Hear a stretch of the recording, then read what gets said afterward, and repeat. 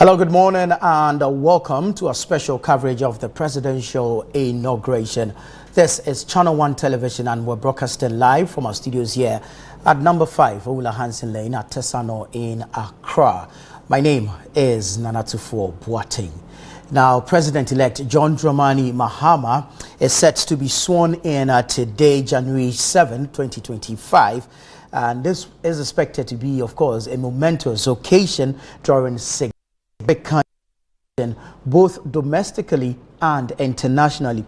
Now, the event, which marks Mr. Mahama's return to the presidency, is expected to be attended by 21 heads of state alongside 3 vice presidents, 4 ministers, and 24 envoys.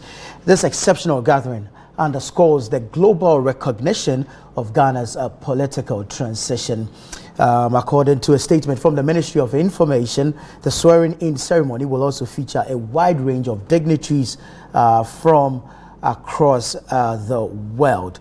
Now, we are here on Channel 1 Television. We have men on the grounds. Of course, the ceremony will be happening at the Black Star Square, also known as the Independence Square, here in Accra. And so we'll be bringing you live pictures from there, bringing you all the interviews. And of course, when the president-elect John Dramani Mahama takes that oath of office, we'll be sure to bring you word for word what he says, and of course the speech that will be delivered after that swearing in. The Chief Justice Gertrude Saki Tokonu would administer the oath of office to Mr. Mahama, who marks a return to the Jubilee House, having served previously in same capacity. Well, the inauguration of the president was preceded by the inauguration of the 9th Parliament of the 4th Republic of Ghana. The 9th Parliament, of course, its inauguration saw the re-election of Alban Bagbin as Speaker of Parliament. It also saw the election of Bernard Ahiafo as First Deputy Speaker, and of course the re-election of Andrew Esiama Amuako, Member of Parliament for Fomena, who was re-elected as a second deputy speaker. And so today, the inauguration of the 9th Parliament has paved way for the inauguration and swearing in of President-elect John Dramani Mahama, together with Vice President-elect Professor Nana Jane Opoku Ajiman, which event is scheduled to take place at the Independence Square here in Accra. Heads of states from across Africa and across the world are expected to participate or to grace this August occasion, the ceremony which is taking place in the capital here in Accra, marking, of course, another peaceful transition of power from one administration to the other. Success transitioned or passed on power from one democratically elected president to the other since 1992, having come out of military rule. And so this will represent the latest peaceful handover of power in the country. Now, the President, John Dramani Mahama, is expected to take the oath of office at the Independence Square, which oath is expected to be administered by the Chief Justice, Her Ladyship Gertrude Saki Tokonu. Now, some security measures, of course, have been instituted to ensure a smooth transition and, of course, to maintain the convenience of course, the citizens in the country. The Ghana Police Service has outlined a comprehensive security plan to ensure a smooth and secure conduct of the inauguration. Now, roadblocks, traffic restrictions, diversions will be in place to manage the flow of both vehicular and pedestrian traffic. So let me give you a quick update of some of the locations where there will be designated security perimeters. Okay, so the following zones or areas will serve as security operational zones throughout the event. This will include the Akonje interchange, the AU roundabout, the State House, Osu Cemetery traffic light, the Accra Sports Stadium, the Independence, of course, the Black Star Square, also the Ministry's traffic light, Customs Headquarters traffic light area, and Gamal Abdul Nasser Avenue, all here in Accra. There will be some road closures and traffic diversions as well. So let's bring you up to speed regarding that. Now, the key road closures will be enforced from 6 a.m. to 6 p.m. today, January 7, 2025. This will include the 28th February Road from the Customs Headquarters towards the Castle Road Junction. There will also be some road closures around the local street. This will be from the Osu Cemetery traffic area towards the AU roundabout. And then the Starlet 91 Road, this will be the Ministry's traffic light to the Accra Sports Stadium area. Traffic diversions will also be in effect to ease congestion and facilitate smooth travel. And so motorists from Laboni and Osu heading towards the Central Business District, that's the CBD area, will be diverted via the Salem Avenue. Evans at Mills High Street heading to Independence Square will be rerouted via Liberia Road at the Customs Headquarters traffic light intersection. Drivers on local streets heading towards Castle Road must use Ejumako and Oxford Streets. Traffic from the AU roundabout to Castle Road will be diverted through Abdul Diop and King Hassan roads. Now, there are areas designated for parking and public access. These areas, of course, will be for attendees, and so attendees are being advised to utilize designated parking areas, including the forecourt of the State House, the Fua Sutherland Park, the Ministry of Food and Agriculture premises. Residents within the security zones, as outlined earlier, as well as other invited dignitaries, are encouraged to follow police directives and use alternative routes where possible. Now, as I mentioned earlier, the swearing in of John Dramani Mahama as the 6th President of the 4th Republic of Ghana was preceded by the official inauguration of the 9th Parliament. This 9th Parliament saw the re-election of Alban Kingsford Sumana Bagman as Speaker of Parliament.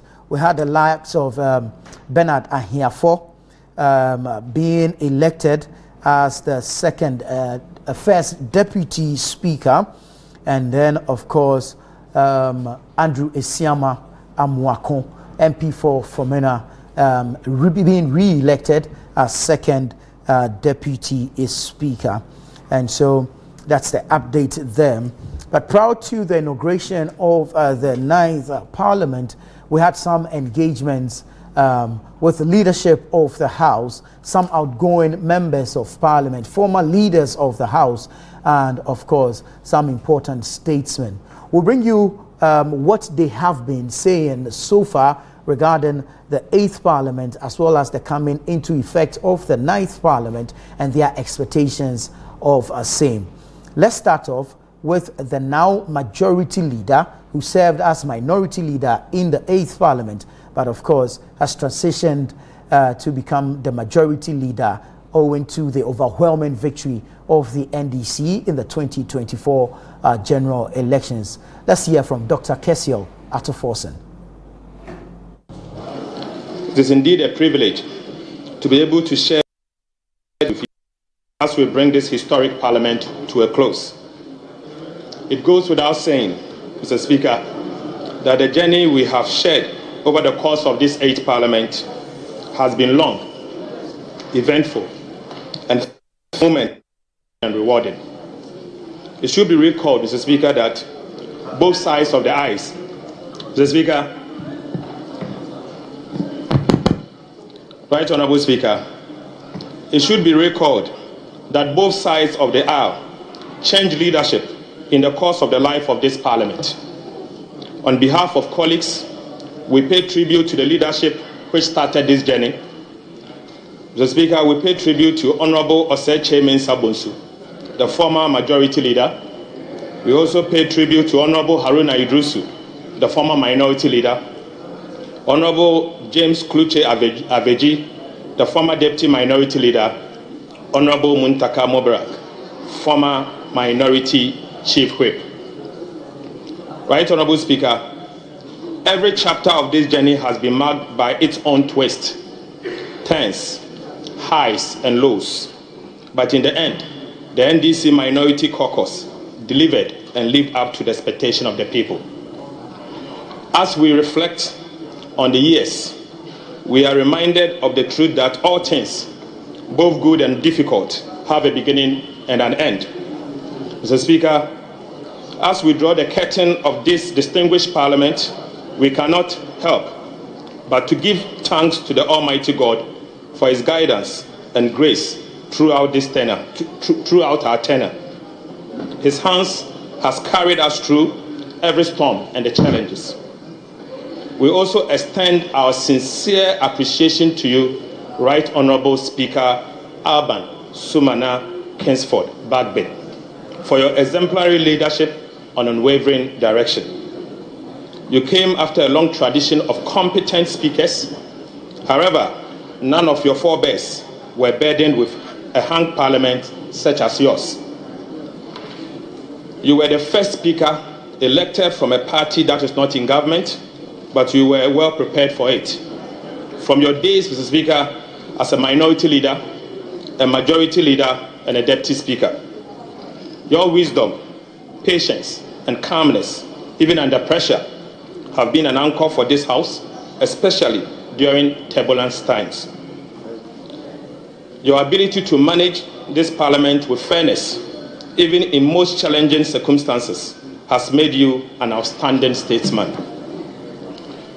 To the members of the NDC Minority Caucus that briefly became the Majority Caucus, I express my profound gratitude for the support and cooperation that I, along with my colleagues in leadership, received from you over the past 2 years. Together, we have achieved numerous milestones, and I'm confident that history will be kind to us for our collective efforts. At the stroke of midnight today, the NDC caucus will re-enter this chamber with a strength of an unprecedented 2/3 majority. Mr. Speaker, this, I believe, serves as a timely reminder to the political class that the people of Ghana reward hard work, dedication, and true love for country. Right Honourable Speaker, this 8th Parliament has indeed been historic in many respects. For the first time under the 4th Republic, we witnessed a Parliament that was evenly split, with each of the political parties securing 137 members each. We also saw 40 female members of Parliament equally distributed across the political parties. One independent member of Parliament who serves as the second Deputy Speaker, and a Speaker who hails from the opposition. This, in every sense, Mr. Speaker, gave us the first hung Parliament of the Republic of Ghana. Honourable colleagues, let us be proud to be part of this historic Parliament. From the stage was set for a roller coaster journey, particularly during the election of the Speaker. That fateful night kept the nation on edge, with many fearing for the safety of our democracy. That event that unfolded, climaxed by the regrettable and unwarranted military invasion of this august House, will remain a blot on Ghana's democratic history. Mr. Speaker, we pray that such a moment is never repeated. Yet, Mr. Speaker, from the dark night emerged a bright dawn. A new Parliament under the Speaker, who is not from the ruling party, the first of its kind in Ghana's history. Mr. Speaker, despite facing significant challenges, this House has remained steadfast, navigating many turbulent waters, including certain actions by undermine the independence and authority of Parliament as a co-equal branch of government. Right Honourable Speaker, while many hope that this Parliament would usher in a new era of collaboration for the national good, some fear that it would deepen political divisions.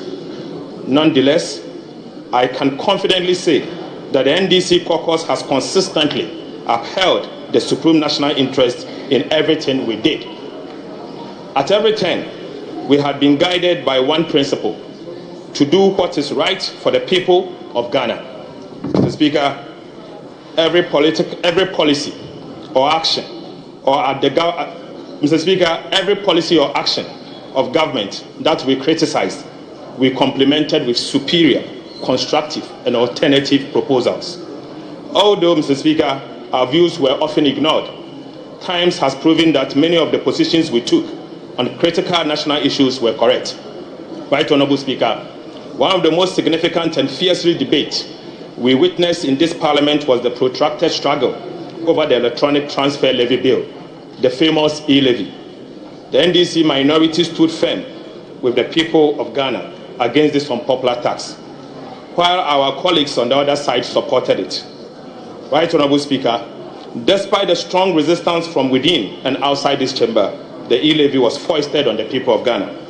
Mr. Speaker, we raised alarms also about multitude of new taxes imposed on the people of Ghana. In fact, over 40 in total that burdened the people of Ghana and stifled business growth.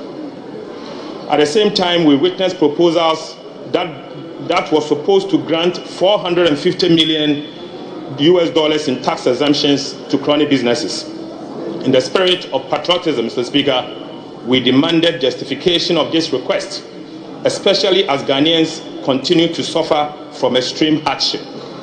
Right Honorable Speaker, I believe that posterity will surely vindicate our warnings regarding the reckless borrowings and economic mismanagement under the President Akufo-Addo and Alhaji Bawumia's government.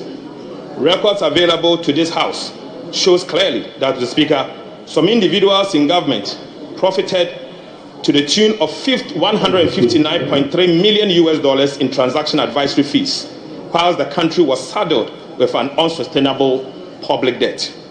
We also spoke out against the mismanagement of the central bank, which led to the negative equity of $55.1 billion Ghana cedis in 2022, and a cumulative loss of 71.3 billion Ghana cedis between 2022 and 2023.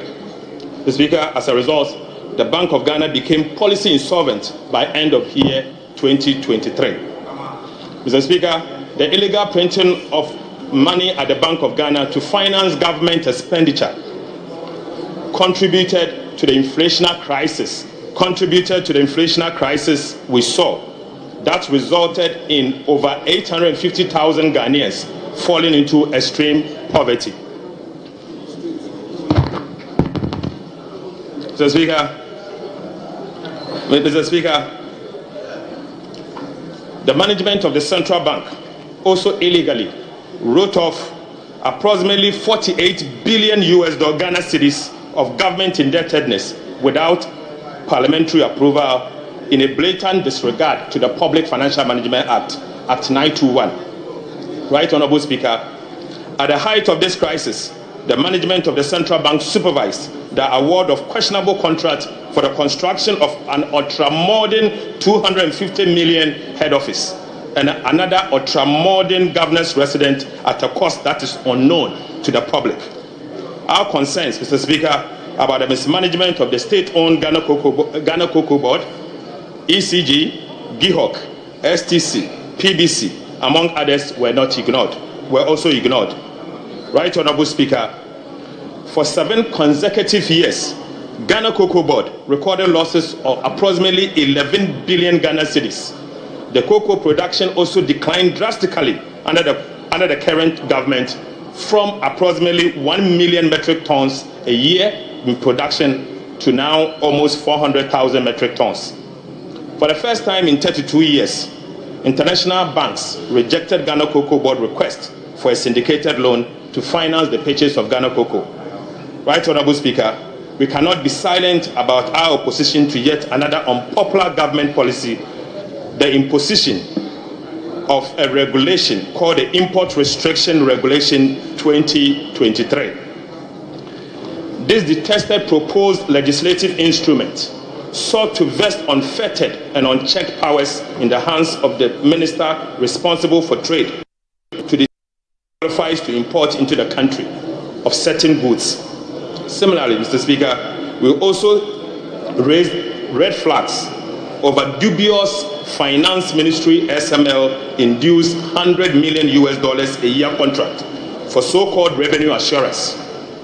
After initial feet dragging and refusal by the President Akufo-Addo to release the KPMG audit report, it finally emerged that the SML was paid a whopping 1.4 billion Ghana cedis for no work done. Right Honorable Speaker, the Ghana Revenue Authority further failed to withhold taxes worth 13.38 million Ghana cedis from these payments. As we speak, unfortunately, Mr. Speaker, the entity called SML is still ripping off the taxpayer for no work done. Right, Honorable Speaker, we on this side expressed several concerns over the government handling of illegal mining menace that engulfed our nation. We are also on record to have cautioned that its pretentious fight against this existential threat to our collective survival will soon have dire consequences on us. Amid this facade of the fight, right, Honorable Speaker, high-ranking government officials, NPP functionaries, were accused by the then Cabinet Minister, Professor Frimpong Boateng, of promoting and engaging in illegal mining. So, Speaker, Galamsey later became a free-for-all enterprise involving MMDCs and other party functions. Reports will bear us out that we on this side call for an honest, responsive approach to this menace, found on strict application to the law.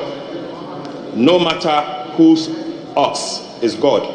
Right, Honorable Speaker, again, our concerns were ignored.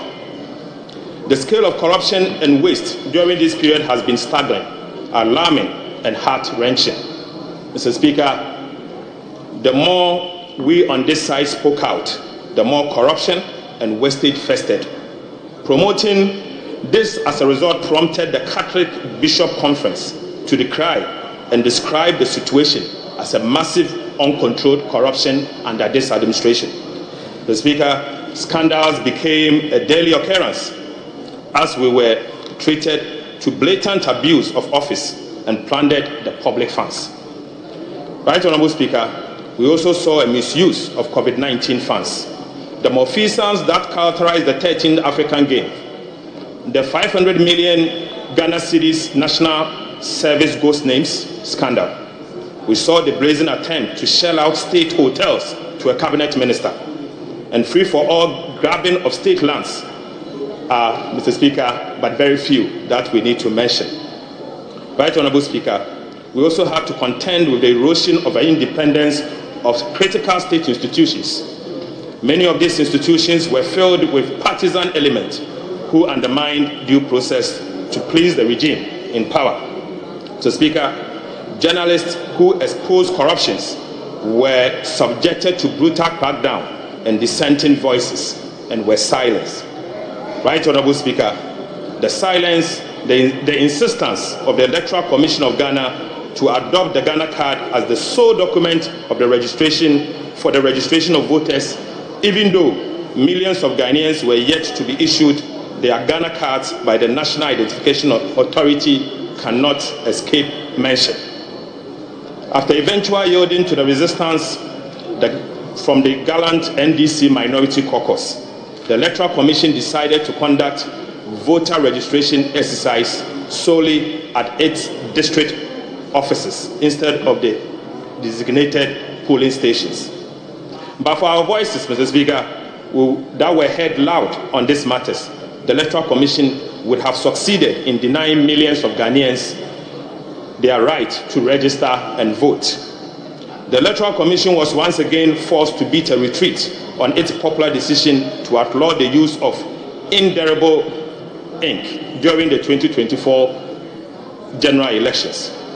In all of these instances, our vigilance, insistence, and accountability saved Ghana's democracy. Right, Honorable Speaker, the past 8 years have been tough for all of us, a lesson on how not to govern a country, and in fact, a lesson on how not to run an economy. In the end, the crushing defeat the NPP suffered in the just ended elections is a clear message from Ghanaians that they will not tolerate any such level of poor governance and mismanagement.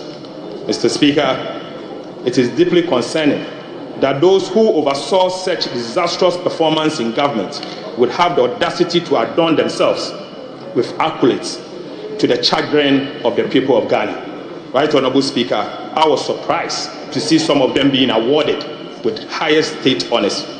Right, Honorable Speaker, at the personal level, I have had to pay a heavy price For my stance against the government mismanagement, Mr. Speaker, my recent prosecution, or call it persecution, by the Attorney General over frivolous and trumped-up charges was calculated to silence, intimidate, and completely extinguish a known dissenting voice.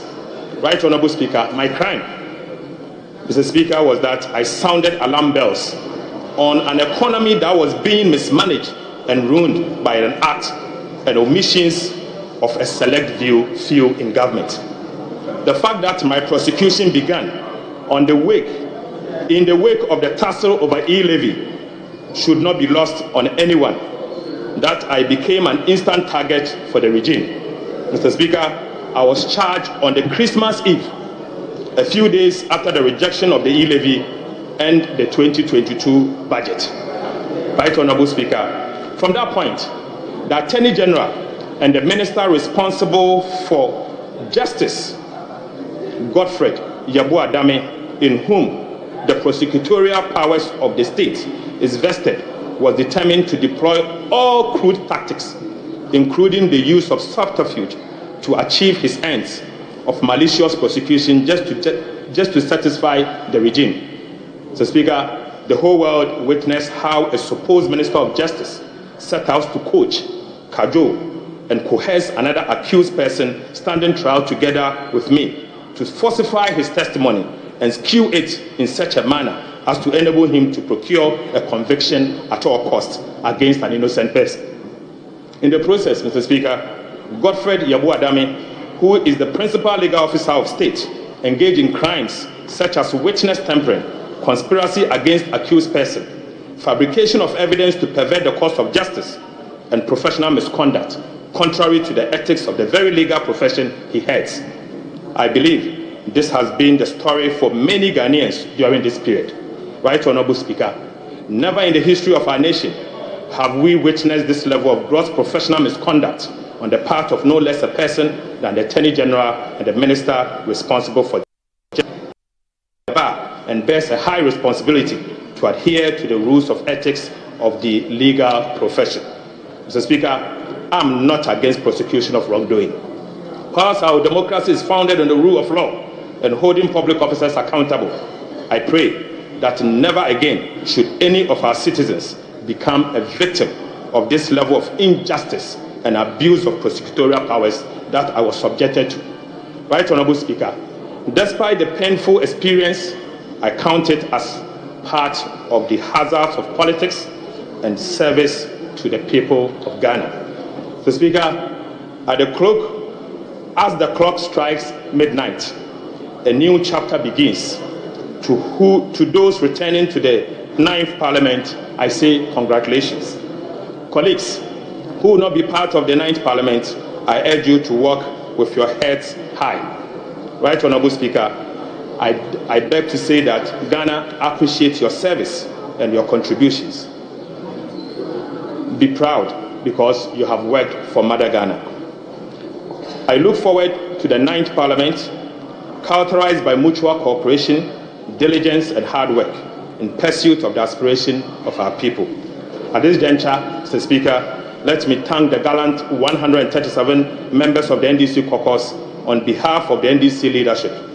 Special thanks goes to Honorable Emmanuel Ama Kofi-Boah, the Deputy Minority Leader, Honorable Govins Kwame Abuja, the Minority Chief Whip, Honorable the First Deputy Whip, Honorable Comfort Doyo, the Second Deputy Whip, chairpersons and ranking members from the NDC caucus, the Speaker, the backbench of the NDC Minority Caucus.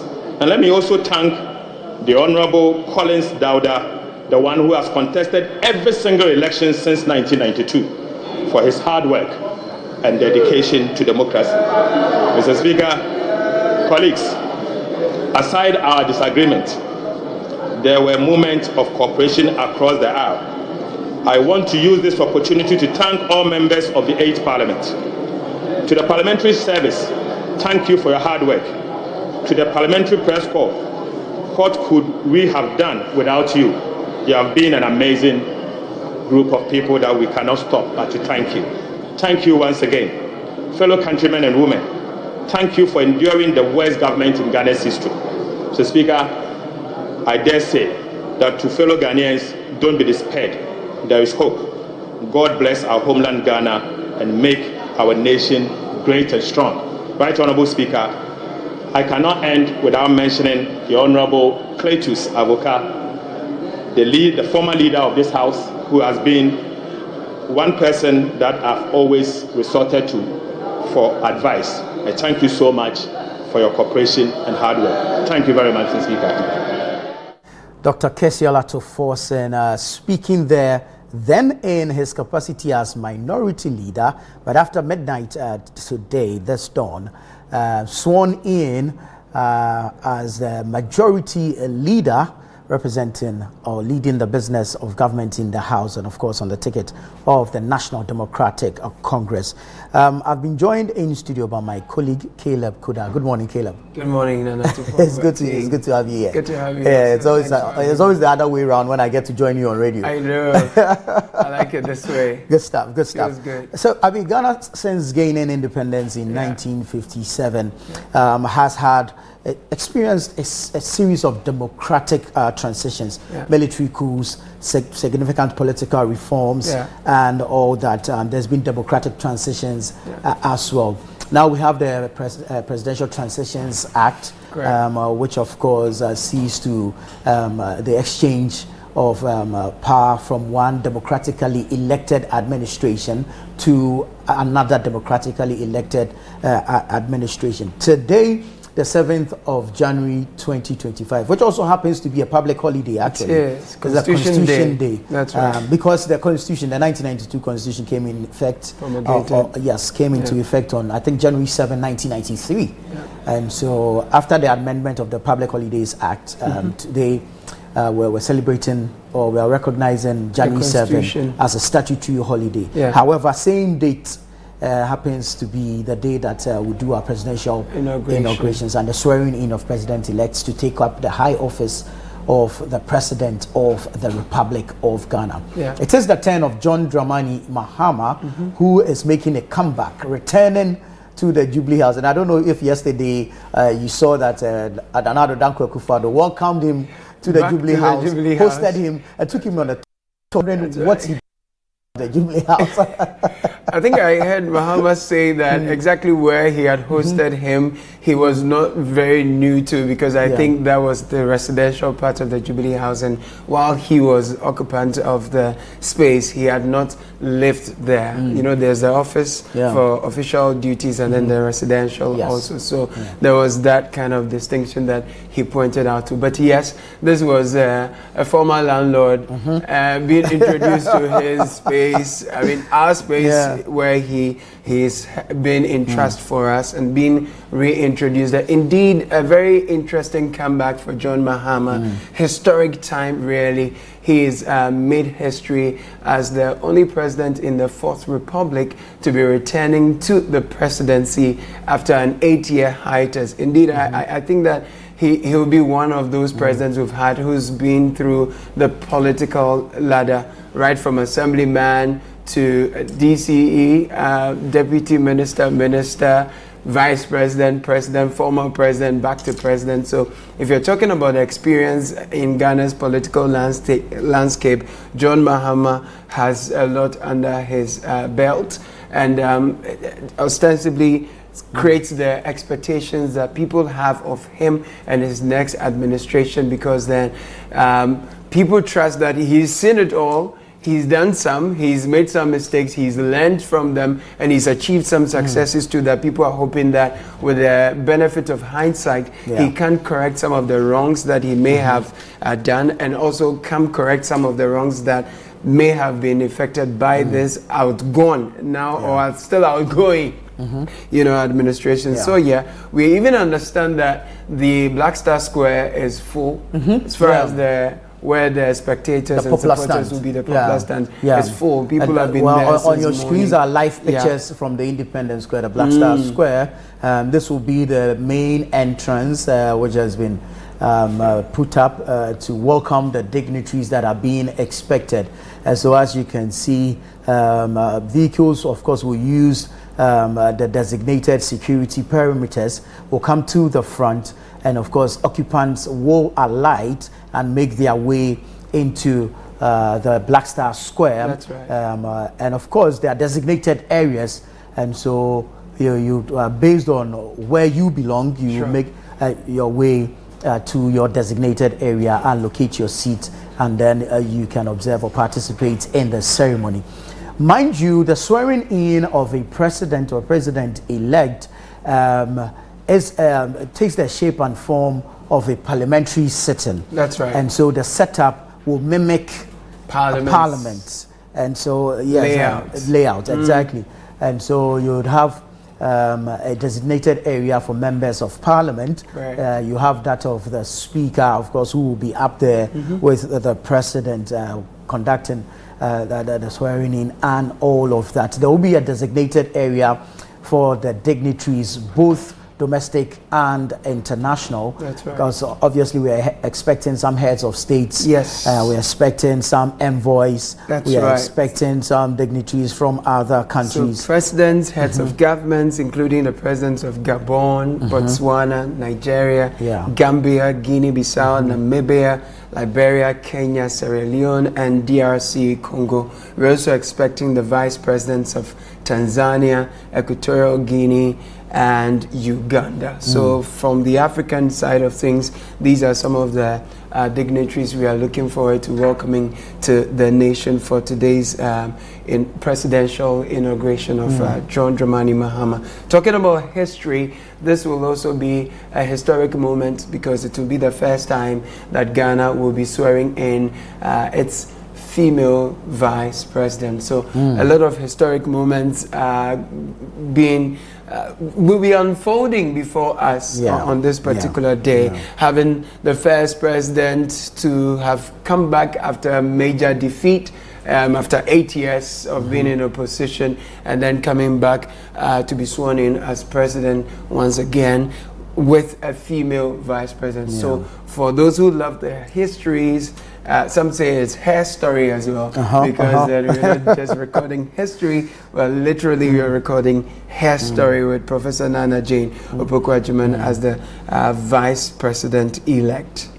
We'll bring you pictures of earlier, because we understand people trooped in to the Black Star Square as early as 3 a.m. As early as 3 a.m. Yes. The place was... And it should give you an indication of the level of excitement and the level euphoria. of attachment to the swearing. And also, I mean, it speaks to the overwhelming victory of John Dramani Mahama in the 2024 general elections. And so you would understand why people will feel so attached to it and would want to, take a seat as early as 3 a.m. to secure a spot at the Independence Square to be part of such a ceremony. There has been such euphoria that I read of a young man, or not so young a man, but he decided to walk all the way from Kumasi to Accra to witness this particular occasion. I don't know how far he's come, but the planning of his walk was to coincide with the inauguration so that he'll be present there. So, I mean, all across the country, there's been such great euphoria. We understand that people have come all around the various regions in order to be a part of it. There were interviews earlier where people were asked, why not just watch from home? And they said no, they want to be a part of history because they believe that seeing is believing, as they put it. So it's going to be an auspicious day. We have people coming from all over the world, and the eyeballs of the world are on Ghana once again as that shining black star of Africa, gone through elections, transition peacefully, changing power from one government to the other. This particularly historic because you have a former president who is coming to serve one final term with such a sweeping or commanding majority and you've had it done in such a very smooth manner. Very commendable. I think we all must be proud of ourselves. We've come a long way. Hopefully we build on this. Indeed. And you remember in 2016 when Akufo-Addo won the elections, he was tagged third time lucky. Yes. Having contested the elections for the third time. And this time around, John Dramani Mahama, we are hearing is 1 term to go. I see. One term to go. 1 term to go. So third time lucky for Nana Addo Dankwa Akufo-Addo in 2016, and then 1 term to go for John Mahama in 2024. Of course, the man of the moment who will be sworn in today to take up the high office of the land. It's actually a comeback for him. He is returning to the Jubilee House for the second time, having served previously in same capacity. So these are live pictures from the Independence Square here in Accra. You can see the security detail there, and of course all the barricades to ensure that only accredited individuals are allowed in a period to ensure a smooth and secure inauguration event or ceremony. And you would expect that, of course, party faithful will troop in there. You would expect that interested Ghanaians or citizens would also troop in there. You can see an ambulance in the back there, of course, standing by for any emergencies that may arise. But of course, it is expected to be a beautiful ceremony. We are looking forward to John Dramani Mahama taking the oath of office. And after he's done, he's expected to deliver a speech which will set the tone for his government. And of course, mind you, he has said a lot of things prior to the 2024 elections. And even after winning the poll, in that inaugural speech that he delivered, he said a number of things as well, including the selection or nomination of his cabinet ministers within the first 14 days of his administration. And so we look forward to hear what his speech will entail, what it will embody, what message will be delivered today by John Dramani Mahama. And then, of course, it will give a clear indication as to how he seeks to govern the country. Let's bring you pictures from earlier this dawn. This will be the popular stand of the Independence Square. Full to and capacity. You can see that the place was still dark, but the place actually full to capacity with Ghanaians from across all walks of life showing up at the Independence Square to be part of this historic event. Tells you the level of enthusiasm, the excitement, the attachment with which Ghanaians are approaching this inauguration ceremony for John Dramani Mahama, who today will be sworn in as the 6th president of the 4th Republic of Ghana. Caleb, quite interesting. I mean, this is... oh my goodness, exactly. There's always some celebration somewhere. already. Exactly. Wow. And this is live now. This is current. That's some serious numbers. Real-time pictures now. And you can see that the numbers have doubled, if not tripled. And you can see that really Ghanaians are excited about today and the ceremony ahead. And you cannot miss sight of the enterprise of the Ghanaian, always seizing the moment to cash in, rake in some coins, some cities. It's always good to know. I just do hope that while we do this, enough vantage points, there will be enough bins so that we don't have to see a mess after until some people are going to clear it. It's one of my pet peeves that whenever we meet in numbers like that, we do not clean after ourselves. We leave the places messy before some other individuals or companies come to clear it. I do hope that people will just, when you're done with your bottle or your sachet, just keep it somewhere. There should be a bin somewhere you're able to dispose this. I'm saying this because I've seen how meticulously the setup has been done this year. It looks good. It's been very well organized from the top, the foyer. You look at where you talk about the setup for Parliament, enough space so that the diplomats, the dignitaries, members of the diplomatic corps can be and feel comfortable, the security, all of that. I think that we need to commend the organizers and those who put this setup together. It's been nicely done, and I'm hoping that for those who will be going to support and celebrate and all of that, we will be able to keep things as tidy as we see it, and it looks like a good day. We're going to have a good day. And you spoke about the president expected to give his inaugural speech without prejudicing what he's likely to say. I think that Ghanaians are expectant. There's been a lot of celebration on the part of the party folks. But President John Mahama, President-elect John Mahama-elect, he knows better than most the challenge that is ahead. So and he also knows the reality that yes, they have a commanding majority in parliament, but it behooves on him to, set a tone that says we need everybody, we need every talent, we need every gift, we need every resource, and we need people to put their shoulders to the wheels. So I can anticipate that, being the very fine orator that he is, he will use his gift of gab to deploy Ghanaians. I mean, rally people around. The celebration is good. It's a hard-fought victory, so they should go on and celebrate. But I think it's okay.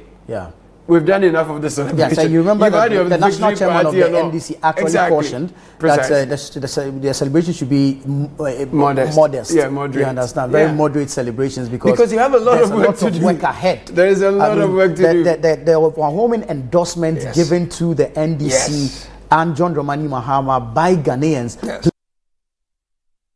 And the expectations are huge. We all know the state of the economy. Although we are being told that we are bouncing back, we've turned the corner, we are not broke and all that. But there's actually a lot of hard work if the realities on the ground is anything to go by. And John Dramani Mahama, I mean, having gone through the transition period now, I mean, we know that the two teams have met and, of course, have come together, have taken account of what is, what will be.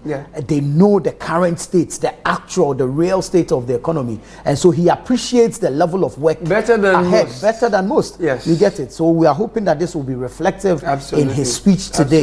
He will paint the actual picture of the true state of the Ghanaian in his economy. Inaugural speech. Exactly, and give us hope.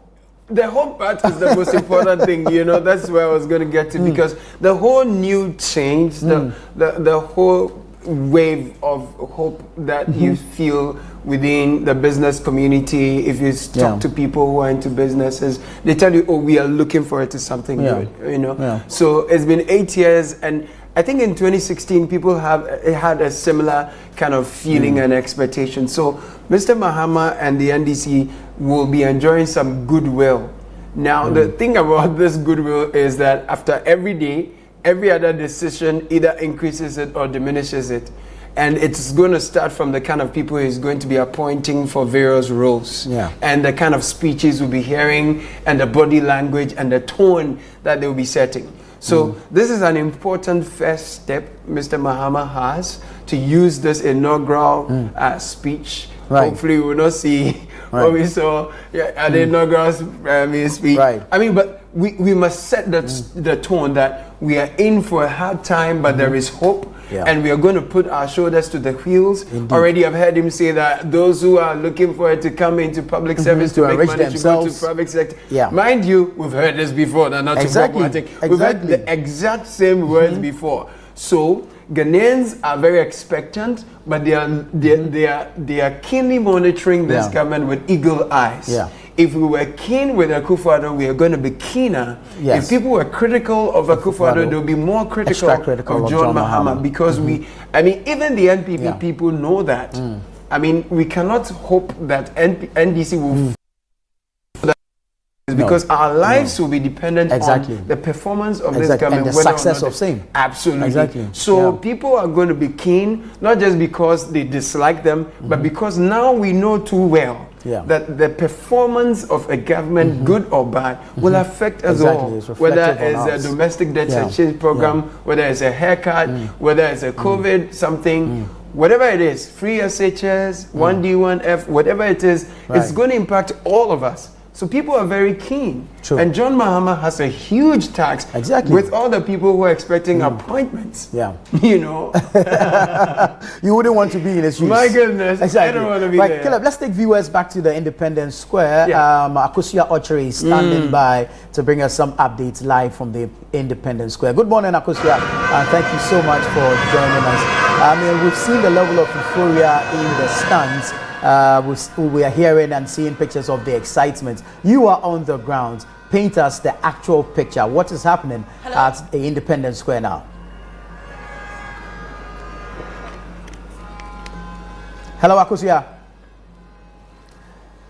Akosia, kindly give us an idea of exactly what is happening at the Independence Square.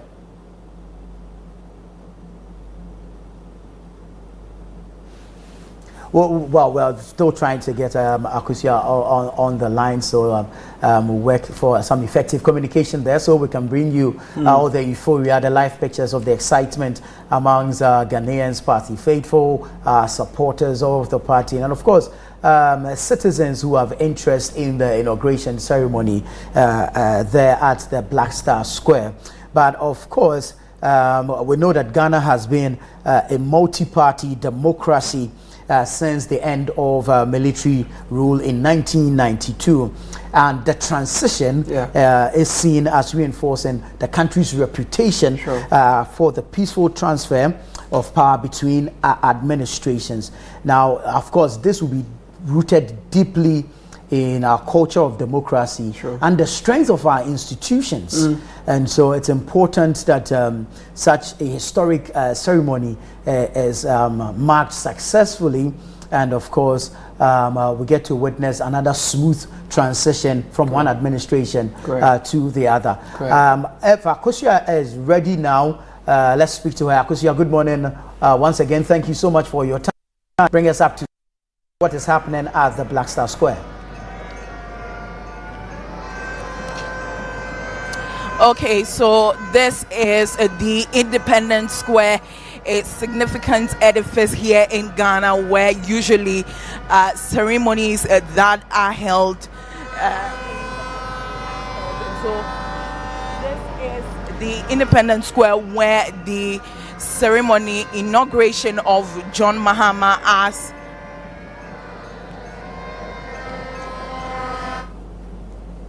Akosia, we can hear you. Kindly go ahead. Yes, I can hear, but I cannot hear Nana. Akosia, carry on. We can hear you. Well, these are live pictures from the Black Star Square, also known as the Independence Square. And of course, you can see that fronton from there. My goodness. Talking drum. It gives you the vibe, you know. Gives you the vibe. Yeah. It's interesting, you know, the seats the president sits on during the State of the Nation address, and the vice president also sits on. The one that's called the seat of the nation and the chair of the nation, including the sword that he holds. They were all, we don't talk about them much. We don't hear about them in our history, but there's an artist called Kofi Antobam. Okay. He actually designed and built them, of course, with some other creatives and artists. There's a whole book and literature on these artifacts and institutional relics that we hardly talk about, but they are very key. They're very unique to us, and we love it. You know, when Akosia came on, albeit briefly, you could hear the vuvuzelas. Exactly. I don't know if the vuvuzelas are unique to us. They are not ours, but we use them adopted very it so often. much. We've adopted it, and it's become so key. Demonstrations, I'm telling you, rallies, everywhere. campaigns, everywhere. Yeah, unless you are not in Anambra, you will hear vuvuzelas. And it's just beautiful to watch. I mean, it's here the party supporters clad in party paraphernalia, and of course masked up at the Independence Square. Absolutely beautiful to watch. Let's speak to Akosia once again. Akosia, of John Mahama. Now, know that yesterday, which was the 6th of January, we saw the dissolution of Parliament, that is the 8th Parliament, and the swearing in of members of Parliament who won the elections in the 2024 general election.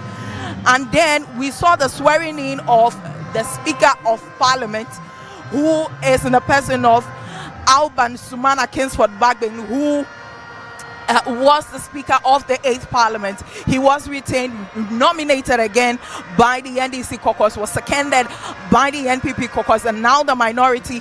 And then he became the Speaker of Parliament. He was sworn in. And so that is what we saw in Parliament yesterday from midnight up until 4 a.m. this morning. And so what we are going to witness today is another parliamentary sitting, which is mandated by the Constitution, the 1992 Constitution, which says that after the swearing in of the Speaker of Parliament and then the members of Parliament elect, what next is the swearing in of the President-elect of the Republic and then his Vice President. Now, which we know is going to be the first female Vice President of the Republic of Ghana, Professor And what we are seeing here, let me run you through what exactly is happening here. And so we are seeing a number of Ghanaians seated right at the top of the arc, if I should call it, under the shade. So you see a number of Ghanaians, some clad in the Ghana colors, the red, gold, and then the green. I am seeing some chiefs as well, who are in their regalia, beautifully dressed. And also I can see some constituency executives of the National Democratic Congress. They are here. We saw a number of them trooping in at the entrance. So the Central Regional Chairman, the Ashanti Regional Chairman, all trooping in here together with some key executives of the National Democratic Congress at various constituencies. And so those are the people that you see here, as well as the cameramen also doing their job around. We talk about security. And so right before you enter, if you are not given the accredited tax, you cannot make way into the premises of the Independence Square. And so just like I am walking into your shop, you see the barricades that have been mounted here. And so a number of security personnel from the Ghana Police Service as well as the military who are all here ensuring that there are no unaccredited entry and movement into the perimeter. And so that is what you see.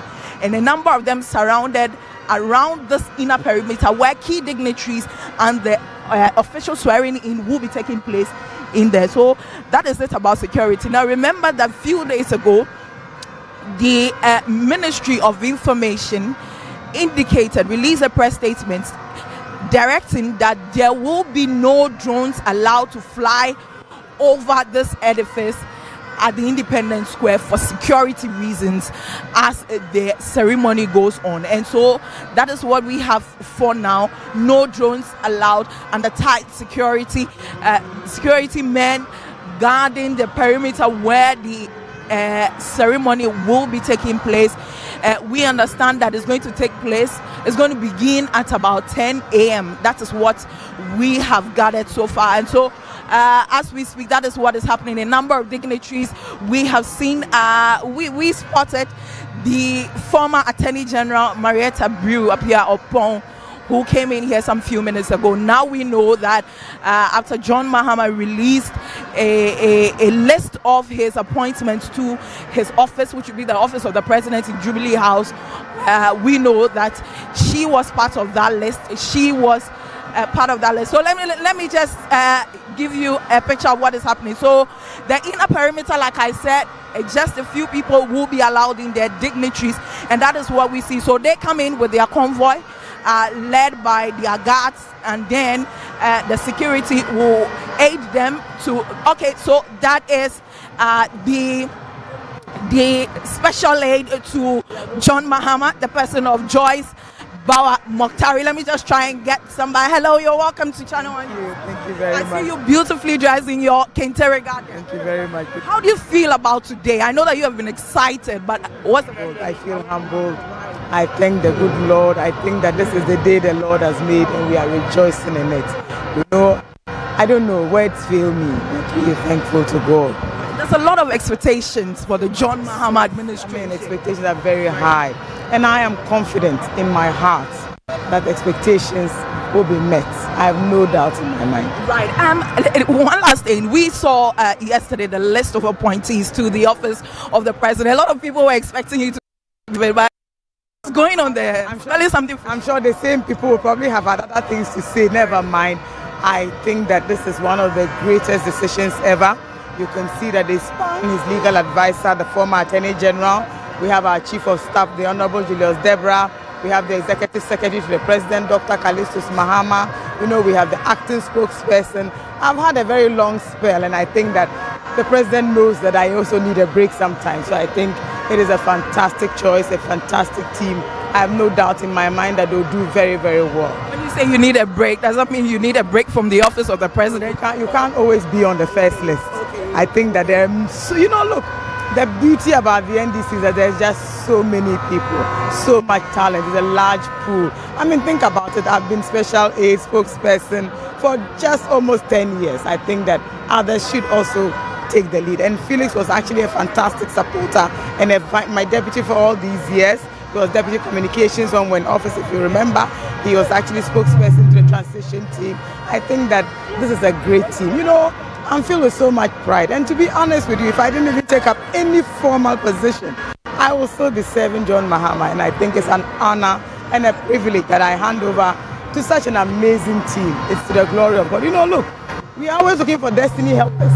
Sometimes the servants also bring their destinies to bear on the bosses. So I think that today we are all deeply enamored and thankful to God. We are elated. I mean, just look around you.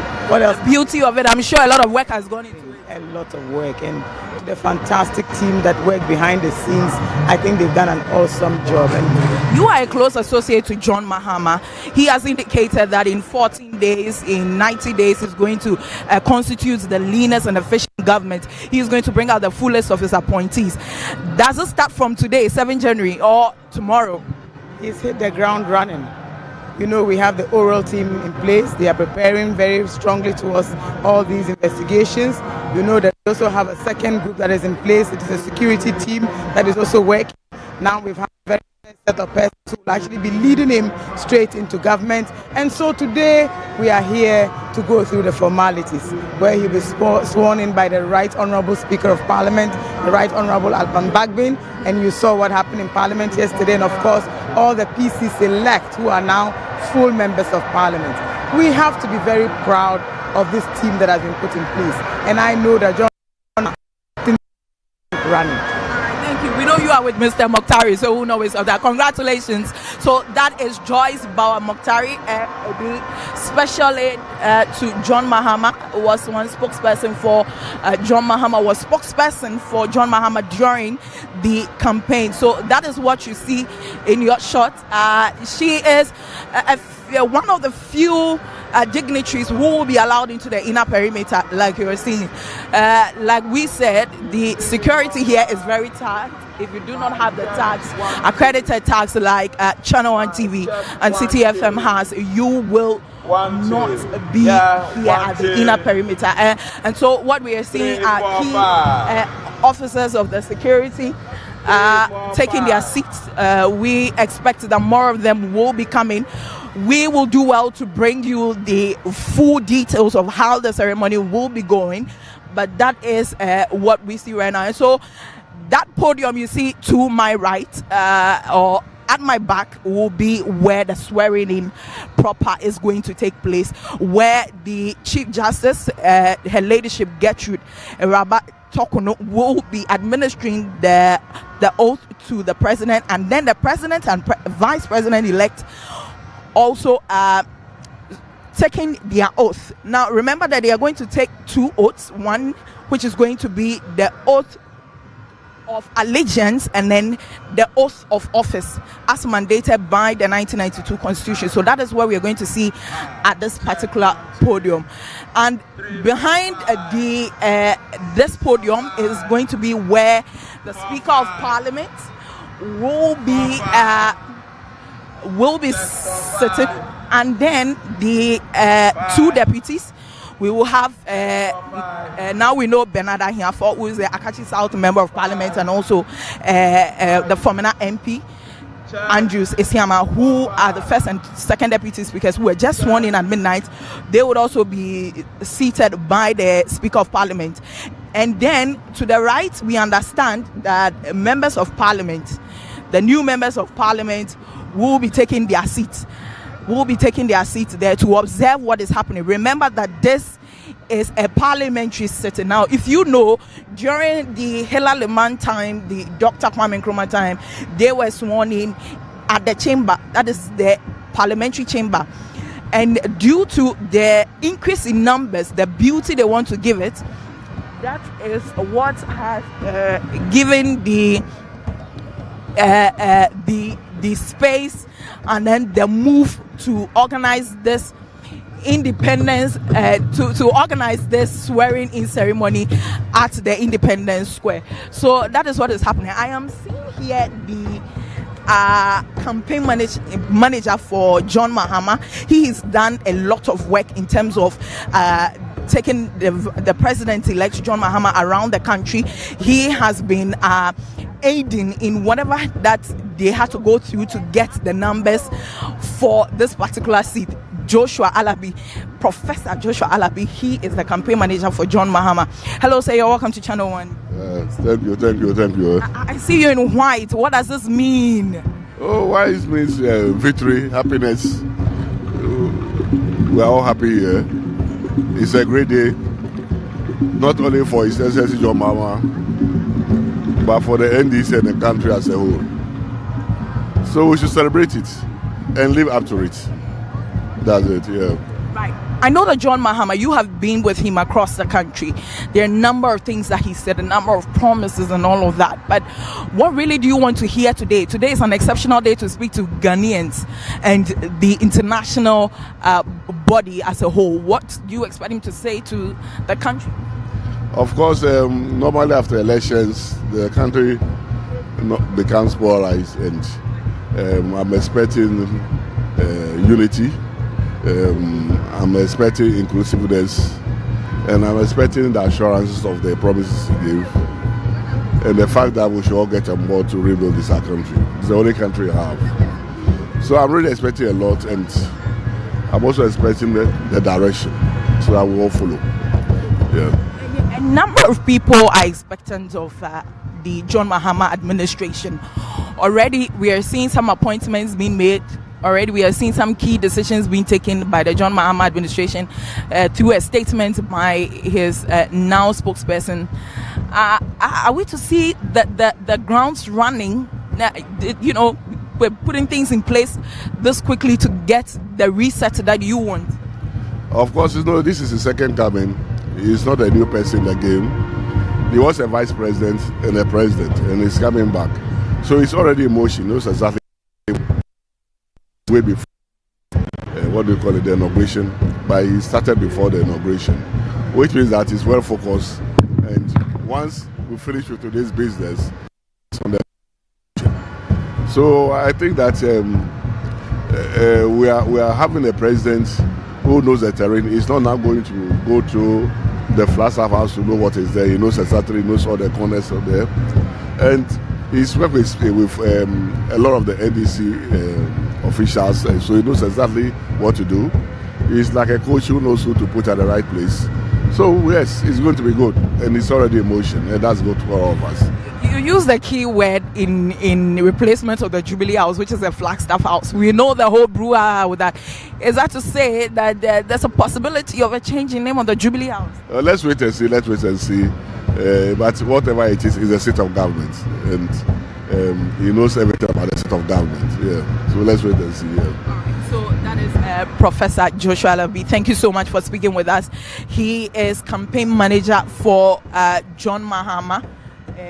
He is a key person, and so where you see under this yellow stand, you see the name tags on it. The national chairman of the NDC, Julius Debra, who now we know is chief of staff, will be taking his seat. We have the first lady, who is supposed to be the spouse of John Mahama, her lady Lordina Mahama, taking her seat, and a number of spouses of key people within the NDC. And I am seeing Hannah Bisu, who is the women's organizer of the NDC, a key person within the National Democratic Congress. She has worked hard across the country, gathering women behind now vice president to be, the first female vice president to be. I'm sure you are too excited to have a woman now as vice president. Extremely excited as a member of the National Democratic Congress, extremely excited as a Ghanaian woman. So for us to have the first female vice president of this nation, it's a huge gain for us as women across board. So for me, today represents two huge fold of joy. One fold because His Excellency John Dramani Mahama's work has vindicated him, and Ghanaians have spoken loud and given him comfort to operate, so that he's not frustrated with all the good things he has for the nation. And also, he's coming along with a woman. We never thought of it, we never dreamt of it, but today it's become a reality. So for me, it's a huge victory for Ghana, for me as a person, and for all women.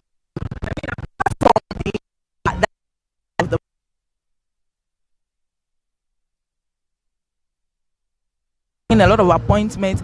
Does that mean that you expect to see more women to be appointed to that particular government, seat of government? Exactly. The NDC, by the grace of God, even though that's not the number we wanted, but we've increased from 20 female to 31, and we are very hopeful that 32, which is Ablekuma North, we are hopeful that we get our own back. And so for us, it's a huge thing for us. And also President John Dramani Mahama, he promised us 30%, in his appointment.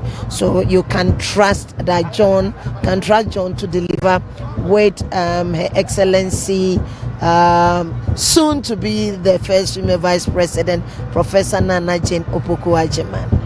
All right, thank you so much. That is Hannah Bisu, who is the women organizer of the National Democratic Congress. So like I said, this is where the executives of the National Democratic Congress will be taking their seat. We have just spotted Julius Debra, who is Chief of Staff of the John Mahama administration, or at the office of the president. We'll try and get an interview with him, but that is what you see in your shots as well. So like I said, they are in here, the key people within the party are in here.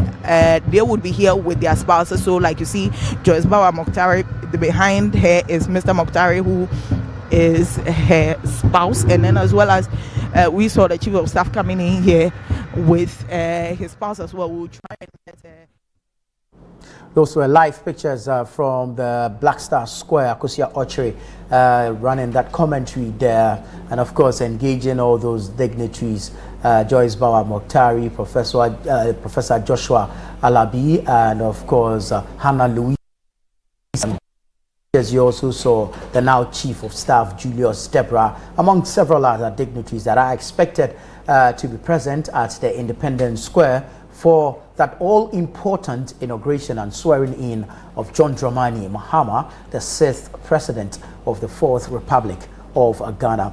In studio with me, Caleb Koda. We're looking at the ceremony. All you need to know about the inauguration of John Dramani Mahama. And of course, while we are at it, yes. I think at this point we can look at some of the things that Mr. Mahama has said he will do, especially one in his first 14 days, and then he gives us an extension into his first 100 days and in office and what he wants to do. But quickly, let me go back to the Independence Square. Akosia is engaging Julius Debra now. Right. On the edge, though I knew I could be part of the presidential team, but I wasn't too sure because it's the prerogative of the president. But I think in his wisdom, he believes that I could be able to hold his office together.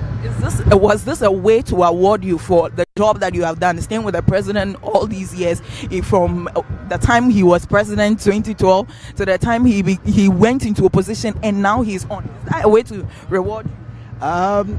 Not necessarily. It could be, but not necessarily. I think the main reason is that he's looking for people who can work and people who understand him. And if for nothing at all, I study him so much. If there's somebody in this government who could second guess him, then probably I'm the one, because I've spent so much time with him. And in addition to that, I think he's somebody who also rewards loyalty. So maybe that's what he's done.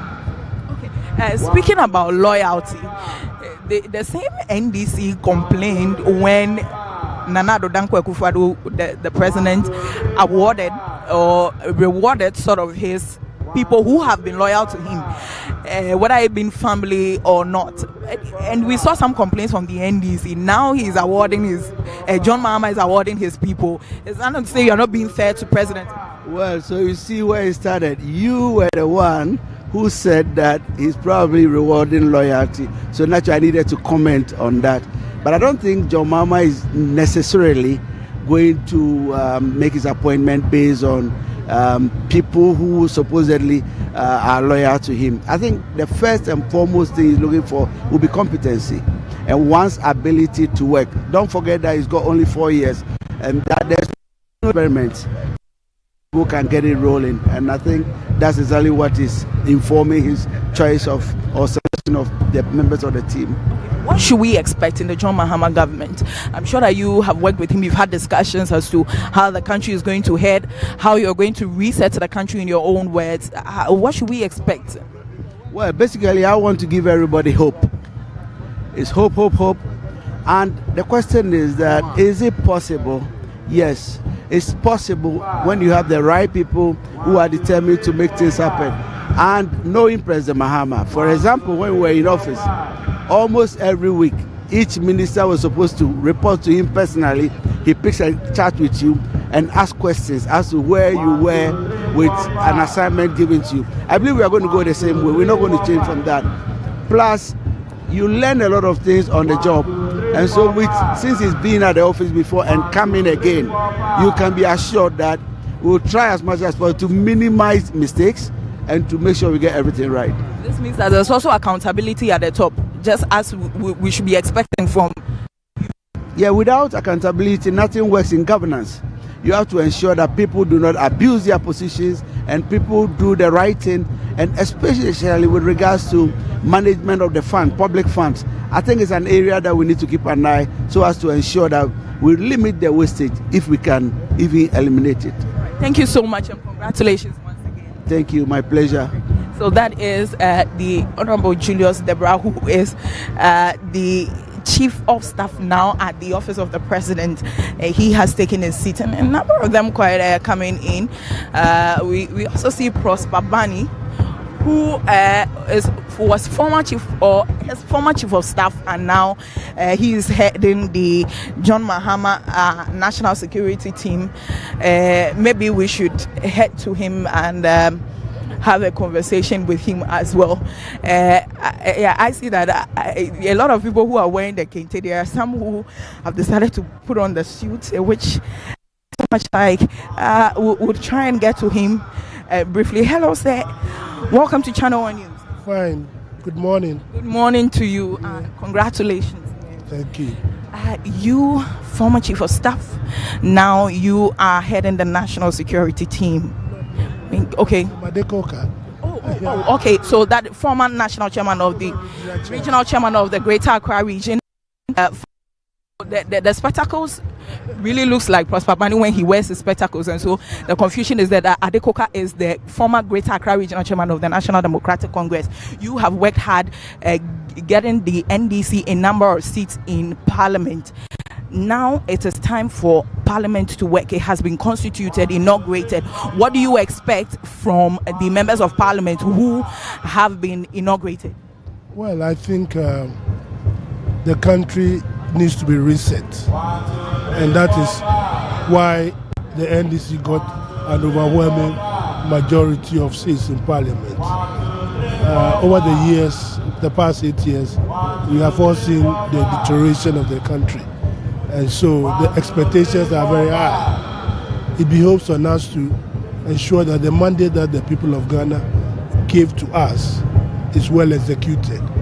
And I believe and pray that President Mahama, starting from today, will exhibit the resilience that needs to restore the country. He has been there before, so I'm sure he has learned from his mistakes in the past. And we are hoping that this time forward, this time we will be able to do, if not all, at least achieve at least enough development for this country. And that's the wish and hope of everybody. Okay. John Mahama has a number of promises being made. The 120 days social contract, where he's talked about the scrapping of taxes, the investigation into what he says scandalous projects, National Cathedral. He mentions the BOG headquarters and all of that. But what really are your interests? What really do you want to see? If he doesn't take any of these moves or plans, what really do you want to see him take? Oh, those infractions must be obviously investigated, and those who have really done harm to the country, what do you call it? Restitution must be made. So you are interested in the investigation part? Definitely. I mean, you cannot prove somebody guilty without investigating the issue. So the issue needs to be investigated, and the outcomes will depend on what actions will be taken. But above all, what is important is to create the enabling environment, the young, the youth, to have employment. That's the yardstick. The yardstick is people getting work to do, and I believe President Mahama will do it. You think that this is his legacy term and he would be able to fulfill all the promises that he has made?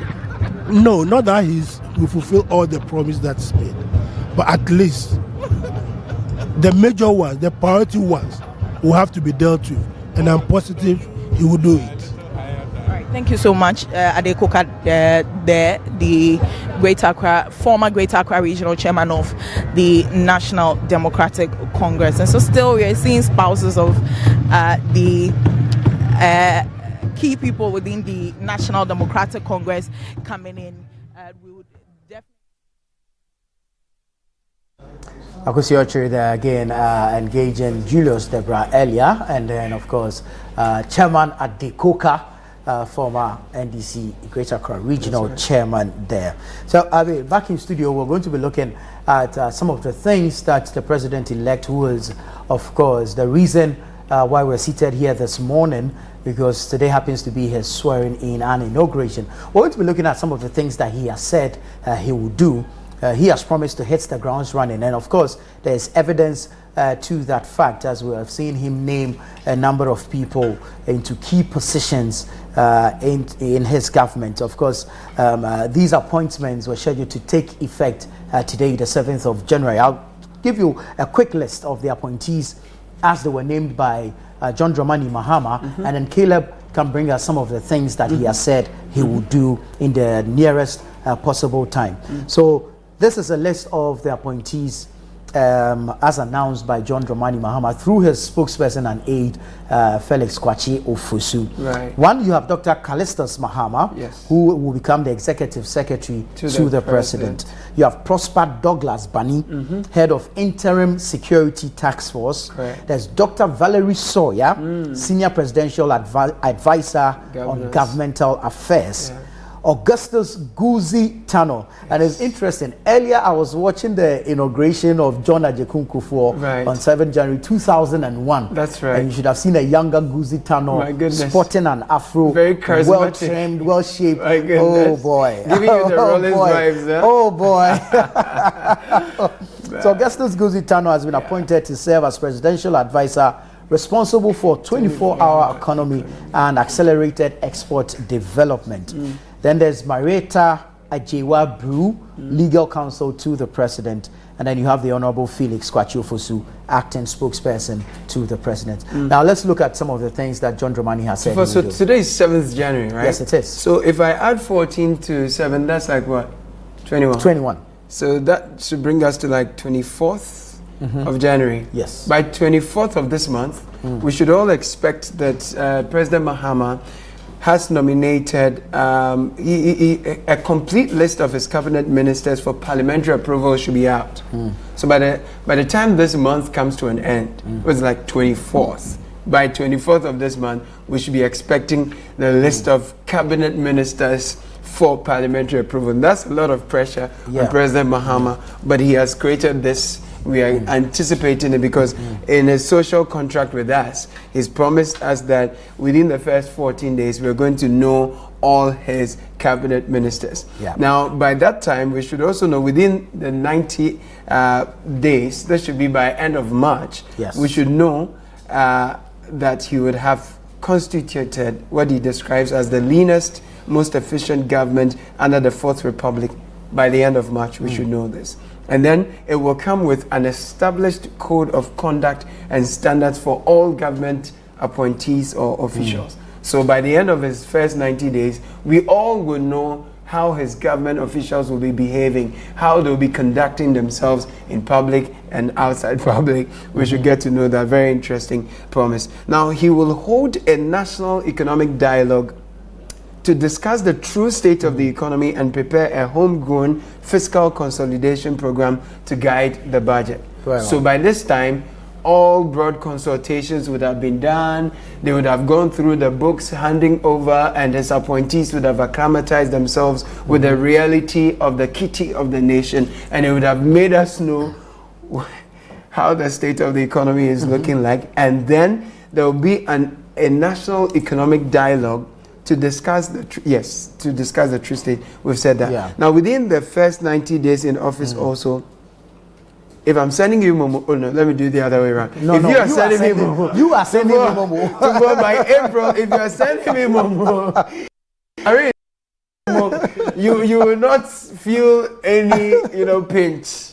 Say you want to send me some 2,000 Ghana cedi, you're not going to feel any Momo. E-levy will be scrapped by the first 90 days. Again, there is an overwhelming majority in Parliament, so we are not expecting any excuse whatsoever. If I'm sending my tithes for Easter convention, I'm not expecting what has been happening in the past couple of years, because John Mahama's promise and his social contract is that e-levy would have been abolished, COVID-19 levy would be gone, 10%, on the betting for investors. Oh, the investors, recreational investors and commercial investors. If you're a recreational investor, by March, if you have some wins, you should be sure that your 10% cash out win minus that the 10%. Taken, you're going to have all of that. Very well. And then the emissions levy we've been paying to would have been gone. And then within the first 90 days in office, there should be a review of taxes and levies on vehicles and equipment imported into the country for industrial and agricultural purposes. Awesome. So I went to Abuso too early. Because some of the parts that I've been paying for, you felt the pinch. By April, oh man, the whole of Christmas, Charlie, I bled. So by Easter, if you're going to Abuso per the promises of John Mahama, if that is anything to go by, there will be taxes and levies on vehicles and equipment imported would have been abolished. Agricultural equipment too, the taxes on same will be gone. And then quickly, there will be the commencement of drafting needed for legal amendments and then preparation for implementation of the 24-hour economy under the office of the president. Already we know who will be manning that, giving you a sense of the urgency that the government will be attaching to the 24-hour economy. There will be the establishment of the Accelerated Export Development Council. This will be to promote exports as part of a broader strategy for economic transformation. Yes, and same will be under the supervision of Augustus Lusitano. Absolutely. And then there will be another convening. This time, it will be a national consultative conference on education to build consensus on needed improvements to the sector. And you can be sure that free SHS will be big under this one. And then there will be the implementation of no academic fee policy for all first-year students in public tertiary institutions. This is implementational. Just 90 days. Such a huge tax, a lot of responsibility, expectations high. But let me welcome Larry to the studio. And of course, the Larry Dogbe. The Larry Dogbe. Editor for the Herald newspaper. And then, of course, we love the Herald newspaper. Where's Yao? Yao will be joining you soon. He did the night shift in a 24-hour program. Yes. 24-hour economy. Yeah. He's programming. He started. He ran the night shift, so we have taken over the day shift. But he will be here. I'm waiting for him. Yes, but welcome. Thank you too. Good to have you. I think it's the first time I'm seeing you this year. I think so too. Happy New Year to you. Many happy returns. Yeah. All right, so earlier, we put out the list of the appointments made by John Dramani Mahama, which will include Dr. Callistus Mahama, Executive Secretary to the President, Prosper Douglas Bani, Head of Interim Security Task Force, Dr. Valerie Sawyer, Senior Presidential Advisor on Governmental Affairs, Augustus Guzi Tano, Presidential Advisor responsible for the 24-hour economy and accelerated export development, Marietta Ejewa Brew, Legal Counsel to the President, and then Honorable Felix Kwachio Fosu, acting spokesperson to the President. These appointments made by John Mahama, of course, giving credence to his desire to hit the grounds running, and of course, his promise to deliver certain things within first 14 days, first 90 days, first 100 days. But this first appointments that he has made, what do you make of the personalities in there? Thank you, and then good morning to our viewers and then our listeners, I'm sure. Yeah, we're live on radio 97.3 Citi FM. Let me put it this way: it's not as these are people that we already know. Yeah, it's not unexpected. Now, before the president is inaugurated, you need something like a skeletal staff, right? That he has to, who prepare a way for him to assume office. You get it. Right. And so I think Akufo-Addo did a similar thing, and then President Mills, also tried did something like that. So you appoint chief of staff, you have what you call let's say executive secretary. You also have the national security coordinator, and all these guys are in the interim. Now, when you take over fully, sometimes they pretend to or not, they are up to the task. Okay, correct. Some are maintained, others are reviewed. I think right from here we might also hear people who have been giving, let's say, interim ministerial appointments, sort of, not necessarily designated. Yes. Off air, Tufu and I were discussing whether we have a president assistant now, because we've not inaugurated John Mahama yet, and the president's tenure technically ended last night. So this don't. So the speaker. This don't. So. Larry, who's in charge of the nation? But none of them, neither the speaker nor the chief justice has taken the presidential oath. Right. So they cannot act in place of the I don't think so. But the assumption so who's running the government now? There's a system. Right. There's a system. But the figurehead is yet to be inaugurated. Except that, you don't know. And that's why it was important that the Presidential Transitions Act was formulated to, oversee some of this. So there's a team in place. So there's no vacuum. So that there's no vacuum. It's just like the dissolution of the Parliament. Parliament still dissolved yesterday, but then it was effective midnight. Sure. So in the event of any emergency, the 8th Parliament could have been recalled to attend to that emergency. That's a good one. Prior to the swearing in of but the 9th as we speak Parliament. now, we have a parliament. We have a speaker. Yes. So that is more like an institution that is, or that. But we don't have a president. No. We don't have a vice president. No, we don't. Right. No, but there's a system working. If you like, try it. Yeah, of course. You can test it by try it and see. By misbehaving. Oh my God. Yes, but let's go with the appointment. Yes. So I think that these are men, of a certain clout. Men and women of a certain clout. Dr. Valerie Sawyer, she's been there. She's been there. Yeah, under Professor Mills, we saw her. And President Mahama also, we saw her, I think she was Deputy Chief of Staff. Yeah, Deputy Chief of Staff. And then at a point in time, I think she became a presidential advisor too, before President Mahama, exited. Right. So it's more like she's back to that position. Then, who else? Leading the list is Julius Deborah, who is back. Julius, who is also back in that position. Okay. But we see two women in this list. Yes, right? Dr. Valerie Soya and then Out of how many? Marietta Ejewa. Out of how many? Out of seven. Seven. Seven so far. Yeah. Seven. So Julius brings to this particular, position a certain level of good human interpersonal relationship that he's developed over the years. I mean, you could approach Julius any day, any time, and expect a certain results. Okay, I mean, you could call him anytime; he will pick his phone. You could send him a text message, and then he will reply and all that. So Julius, I don't think people. There are no qualms with him. Yes, wouldn't have any qualms with him. So it's more like, listen, he's back to a position that he's occupied before, a job that he's done. Again, he has very, very, very good relationship with President-elect Mahama. So over the years, as many left, I think he's among one of the few who stayed with him all through. On the loyalty score, I've heard people say, "Get yourself a Julius Debra." You will hear that because since the victory, I've seen young people in the party who had actually traveled, who wrote on socials the accounts of how they left their country, and Julius convened them back, formed a core team to say, we are doing a rescue mission, we are coming back, we are staying faithful to the man, we are working from the back room and all of that. So you will hear a lot about Julius and it won't depart from the loyalty narrative. Yes. So Julius has been there. I mean, he's a party person you can always approach. You recall that at a certain point in time when the NDC as a party and then the rank and file party members had issues with Prosper Bani then as chief of staff. Julius was brought in from, I think, the local government ministry to replace him. And concerns of John Mahama being inaccessible. Exactly. Sure. And then the people also felt that Bani was, inaccessible as well. So then Julius stepped in. Opened up. Exactly.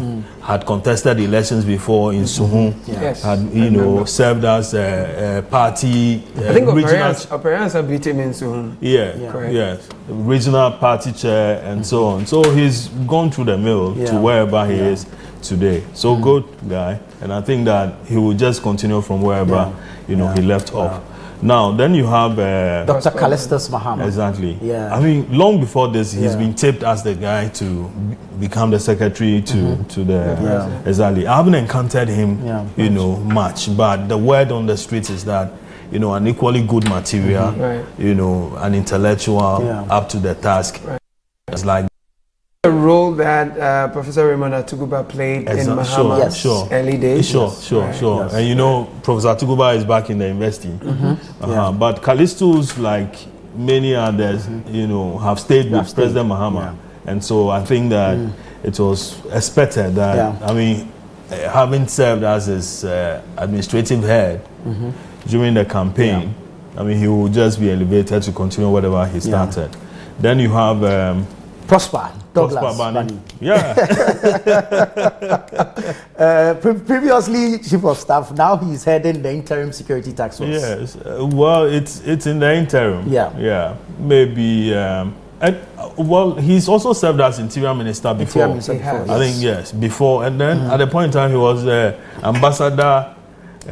What was the word? Potentiary at a point in time where everybody felt that, hey, the guy has been booted out, but he always has a way of coming back. So I mean, interim, I don't know where it will end. Maybe he becomes the national security coordinator or national security minister and all that. Good guy. He served also with the UN at a point in time. I'm told he was, very close to President Mahama. They've been friends since their Legon days and so on. So again, he's also known the man very well, and then the man knows him. Then you have. We've spoken about Dr. Valerie Soya, so let's look at Augustus Guzi Tano. Guzi. Guzi. Okay, so the People's Guzi. People's Guzi. The National Reform Party's Guzi. The PNDC Guzi. Jerry Rawlins's Guzi. Guzi of many colors. So Guzi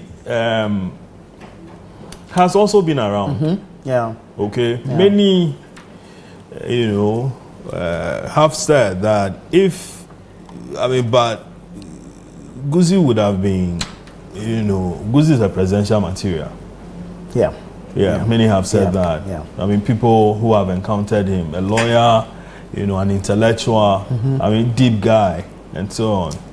People thought that he picked too early.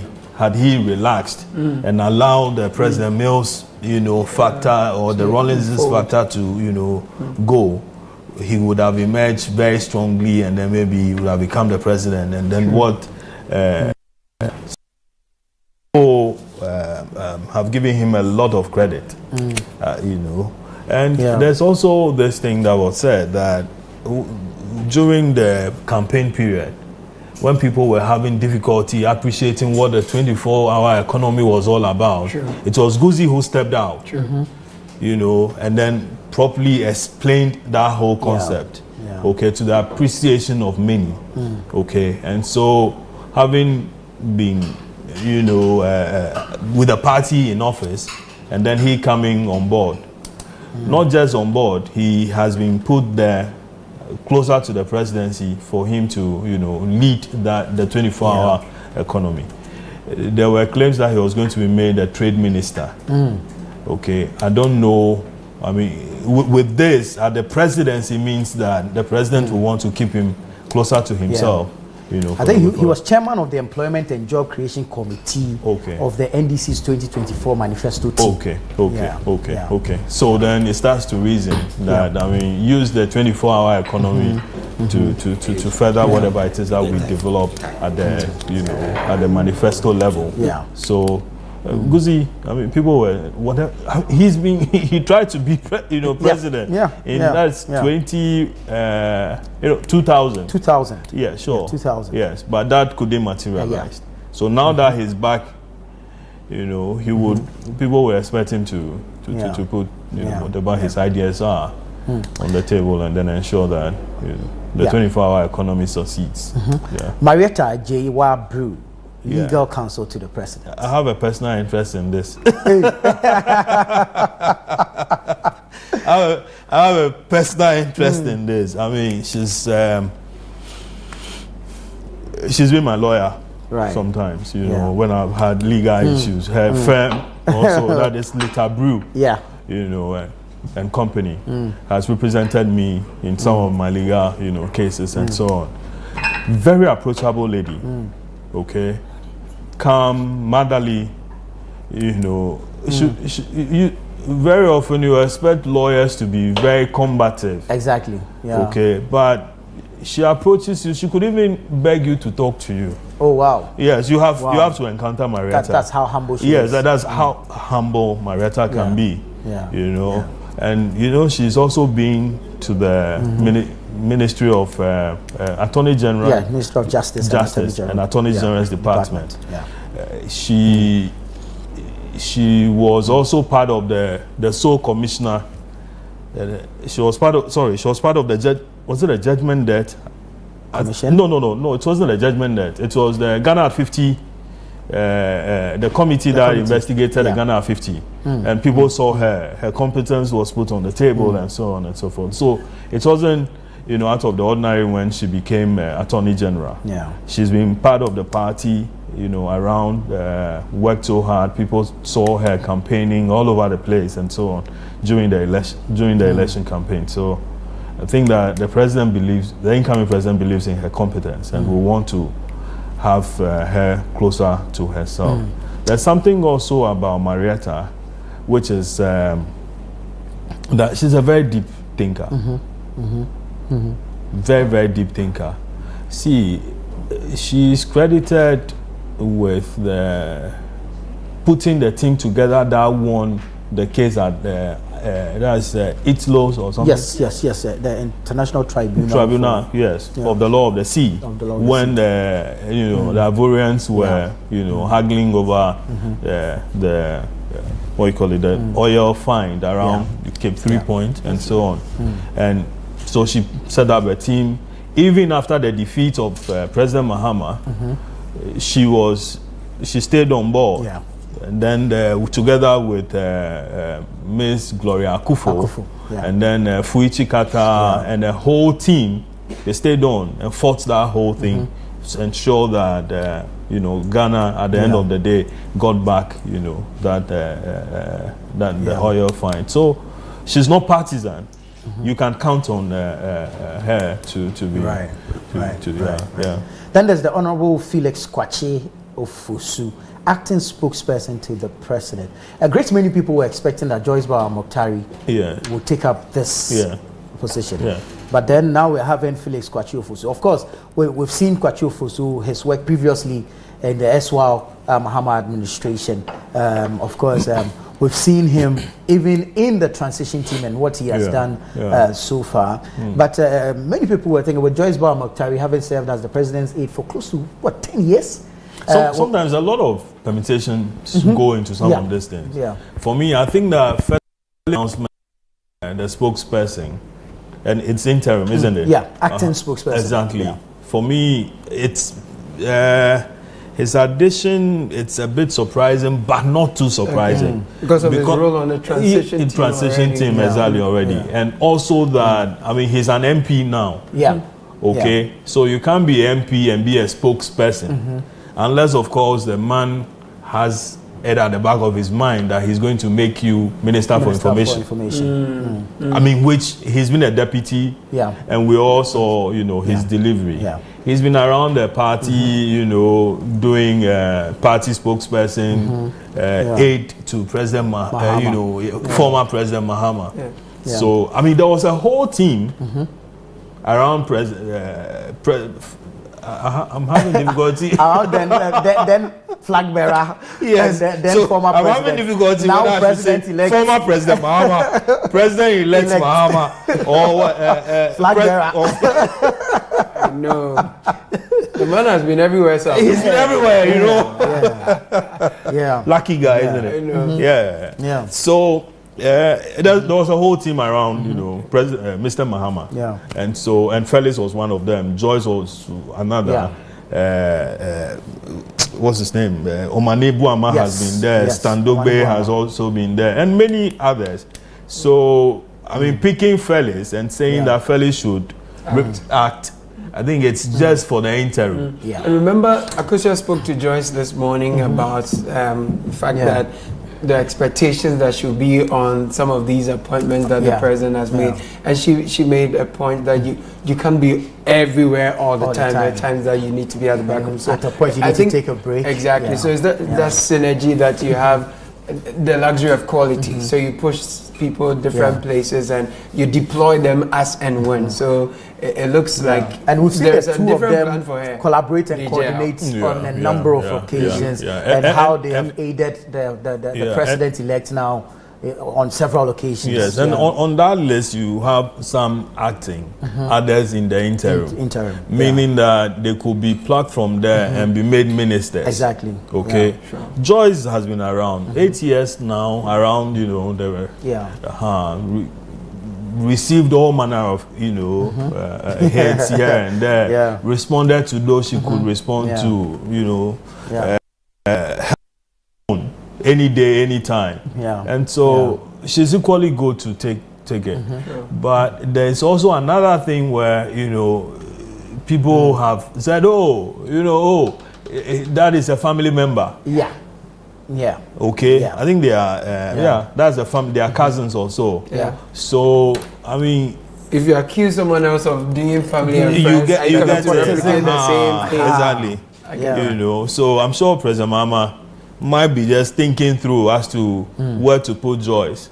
But to be fair, if irrespective of relationship, if the person merits the position, is competent enough, I don't see any problem. No, I think she's qualified. She's a lawyer. Yes. Aside that, she's been a deputy minister at the transport ministry for under Jifar Ativo and so on. So, and has been a spokesperson for 8 years. And like we said, she's held her own. You can't take it away from her. She's justified herself within the political space. But there's always, the thing about. That's the game, right? If you play too much, it comes back to hit you. Because some of these key sensitive positions, for example, you want to deal with people you know inside out, people you trust, because some of the issues that may be coming out, you don't want issues leaked out in the media and all of that, because you cannot trust the people you're working with. So those will come up, and it's all how you handle them again, because I mean, if you're working with people who are close to you, they are loyal, they are competent, that's okay. But if there are a lot of them, then it becomes concerning. Even your own party people begin to wonder. Why do I have the feeling you're talking about Akufo-Addo? I didn't say that. But I don't mention I haven't mentioned that. I haven't said that. Yeah, but, so we'll see how it goes. But for, in all this, there will be, there's a whole backroom, staff. Yeah. Who are often unseen, but so very effective. Okay? Yeah.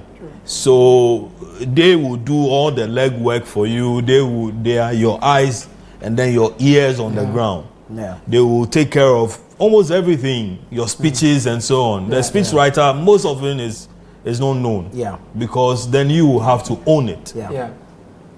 Okay? So Joyce, if Joyce is announced as a minister today, many people wouldn't be surprised. Of course.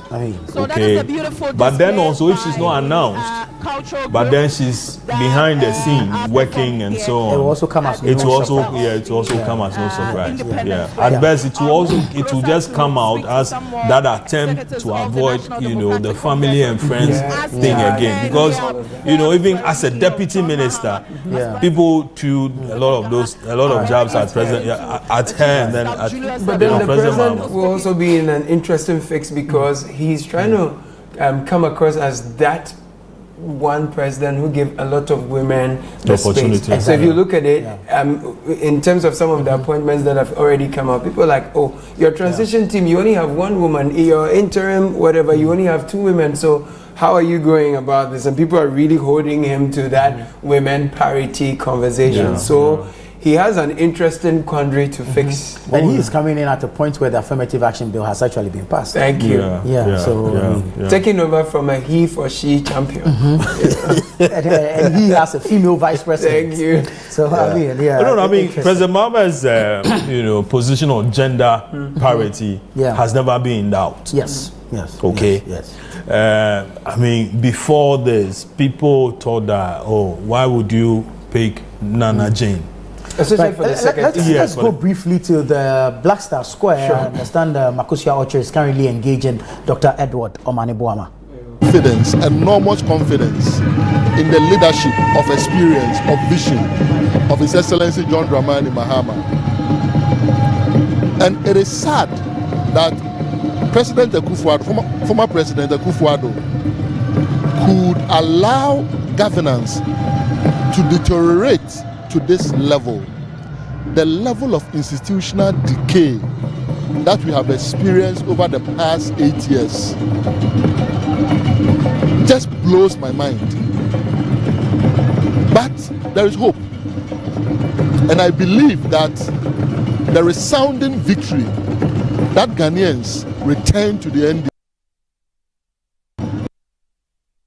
Ghanaians have a lot of confidence in the NDC. But that is also a signal to us that we must serve the people well. We must serve the people in absolute humility. We must be truthful to the people. When the people say they are suffering, accept it and try to resolve it.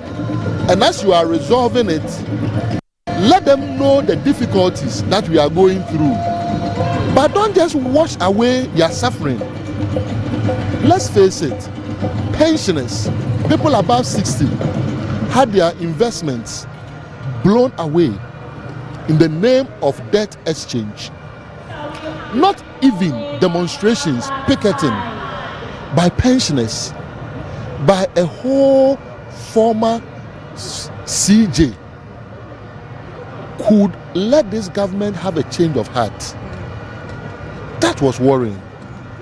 We've seen the level of clearing of corrupt appointees that has taken place under this administration. Fortunately, President Mahama has done it before. He's on record to have prosecuted his own when his own do the wrong thing. He's definitely coming back with much more experience. His vision is more laser sharper now than it was 8 years ago. And you can trust that he will reset our country. The 24-hour economy will take place, it will be implemented. And that is why, if you observe, his major appointments that take effect today, no mean a person than Augustus Busitano is the one who is going to spearhead the 24-hour economy program. A lot of people have said, not to interrupt, but a lot of people have said that now the 24-hour economy policy is dying off. We're seeing more of the oral, the holding government accountable and all of that. Is that the position of the John Mahama administration, that we are going to shelve the 24-hour economy? I believe anyone who ever thought so, the appointment yesterday and a clear indication of who is going to be in charge should gladden those people their hearts, that this is a president who promises and delivers on his promise. He's putting Augustus Busitano, and if you know Buzi, sharp mind, razor sharp mind, not just a sharp mind, a razor sharp mind, impeccable credibility. He's a person who is going to be in charge, and I believe the John Mahama Nana Jeopukwajiman presidency signals a restoration of dignity and integrity to the presidency, and that is where the 24-hour economy will be activated from. Like body cams. Speaking about razor sharp minds, a lot of people have commended you for the good job that you did during the elections, and still that you. I can't say we did. So you, the NDC, did, and particularly your expertise in the health sector. Is that to say that they are pushing you for, some appointments in the health ministry? Do you look forward to that? I don't think so. I will be absolutely surprised. People should disabuse their minds. Perhaps it's because I'm a medical doctor, I'm a health policy planning and financing person. But I've been with President Mahama for a very long time.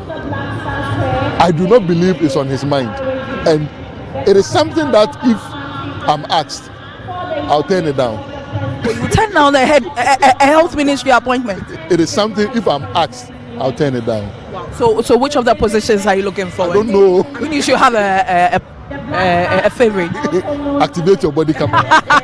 So that is Dr. Edward Dramani Mahama. I've already spoken to Joyce Bawa-Muktari, who is Mahama, Director of Elections, Dr. Edward Dramani Mahama. I'm also seeing here Dr. Kwabena, former finance minister, as well as who was also a flag bearer in the 2020 NDC primary race. Hello, Dr. Kwabena Dufo. This is my 5th time meeting you. Congratulations. I should be saying congratulations to myself. Thank you very much, my dear. Congratulations to you too. We have all won. It's not a problem. Thank you so much. Today is a big day for the NDC, John Mahama and the team. How do you, as an individual, feel about today's ceremony and the fact that that John Mahama is going to be president from today, January 7th? It's our new independence, freedom for all Ghanaians. When you say real independence, what do you mean? We are going to experience opportunities for all, not for any few individuals. Okay, you understand? Yes. Freedom means freedom and justice. There will be justice for every, no matter your background. So we have freedom and justice, real. When you say freedom and justice, today is Independence Day for the National Democratic Congress. What really are you freeing yourself from? Is it from hardship, or what really do you mean?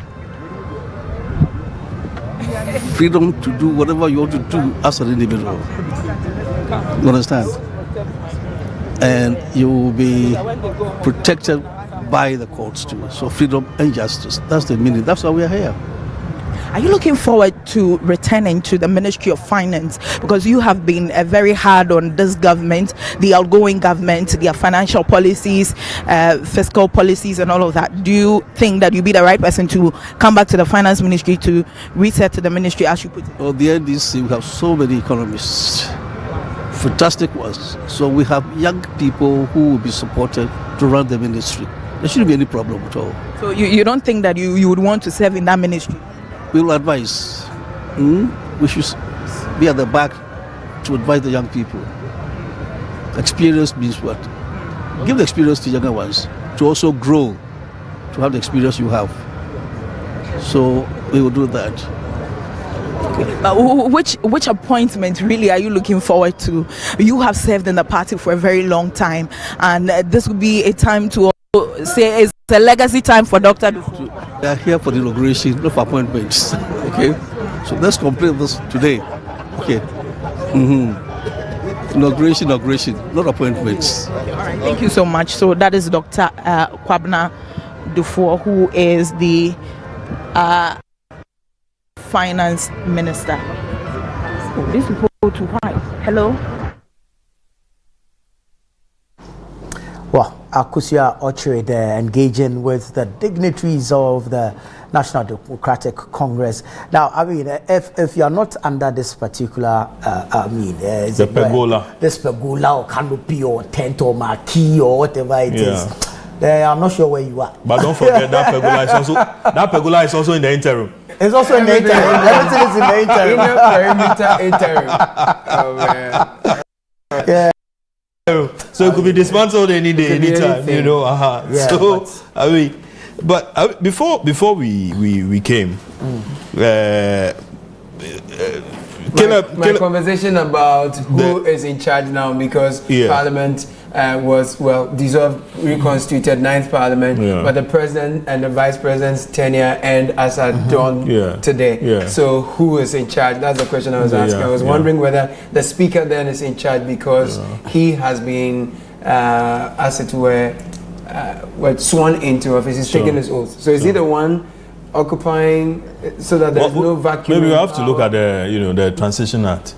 Perhaps, but I feel that once he has taken the oath of office, there's no vacuum, there's no power vacuum, because then he acts as president until president-elect takes his own oath of office and then assumes authority as president of the republic. That should answer. That should answer it. But I mean, those who are conversant with the transition acts, the legal brains can send us messages so that. But I was going to make references to what Caleb talked about the taxes. Tell me about it. By April, we are expecting that challenge. If you send me Momo for if you send me Momo. No, let me change it. No, you. The thing was you who send the Momo. Or if we go to Abuso Guy for spare parts, we are not supposed to be seeing taxes on automobile vehicles or their parts, or agricultural machinery and their parts. That's what Mahama has promised in his first 90 days. You know, the strange thing is this: he can repeal all those taxes. Yes. But GRA.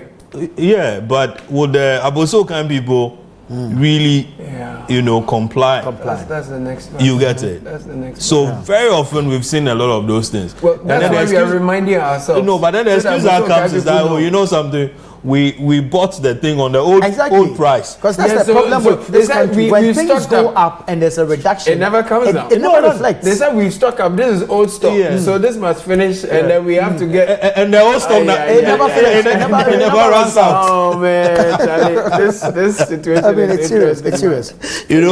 But then the bet task, then the COVID.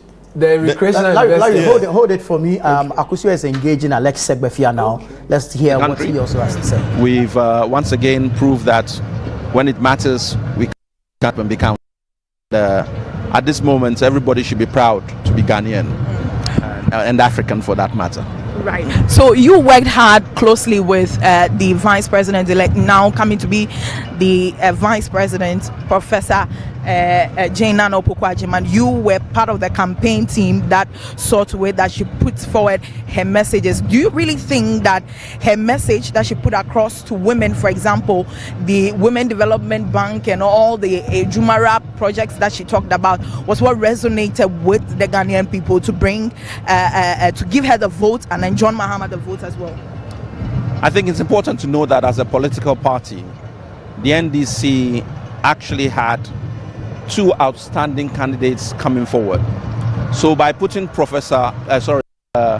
His Excellency President John Dramani Mahama forward first, and him sticking with Professor Nana Jane, you cannot underestimate the impact both of them had, and also equally importantly what Professor Jane Nana Opoku-Agyeman did. And it is clear that she had an enormous impact. You remember in the last election in 2020, the presidential vote moved from 4.5 million to 6 million. And it was maintained and increased on this occasion.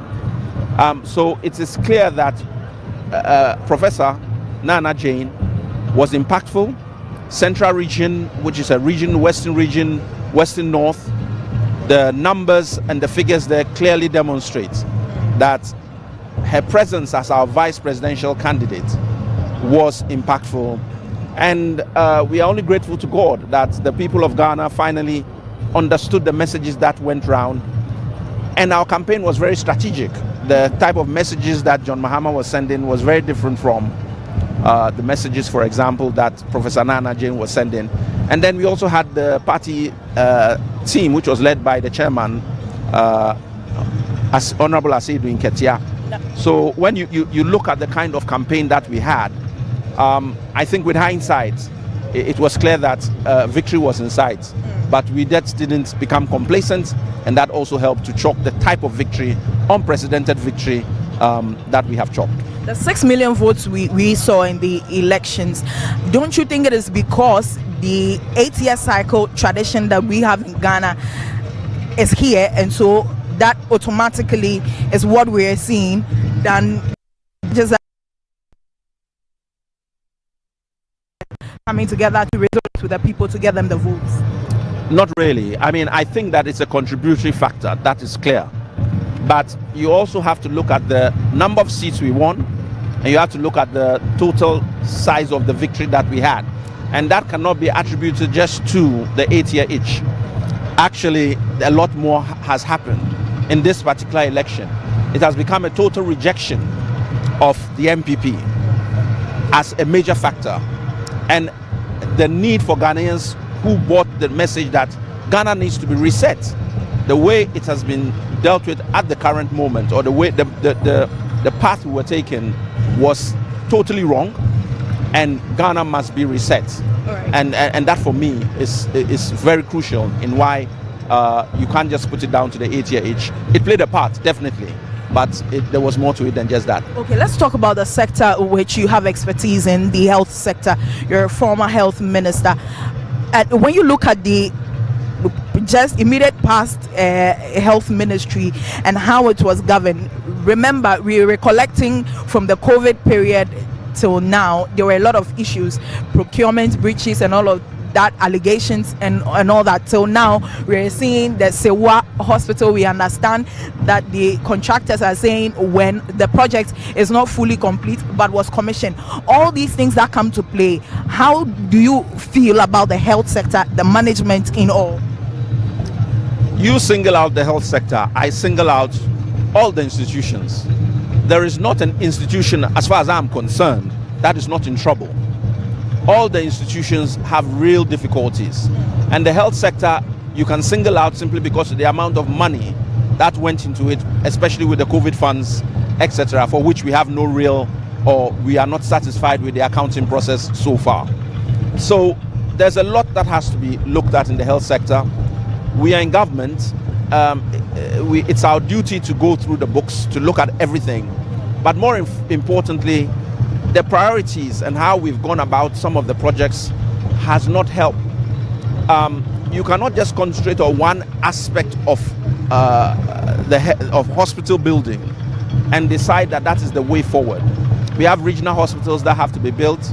We have health centers. We have chief compounds, and we have district hospitals. Now the president, not to interrupt, that the president to the John Mahama administration to complete these Agenda 1 projects, health projects that are ongoing. The president has indicated that his administration is not going to start projects, but will try and do everything possible to finish these projects. The important aspect that everybody should keep on, funding was left for those projects to be completed. And if there's no funding stream and you're cutting swords on projects which you never had the funding for, US complete it. But so long as they are laudable projects and they have been started, it behoves on us as to ensure that we can finish it. It is also important to note that there are many projects which we and beyond which have still not completed. The question people should ask is, why were they not completed? And we are being not being a government under President Mahama who is totally patriotic. That's not the basis of why we are here. We will complete all the projects that are outstanding from our era to this, what we are going to do. But time and the funding to do it. Okay, thank you so much. That is Alex Segwefia, former health minister, lead for the Professor Nana Jane Opoku-Agyeman campaign team when we're garnering votes for the NDC in the 2024 elections. The overall lead for the Green Army, the NDC, the National Democratic Congress, in the person of Johnson Asiedu Nketia. I've also spotted the General Secretary of the and also the national organizer of the party, Joseph Yamin, will be getting a tete-a-tete with them. But that is the color we are seeing at the Independence Square, as we understand that in some few minutes. Yes, in the event start officially, and then it will have Mahama president taking the oath of office to become the 6th president of the Republic of Ghana. But of course, this will be term as president of the Republic. From the Black Star Square, she's now engaging the national chairman of the National Democratic Congress. Great. This is a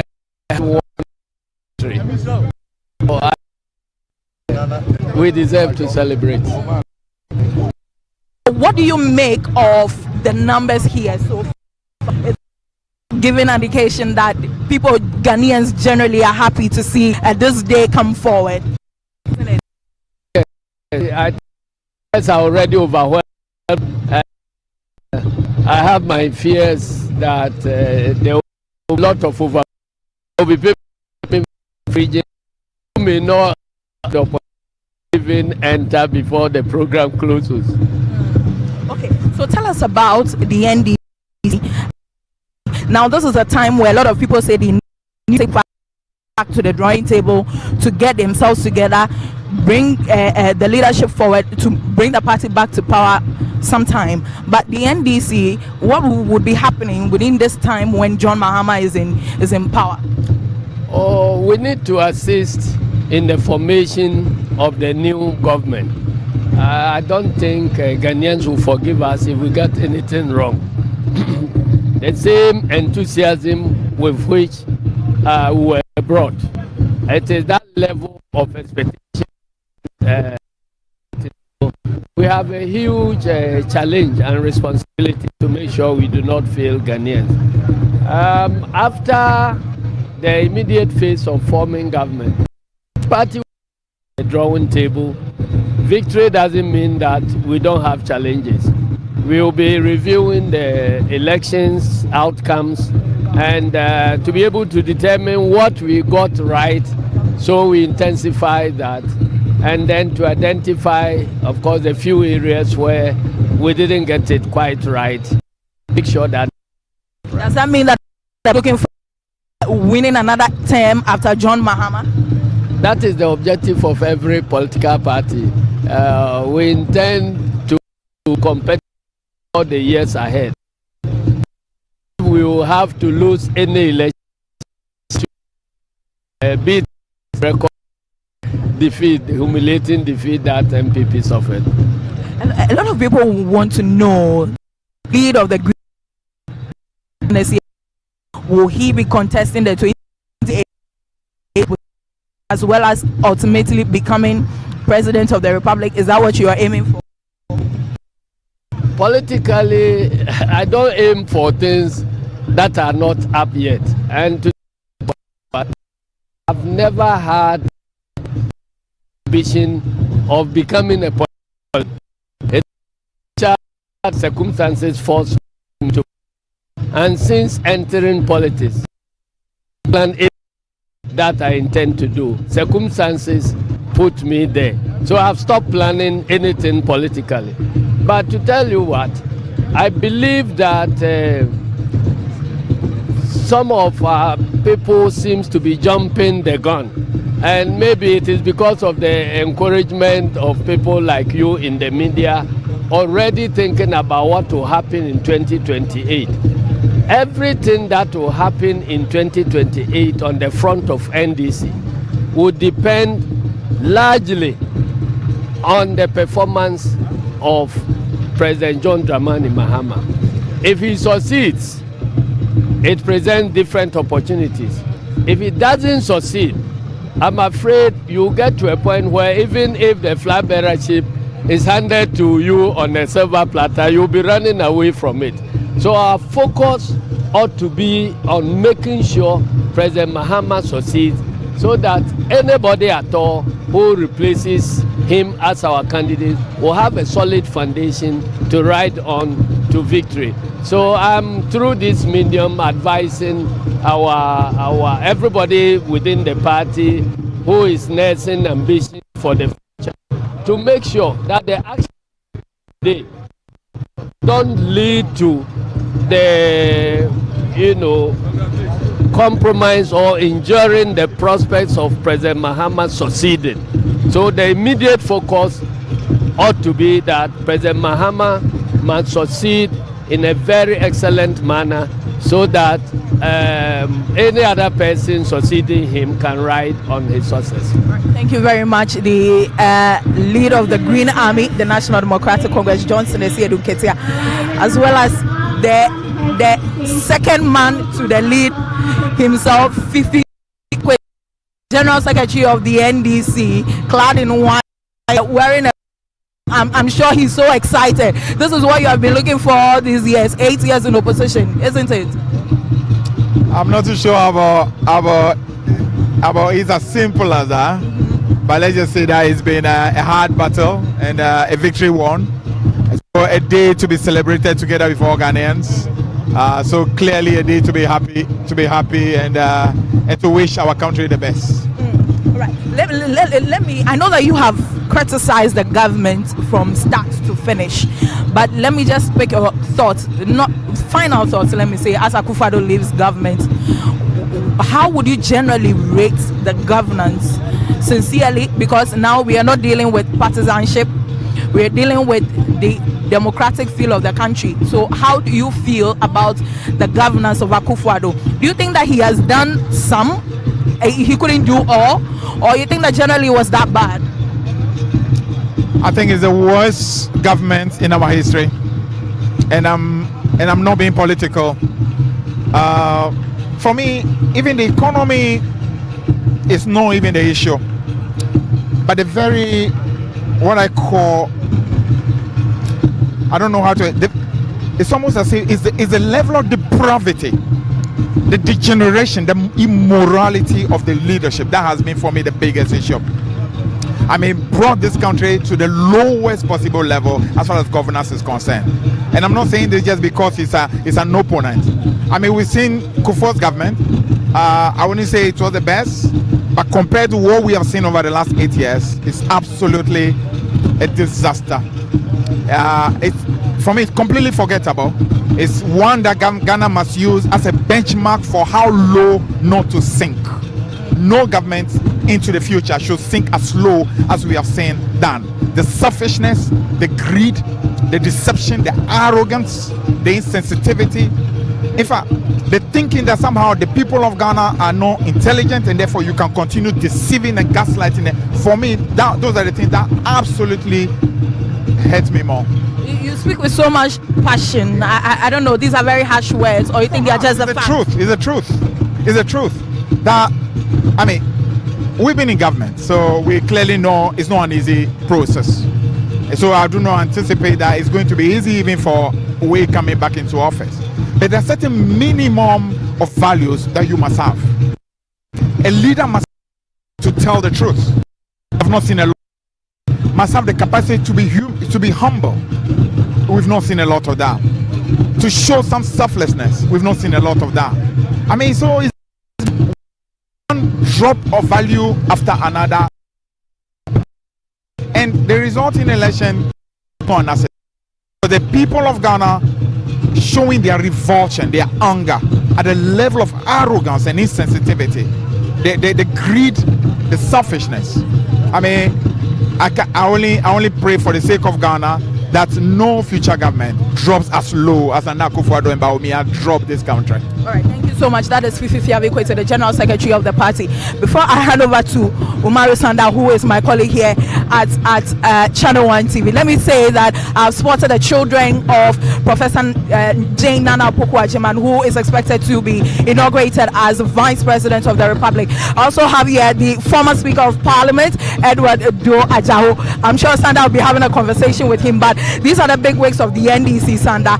A number of them who I've already spoken to, the Chief of Staff, who is confident that he says that he didn't see this coming as being appointed as Chief of Staff, even though he knows how close he is with President-elect John Mahama. But he's excited to be given this position, and he will be working closely with John Mahama, Sanda. So we'll hand it over to you. Thank you so much, Akosi Autry. This is our coverage of the inauguration of John Dramani Mahama, the return of a former president to the presidency of the Republic of Ghana, having been elected by a victory or margin of victory that has not been seen in recent times. And like Akosi said, a number of the dignitaries here in our midst. I'm just going to try and get a few more views. The former Speaker of Parliament, Honorable Edward Ajaho, is actually here. I want to say a quick word to him. Honorable, congratulations on your party's re-election. What has this re-election mean for you based on everything you have? And therefore, when you get power, you choose it well to the advancement of the people who elected you. 8 years is gone. A new era has come. For me, it shows that our democracy is maturing. It shows that we are on the right path in terms of multi-party democracy. In spite of all its challenges, at least we have changed government through the ballot box, but not through violence. And this, for me, is a big plus for this country. What we need to work on going forward is to make sure that the electoral violences that we experience over the years, we try to work against it so that we may have a seamless, transition from one government to the other. We don't need to shoot people. We don't need to shed any blood in actual fact in order to win political power one way or the other. I think that this is a plus for Ghana's democracy. Interesting. Now, we'll talk more about the presidency, but let's talk about Parliament, an area you have a lot of expertise and experience on. You've seen what has happened. The victory is huge, but that victory could be a problem or a success for you. Depends on how you use it.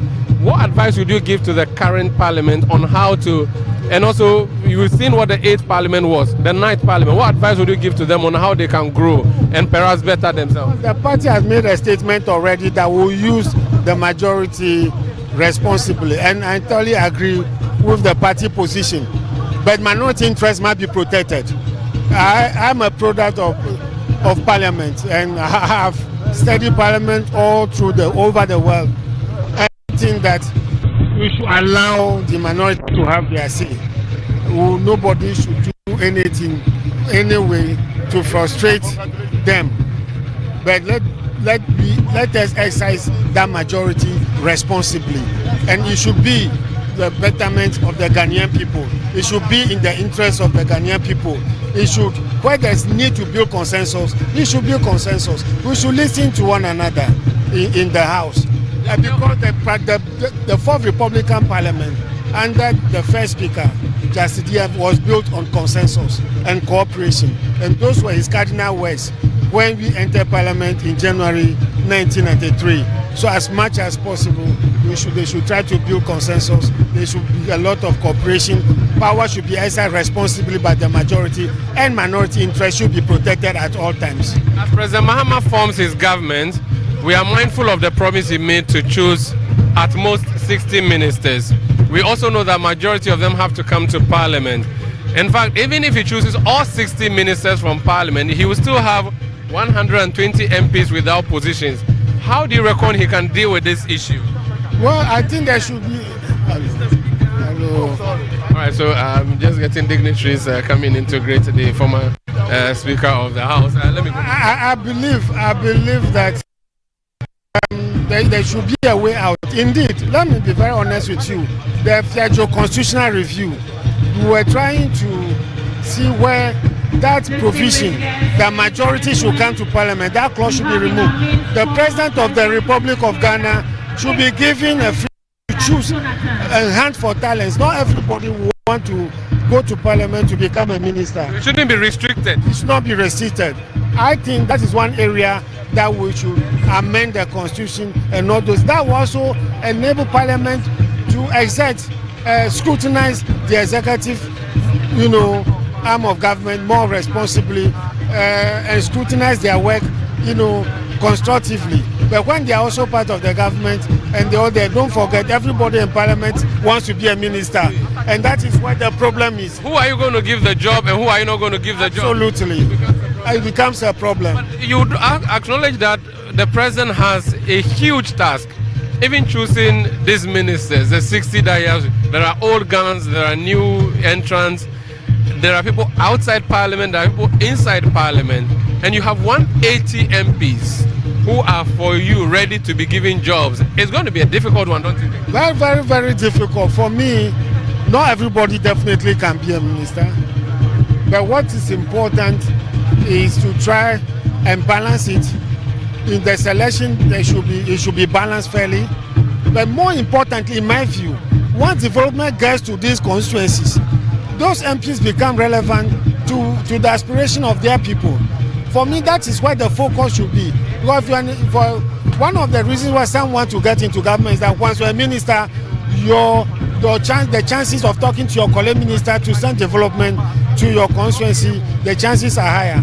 But where the national care can be distributed equitably to allow everybody to benefit, then there shouldn't be too much worry for those MPs who will not be ministers. Very well. So your advice to the man who took over from you in office, Alban Suman for Bagman, he's lucky. I don't know if Alajete did twice. DF Annan, did he do twice? DF Annan. So he's the second person after DF Annan to occupy this office twice. What would be your advice to him, Alban Bagman? Well, I've congratulated him even before the vote was taken. And I told him that we'll be there to assist him. There shouldn't be any problem at all. He's an experienced legislator. We entered Parliament the same year. I entered leadership in '97. He entered leadership in 2001, and we've worked together. And I think that he should be able to rise up to the occasion. Thank you so much for speaking to us. Thank you, Sandra. That's the Honorable Edward Koblido Ajaho, former Speaker of Parliament. Let me approach former Chairman of the NDC, Mr. Samuel Ofosu-Ampofo, who I interviewed not long ago. Congratulations. You told me that you were going to win these elections. You did win. Yeah. Congratulations. How is the feeling like with this huge majority you got? It's a very good feeling, and it's a very humbling one, because even though we're working towards winning majority in Parliament, the numbers are unprecedented, and thanks to Ghanaians for the very massive endorsement that they have given to His Excellency John Dramani Mahama and the various parliamentary candidates we put up. I believe that it sends a very loud message, and that loud message is that Ghanaians are yearning for a change, and for that matter, they bought into the message of His Excellency John Dramani Mahama. They look at his track record, and they look at his credibility and believability. And so as we swear him in today, the honors is on us as a party and as a government to work very hard to realize the objectives that we set for ourselves as a government. And I believe that His Excellency John Dramani Mahama will settle down very quickly and hit the grounds running. Of course, we are the ground too much in a hurry, because someone was in a hurry but ended up missing the point. I think that you don't want to be in a hurry. No, you want to take your time. He will take his time. But time no deal. I'm saying that you will not be too much in a hurry, but he will take his steps very well and work according to the strategy and plan that he has put in place. 120 days, what he wants to deliver for Ghanaians. 1 year, what he wants to deliver for Ghanaians. So I believe that Ghanaians will be made the referees, and they will be checking the boxes and to see that what he said, he's doing it. I have no doubt at all that he will live up to expectation, but it will require the concerted effort of all Ghanaians to put our shoulders to the wheel to move the country forward. No, we shouldn't think about only what the government will do for us, but we should also think about what we can also do for the government and for that matter for Mother Ghana to make progress. And that is my clarion call, that wherever you find yourself, do the little that you can to support His Excellency John Dramani Mahama. Again, for the first time in the history of this country, we are having the first female Vice President of the Republic. And I believe that it is an honor to womanhood.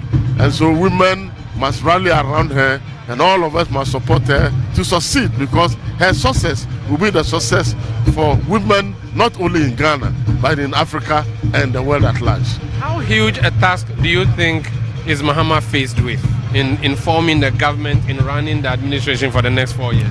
Well, one of the daunting tasks we will face is how to pick his ministers, because he has indicated, he has indicated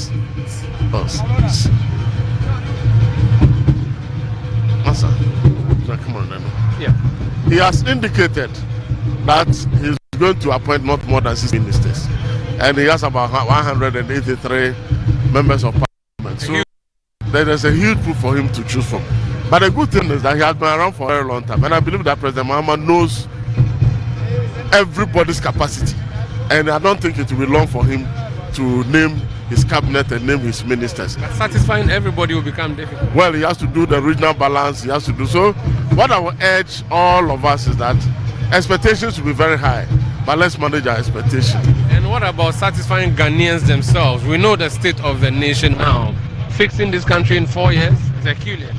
Well, that's why I think that he has a unique opportunity. He's not coming in to ask for a second mandate. This is perhaps the last mandate that he has to leave a legacy. And all along, when I engage him, I think the burden on his heart is legacy. So I believe that President John Dramani Mahama will work very hard to leave a very positive legacy. He will not look at what will happen in the next 4 years in terms of who becomes the next president. I believe that he will focus on how to deliver on the promises that he has given to Ghanaians.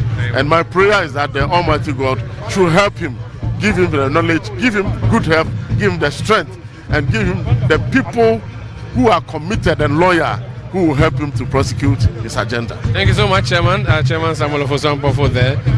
He is a former chairman of the National Democratic Congress. Let me go to the back. I can see officers of the Chief Imam. Chief Imam Yazoko. National Chief Imam. He's on the way coming. He's on the way coming. Fantastic. So the officers from the office of the National Chief Imam are just saying to me that the National Chief Imam. Auntie Anna, how are you? Congratulations. Thank you. Hope everything is well. I didn't realize you saw me. You are looking. I saw you. You are looking guy. You know, you are looking. But today, me and you. I'm in power. Today, I know. I can see that.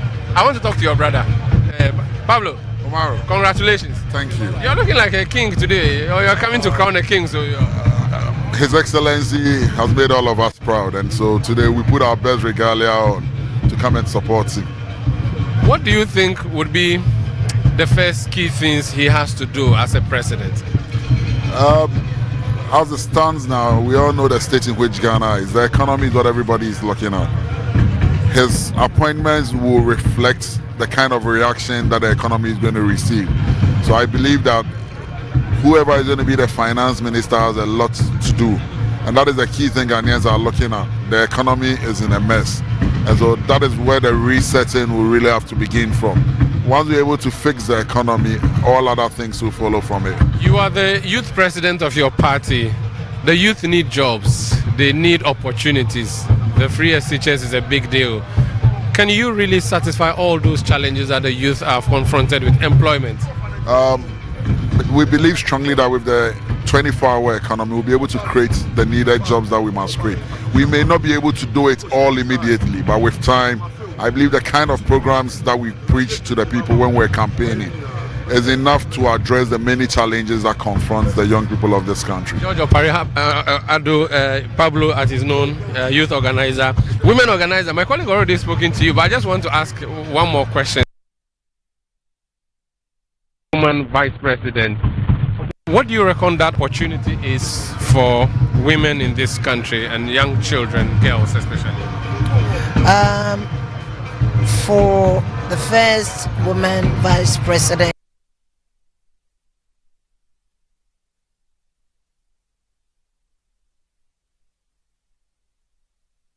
is the way for the Ghanaian, the girl child, to also be encouraged. That it doesn't really matter where you come from, how you started it, but how you go about it matters. For us as women, this know that there's a lot also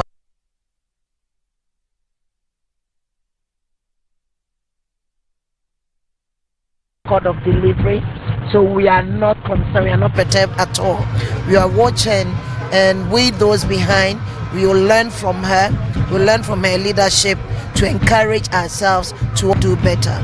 Thank you so much. That's Hannah Louisa Bisu. She's National Women Organizer of the National Democratic Congress. It's a big day for the party. They have been given a huge mandate, a mandate that has not been given to any party in recent times. And it's just a matter of moment for the former president returns to come and be sworn into office. Yeah. Let me, madam, I wanted to say a quick word with you. Okay, now let me try Dr. Omani. You have spoken to my colleagues. This is Channel 1 Television. We are trying to get views of people who are members of the. Can I come to you? It's been a while since you spoke to us. You should say a word or two. Maybe congratulations will be in order. Let me come to you again. All right. Tete, how is it going? By His grace. Congratulations. Thank you. What is this 4 years going to mean to Ghanaians? Oh, I think we're going to reset the country. Things that have gone awry, we have to try, at least start moving forward again. The last 8 years has been some important reset so that Petitions are huge. So you know that.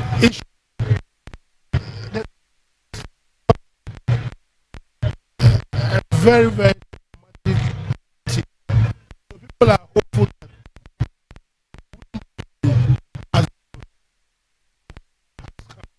So they are expectant, and it's up to us to ensure that whatever it takes to ensure that the expectations are met, this new government do that. Yeah.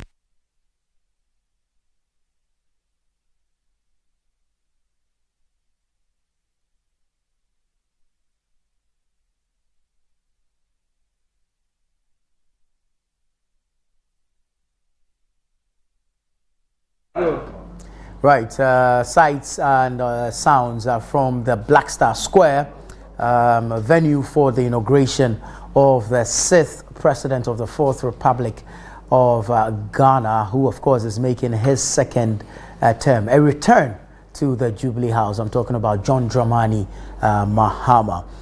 Still in studio with gentlemen Caleb Kuda and Larry Dugbe, and of course we're looking at all the issues regarding the inauguration, preceding the inauguration, and of course expectations from the incoming administration. One of the major events that preceded this inauguration will be the final State of the Nation address by Nana Addo Dankwa Akufo-Addo.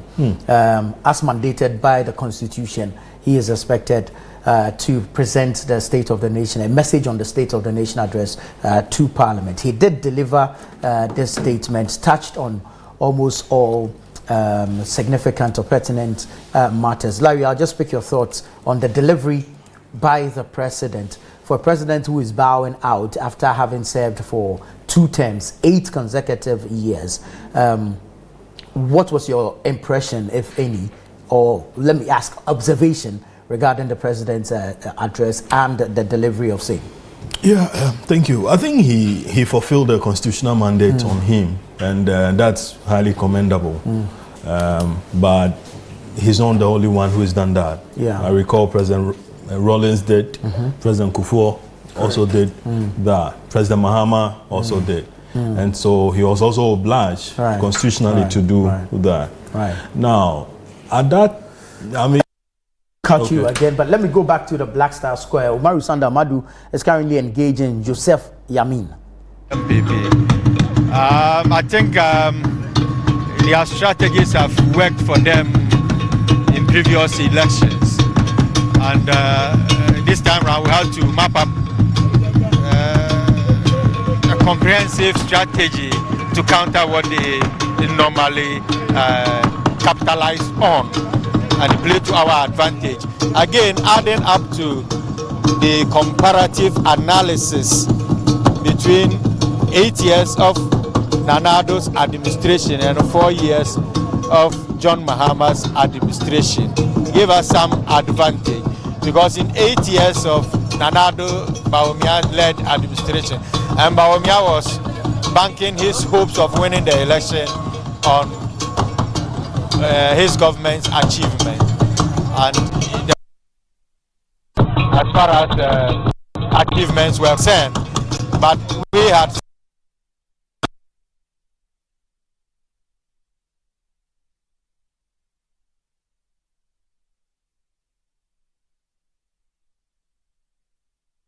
Well, Umaru Sanda Amadu engaging Joseph Yamin there.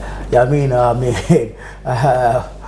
he was in the news throughout the entire electioneering season, and quite an interesting character there. But Larry, let me come back to you. We're looking at the President's final sonar, his message on the State of the Nation address. So as I was saying, I mean, constitutional mandate fulfilled. I mean, highly commendable. Now, most often, in some of these speeches, what you expect the outgoing president to say is that, listen, this is what I'm leaving behind. And very often they try to give account of their 8-year rule, and then, you know, what they met, and then what they Many people try to dwell on what they met. Yeah. As opposed to, listen, this is the state in which I am leaving the country. Yeah. And that you are in better hands. Okay? President Akufo-Addo's speech, first of all, didn't sound reconciliatory. He came across as somebody who, I mean, didn't appreciate the fact that this election was a referendum on his performance. Yeah. Right. And the outcome of it, I mean, is telling. Spoke poorly of exactly. his ratings. Exactly. For a man who went out there saying that, listen, I cannot hand over to a person I have defeated before. Oh, I mean, more like my death. A lot of his ministers said the same thing. I recall Brian Champon was all over the place. We are shutting down, Eastern region. Yeah. Many of them sounded, yeah. And then the results came. The economic performance was bad. People voted on that. People voted on the excessive taxes. Yeah. People voted on poor governance. People voted against the family and friends. People voted against the corruption. Yeah. People voted against, the fact that certain policies, for instance, the free SHS thing, that the average parent was telling you that, something, that thing is not as free as you are pointing out. And that almost every week, some of us have to be sending money to our wards. We have to buy them water. We have to buy them food. We have to buy them clothes. We have to buy them this. And so what you mean as free is not free. And then that something has to be done. And that people were even willing to pay for it. Says, oh, no, it is, it is free. I am saying it's free. Once I said it's free, it's free. Okay? So I don't think he appreciated what he has come out of. Yeah. Now but then you mentioned that, listen, the economy is not broke. Yeah. And even described people who were talking about the economic situation as broke, that, listen, they are propagandists. It says no amount of shouting can dispute the data. Exactly. And that it's data that he's speaking to. But data, is subject to interpretation. Okay? So where did you gather your data from? And where did I gather mine from? Some people thought that the president should have apologized, and I thought that, well, if he did, that would be news. It would have been shocking to me. Yeah. I didn't expect the president to apologize for what would he be apologizing for? Exactly. So, they make claims that, under his tenure, there's been repression, he's run the country aground, and people have suffered. He told us, he made promises he could not keep. He said there'll be no haircuts. In the end, people had different sorts of haircuts, some of yours, some of Larry's. Not sure about mine, but different types of haircuts. When I grew up, like you, different types of haircuts. So some people thought that for some of the promises he made, vowed that, listen, by the time I'm leaving, I'm going to complete 111 hospitals. You are leaving with 3. Yeah. And for the rest, you don't even have the report of Sewa Hospital is appalling, is despicable to the extent that the contractors have had to issue such strongly lettered statement that we feel reflects poorly on us. So there is that. And then also, so there is the Agenda 111 thing, and then a number of things. The Galamsey. Yeah, that was saying that. Listen, that late converts to Galamsey campaign, I thought that was disingenuous. But you have to give it to the president. He came with his presence. He had his presence and that gift of gab you couldn't take away from him. I thought that his last sona will be carved in the form of the Akufo-Addo we saw during the COVID-19 days, where he's pulling the people along and telling them that, look, this is what we have done. Government is a continuum. We've used our talents to the best of our abilities. Now someone else have come. Thanks to you, you have decided this is what you want. Please give them your support. And then you transition into a statesman's role. Exactly. Do you understand? But it came across as a bit abrasive, still in campaign mode, and trying to let the people know that, look, I'm still the guy. And that rubs off wrongly for the party people whom you have led into a crushing defeat. I heard they call him, you don't give us Ado guy. Yeah, Ado showboy. Ado showboy. Well, while we are at Twitter, we're still seeing some scenes from the Independence Square. More dignitaries arriving, both domestic and international dignitaries. We've seen the likes of Goodluck Jonathan. Yes, Jacob Zuma is in from South Africa. Olusegun Obasanjo is in. Also there. Obasanjo is not growing at all. Eh? Not at all. Yeah, he's not. Yeah. You know, he was at Kufuor's inauguration 2001. Yes. And he's looking same. Speech. No, he's a tough guy. I've seen Ellen Johnson Sirleaf also from Liberia. She is in. Gamanche has reported. Papa Kwesi Indum is there. Kofi Akpalu. Yes. When he speaks to Sanda, he says, "Is your motto still the same?" He says, Kofi Akpalu, maybe we should find him and ask him what happened, because he was very confident that he was going to win. Charlie Akpalu is away. Talk me further. The 16th is yes. Asogli. Yes. The Rolls Royce. The Rolls Royce. I did. Yeah. I took notice of that. But let's look at, the aesthetics there. And the makeup of, it's supposed to be to mimic the setup of Parliament. And so let's look at what has been done so far and how appealing it is to the eye. If you ask me, aesthetically, this is probably the best inauguration ceremony. It looks and organized. It's orderly. Yeah. Very organized. I've been to a few of those, and listen, 2009, during the inauguration of President Mills, Jesus Christ. It was chaotic. It was chaotic. It was chaotic. All over the place. Yes, to a point where all the media people, had difficulty even taking shots in the first place. And those who had the opportunity were virtually entering, was it a track? Was that the one? They were in the pickup. The pickup. Sorry. No. The tipper track. No, that was an anniversary also. Yes. Yeah, that was an anniversary. So, and then I think I was at one of Kufuor's inauguration as well. The place is packed. And there's still a lot of people outside of the venue. And this is I think the first time that, areas have been designated that you can park here and you don't move, beyond the certain limits. Exactly. And also, I noticed that the press conference that Felix Ofosu did also helped to ensure that, listen, you just don't drive into an area that you are not allowed to. And that's the Vice President, Dr. Mahamudu Bawumia, with his spouse. You see the former President, John Ajekun Kufuor there. That's right. The former First Lady, Nana Kunadu Ajiman Rollins. Looking as vintage as ever. Man, she also doesn't grow, Yeah. And even President Kufuor, apart from his, difficulty, he looks solid. You can trust Samira Bawumia to kill it. The fashion is what a lot of people are also looking out for. The corsets. Is President Kufuor coming? Fascinators. Well, we're looking forward to seeing him. Yeah.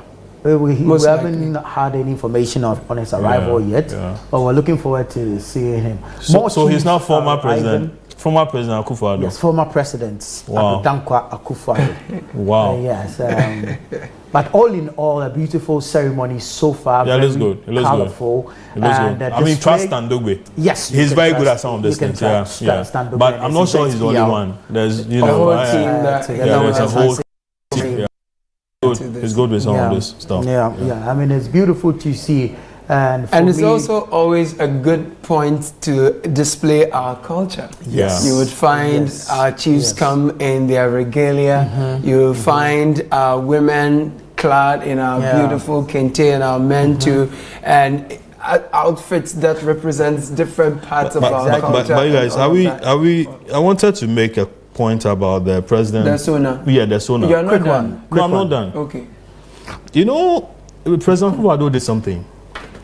That announcement of the generals, totally uncalled for. Is it? Yes. Why so? Apparently, that whole thing had to be discussed by the Armed Forces Council. Okay. And where is that? It was never discussed. Oh. And even before then the Defense Committee, the Defense and Interior Committee also had to discuss it. And that was not. That also hasn't been the case. Right. Now, Ghana's military size doesn't, warrant this appointment of a general. Yeah. So for a long time, the likes of, General Notkwenu, God bless his soul, had been Lieutenant General. So, Caleb, the cultural display you mentioned earlier, right. You're seeing some of that. This looks close to like Anglo. This looks close to my people. Yeah, man. Yeah. Come on. So you know that Arnold Queno, who Mensa, Nunu Mensa, who General Seth Obin, Obedakwa, and many others, even those who were, let's say, Air Force and then Navy officers and so on, they had been at the level that is Lieutenant General, not a full general. And discussions had to go into place. You have to first of all even consider your budget. Exactly. So we're seeing some senior officials of the various security services are also seated there. I think that's the fire service boss and the prisons boss, all seated there. Some senior police officers as well, all clad in their ceremonial Deputy attire. Yes, COP Christian Tete Yohunu seated there. So more dignitaries are arriving. This vehicle is really close to the innermost perimeter. Yes, definitely. Nana Addo Dankwa Akufo-Addo will be at the ceremony. Former President Nana Addo Dankwa Akufo-Addo will be at the ceremony. I want to get used to it. We are aware, Larry. No, I know you are aware. We are all aware, but I want to get used to it. You know, I think his posture was that it was never going to come. Oh, well, it's not, we weren't running a monarchy. No, I think he enjoyed his time. He lived he had his best moments. No, you have to give it to him. The Americans call something chutzpah. It's like confidence and charisma. When he enters the building, you see him. Charisma. Did you experience Jerry Rawlins's charisma? Okay, fine. That's a different level. No, that's a different level. I think every individual and what has they their bring own to the presidency and how they run the presidency. I'm seeing a chair being carried though. Yes, I'm trying to see which Larry, why are you laughing? Is this the chair you mentioned. No, this one is a traditional chair. Yeah, okay. Yes, clearly a paramount chief coming in there. Perhaps a representative of the Otumfuo, right? If not the Otumfuo himself, the umbrellas speak, don't they? A representative. Yes, so right. There are different umbrellas representing different authorities of exactly. If a representative, don't provoke to fall. My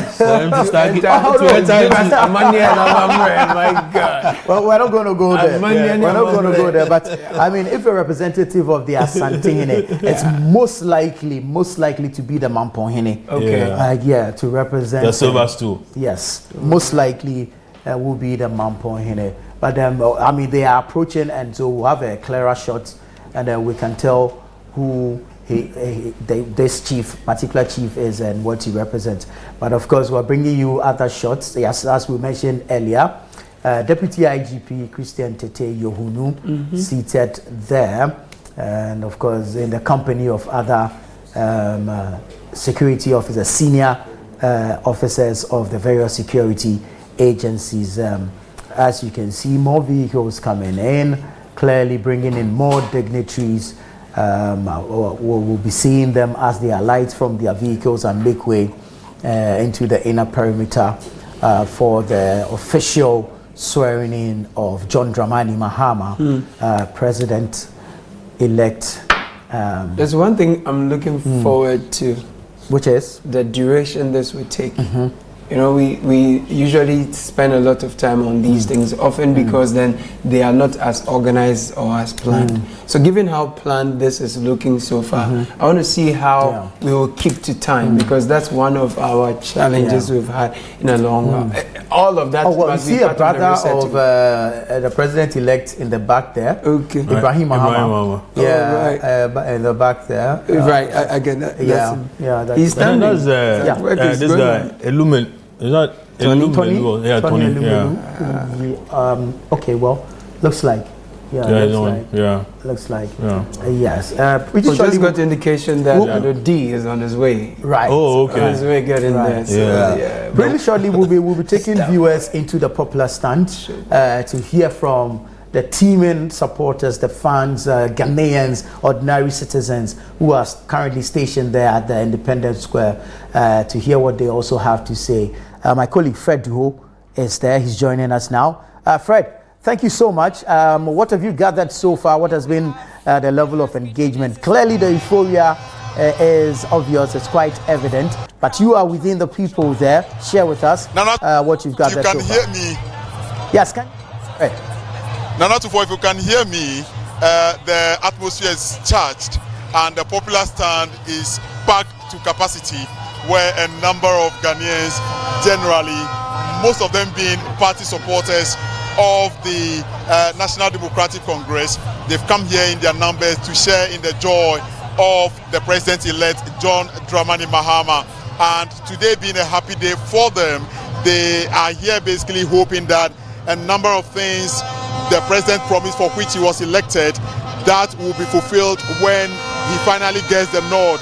And almost everyone here seem to be excited. They are blowing this vuvuzela, making loud cheers, trying as much as possible to ensure that their voices are heard. In the popular stand here, it will be quite difficult for you to catch a glimpse of what is happening within the inner perimeter, but I can also say that, Nana, when you come here, it's so deafening that it's quite for you to even hear a thing, and that you see the place is totally paralyzed. Of the people in the popular stand and they make of the program today that is about to kickstart at the Independence Square. What's your full name? You are live on Channel 1 TV. My name is Ebenezer Kwaofin. Which constituency? I'm coming from Lejokuku constituency, Honorable Benjamin Iku constituency. I'm here to support my MP, Honorable Benjamin Iku, and His Excellency John Dramani Mahama. Now, I mean, one question I keep asking almost everyone is, what is that one thing that you want the president-elect John Dramani Mahama to do for which you benefit as an individual? Yeah, so the reason why I went to the post to John Dramani Mahama and Honorable Benjamin Iku is that the 24-hour economy is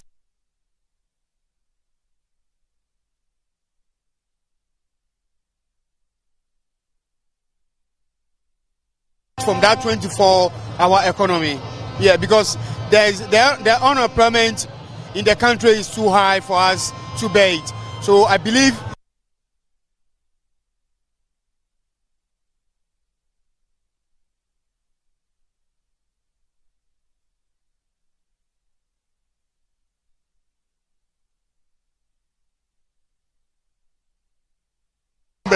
now when you hear the loud cheers, it tells you that we've just seen some significant dignitaries coming through, and as we speak, I think what I see is from the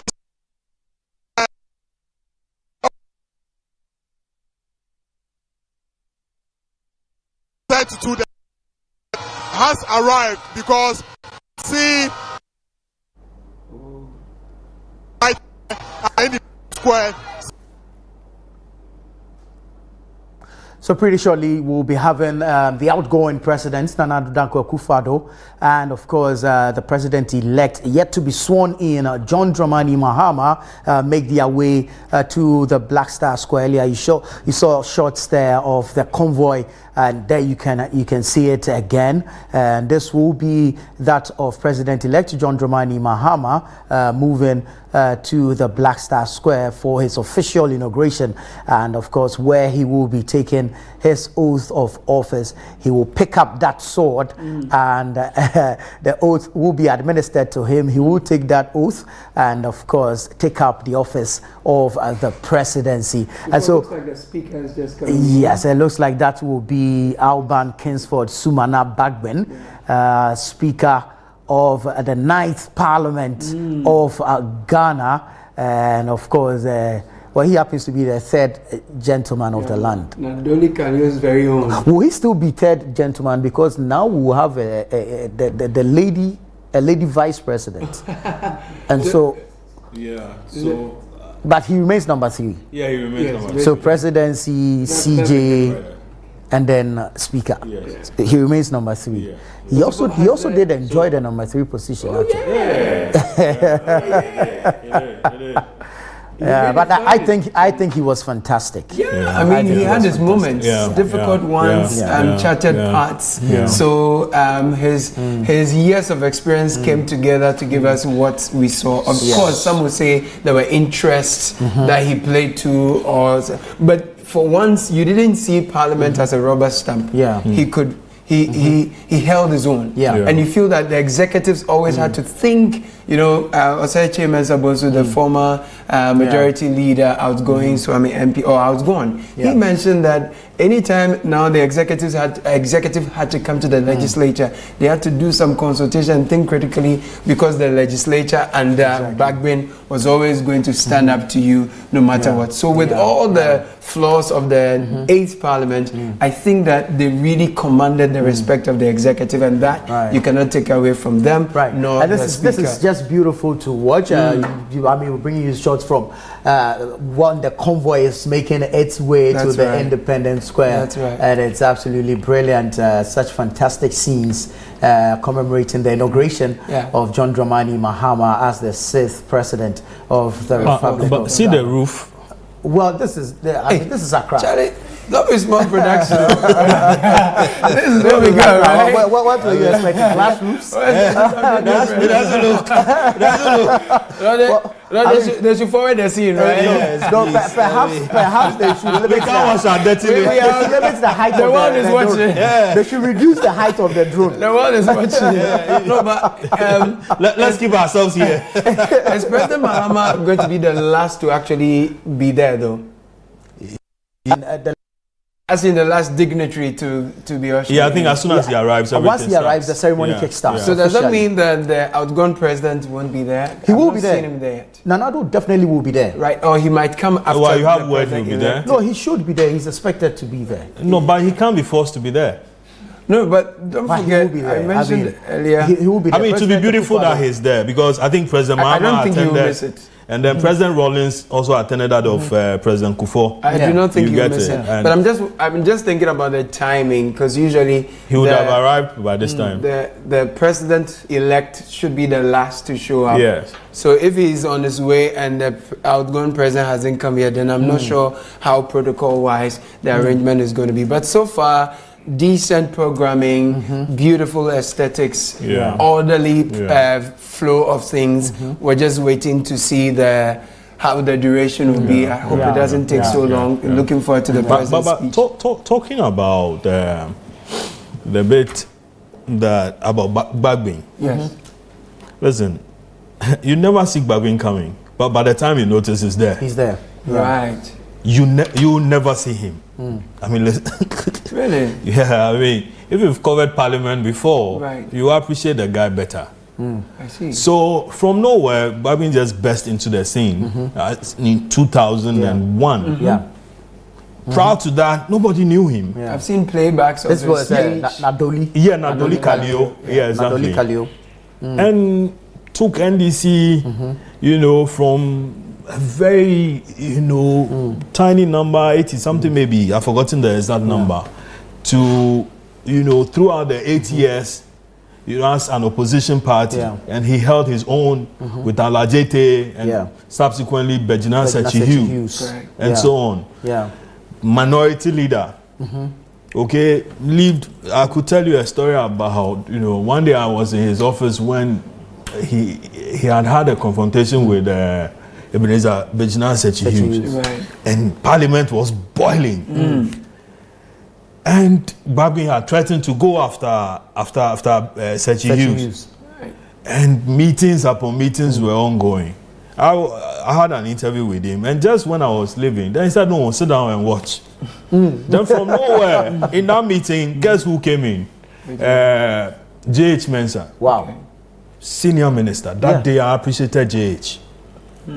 As soon as, I mean, things got heated, and J.H. was like, listen, he had come in to resolve this thing.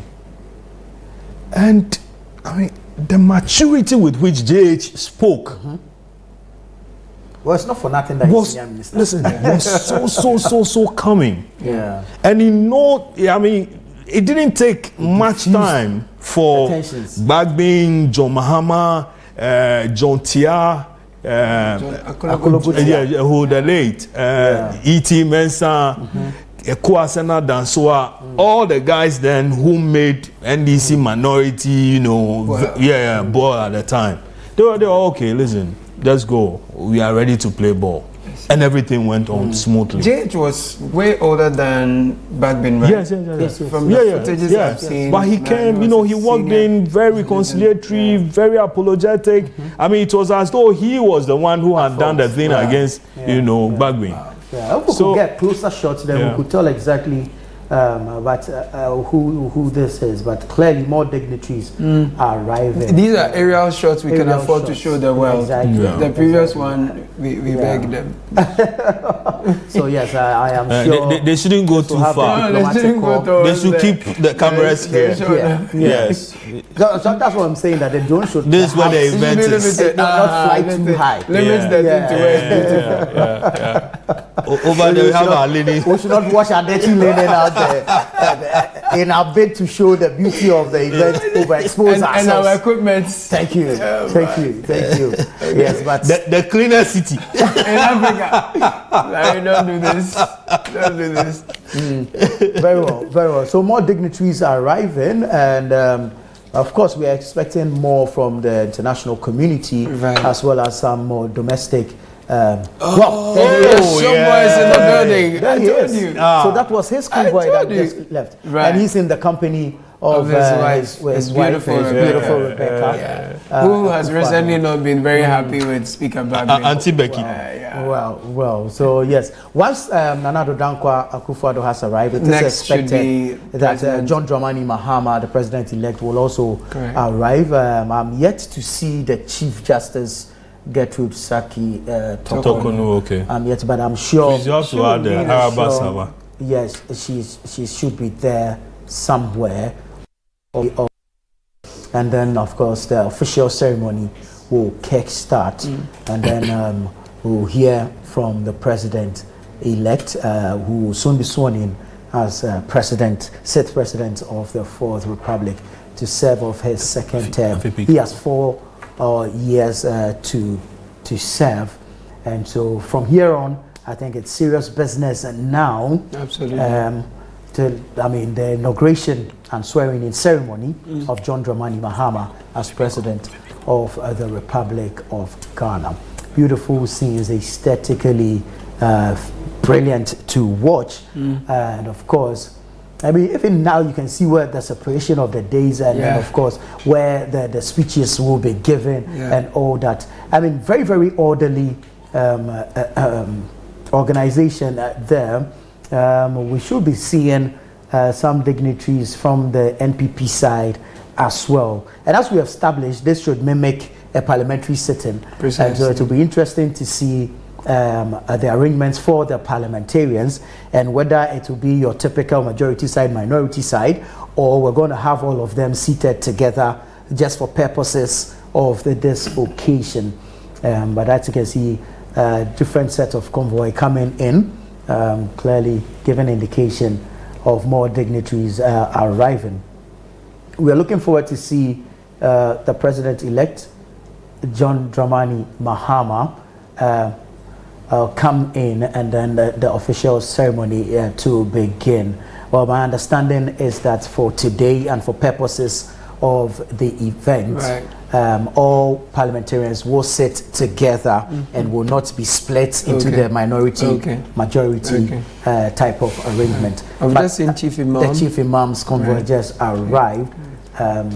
Earlier, you had Sanda engage some officials from his office, and so there was that clear indication that the Chief Imam was going to make it to the Independence Square for the inauguration ceremony. And so I mean, it portends a beautiful occasion, a beautiful event. He's been around, yeah? Yeah. Very supportive. Very supportive. You know. Yeah, supporting consecutive governments over the period. Playing that statesman role. Yeah, sure. And it's quite beautiful. It's actually very beautiful. I'm told it was the creation of the Jerry Rawlins's PNDC. That something like National Chief Imam until you know, it was created, and he's acted very maturely. He's, you know, been like the father, you know, the religious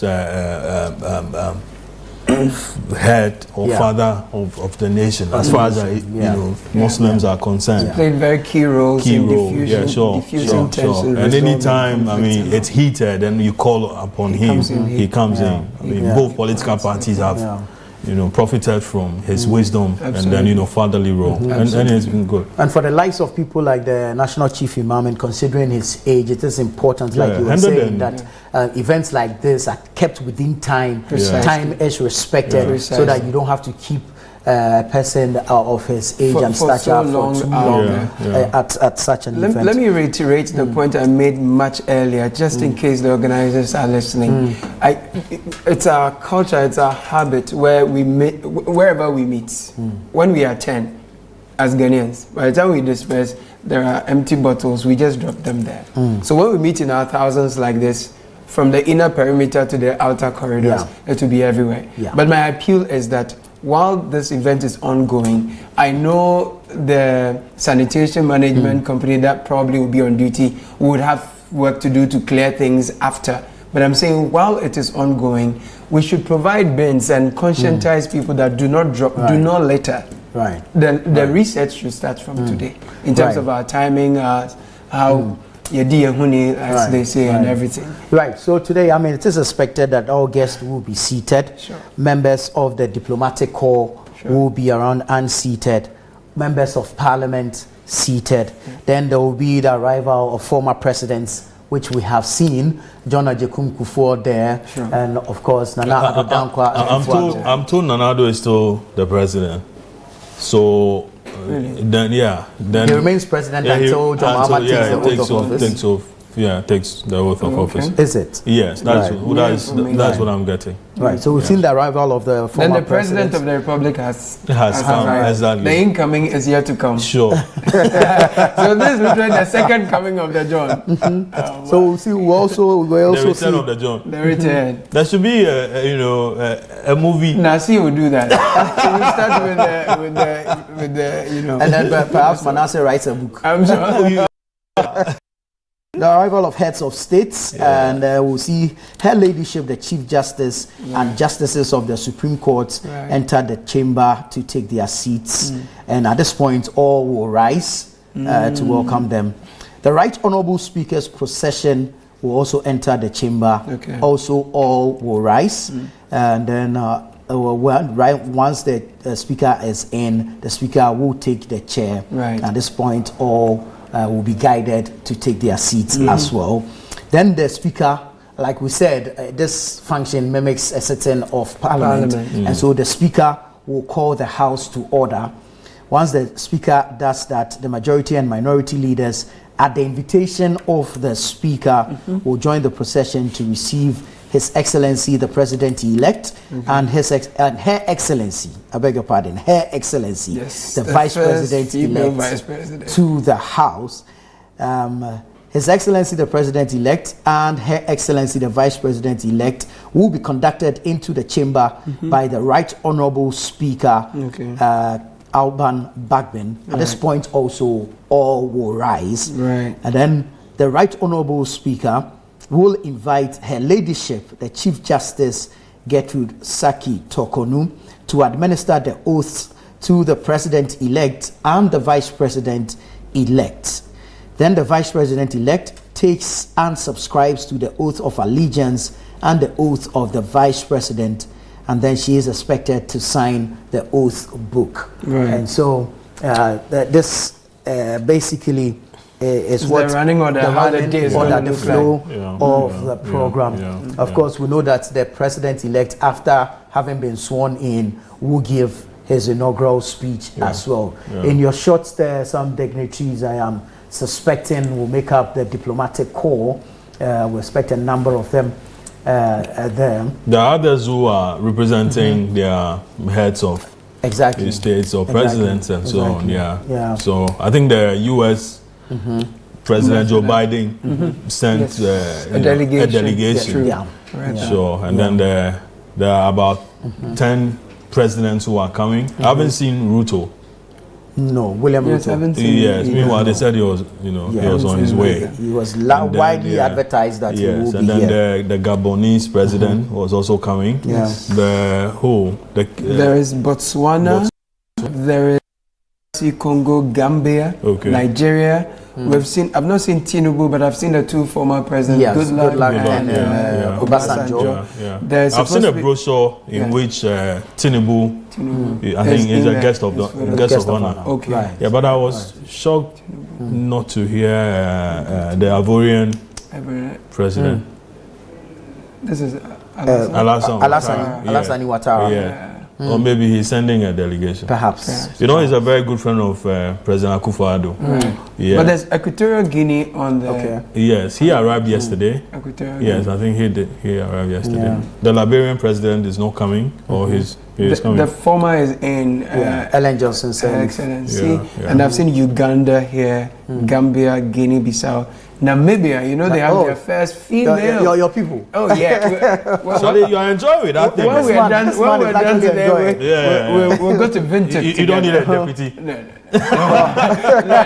I'm okay. There's a shot of the clergy as well. All right. I see Reverend Dr. Stephen Yenusowenga. That's right. Yeah. Oh, I see my chairman also, Apostle Eric Nyamiche. Oh, cameraman, wait and let me see my chairman. Well, this will be a problem with the switcher, not the cameraman. Oh, right, you're right. Director. You're right. You're expecting communion this Sunday. Oh, that was last Sunday. We've taken it already. Yes, but all in all, beautiful. And if all these dignitaries are to show up to grace the occasion, it tells on the importance attached to it, and of course the recognition both locally and internationally. Look, we command a lot of respect as a country. I mean, because we're here, we see a lot of things that we feel are not great enough. We feel need to be improved upon. But when you go out there, yes, that's the Chief Justice, Her Ladyship, Gertrude Saki Tokonu there, with a number of Supreme Court justices. How do you call a group of Supreme Court justices? Is there an entourage or is what? It's a Congress of judges, or how do you say? We'll have to find out. We don't know. Sky will tell us later. Sky will come. Ask me out. But more importantly, I think this is, a feather in our cap. Absolutely. You get it? Definitely. It shows how far we've come with this democratic experiment. Since 1992, we've been at this. Yes. And we've gone through various stages of it. There were times when Parliament was, almost close. Lopsided. Yes, sometimes lopsided. Other times, and then the eighth one was, a hung parliament. Split. Exactly. And I think that we should commend ourselves as a country or as a people, that this is what we have, bestowed on ourselves. Okay, that we want to practice this part of governance system. And so, I mean, we saw a certain presidency that was overbearing, and we decided that, listen, he should be checked. So in checking him, we gave him a hung parliament. We gave him a hung parliament. You almost said we hanged him. And he decided to to commit suicide. Instead of playing along, I mean, he walked in and then did whatever he had to do, and hence where we are. Look at the procession of the judges. Exactly. Led by the Chief Justice herself. This is beautiful. Yes. But then in response to that kind of thing, then Ghanaians said, listen, we are going with a 2/3 majority this time around. I think that as a people, we are expecting something from our leaders, our presidents, so to say, that listen, this is the, we want to talk. And that you've made certain promises, you need to fulfill them. Tufo looks like the Ghanaian is an interesting employer. I employ you, I give you massive victory over your former manager. Then the next time I give you a management board that will keep you in check. The next time I just clear the board. Bring your former manager. It's like a football club. So it's more like a performance rating agency. I'm telling you, we just give you a scorecard, go home, go and sit down. That's it. And not just that, when we had... This must be the IMF country resident director. Bernard has interviewed him a number of times.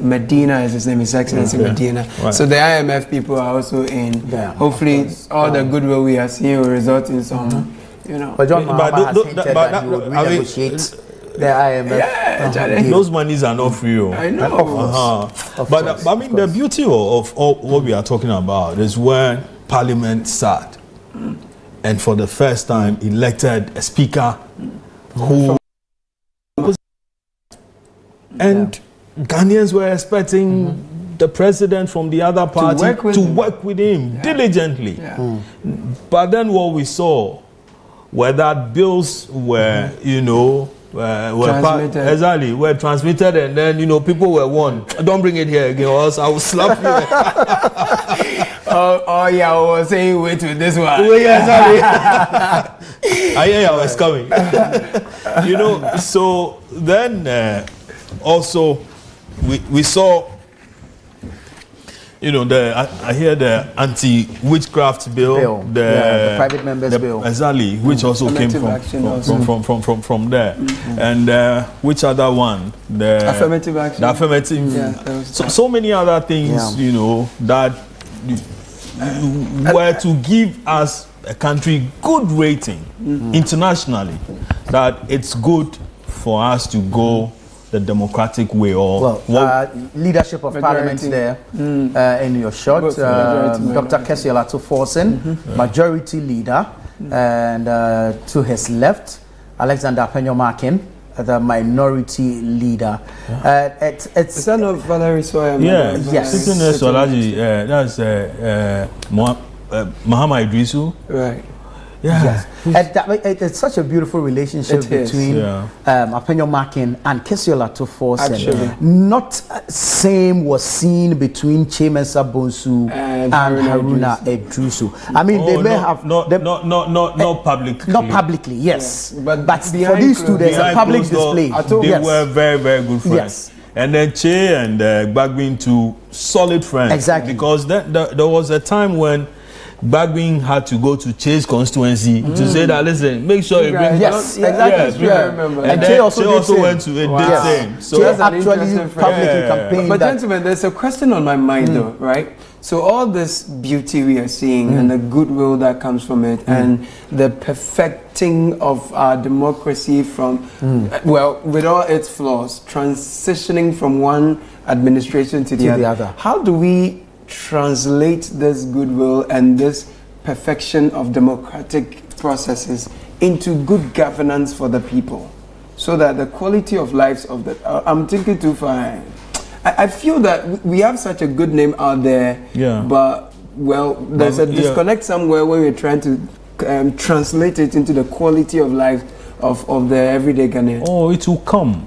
I mean, Rome was not built in a day, but it was built every day. Yes, so gradually, I think we just pointed out, as a country, all the things that we have experimented with.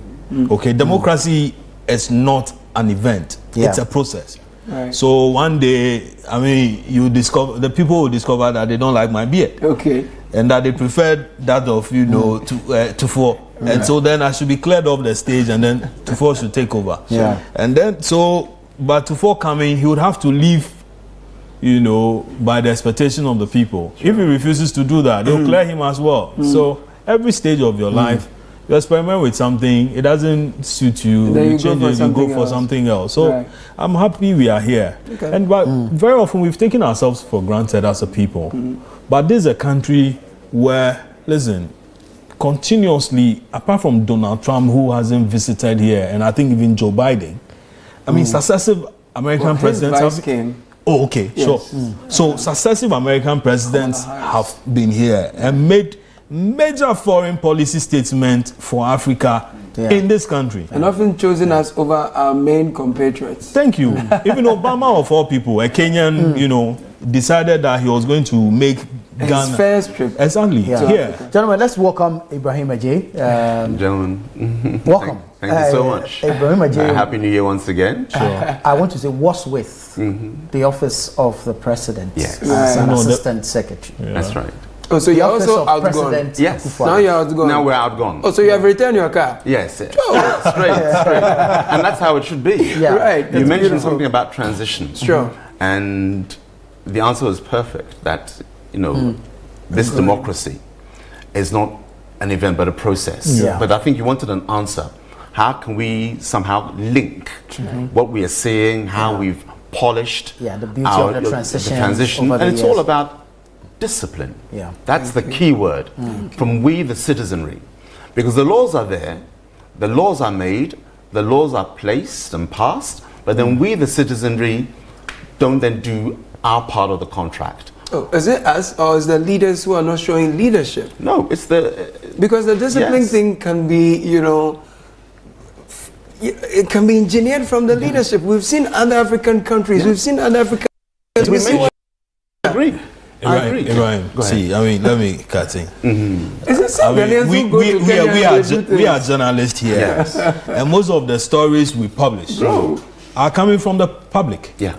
Okay, they have witnessed a certain event, notice that this is not right, and so then they look for a journalist and then say that, listen, bro, this is what is happening here, or my boss is doing this.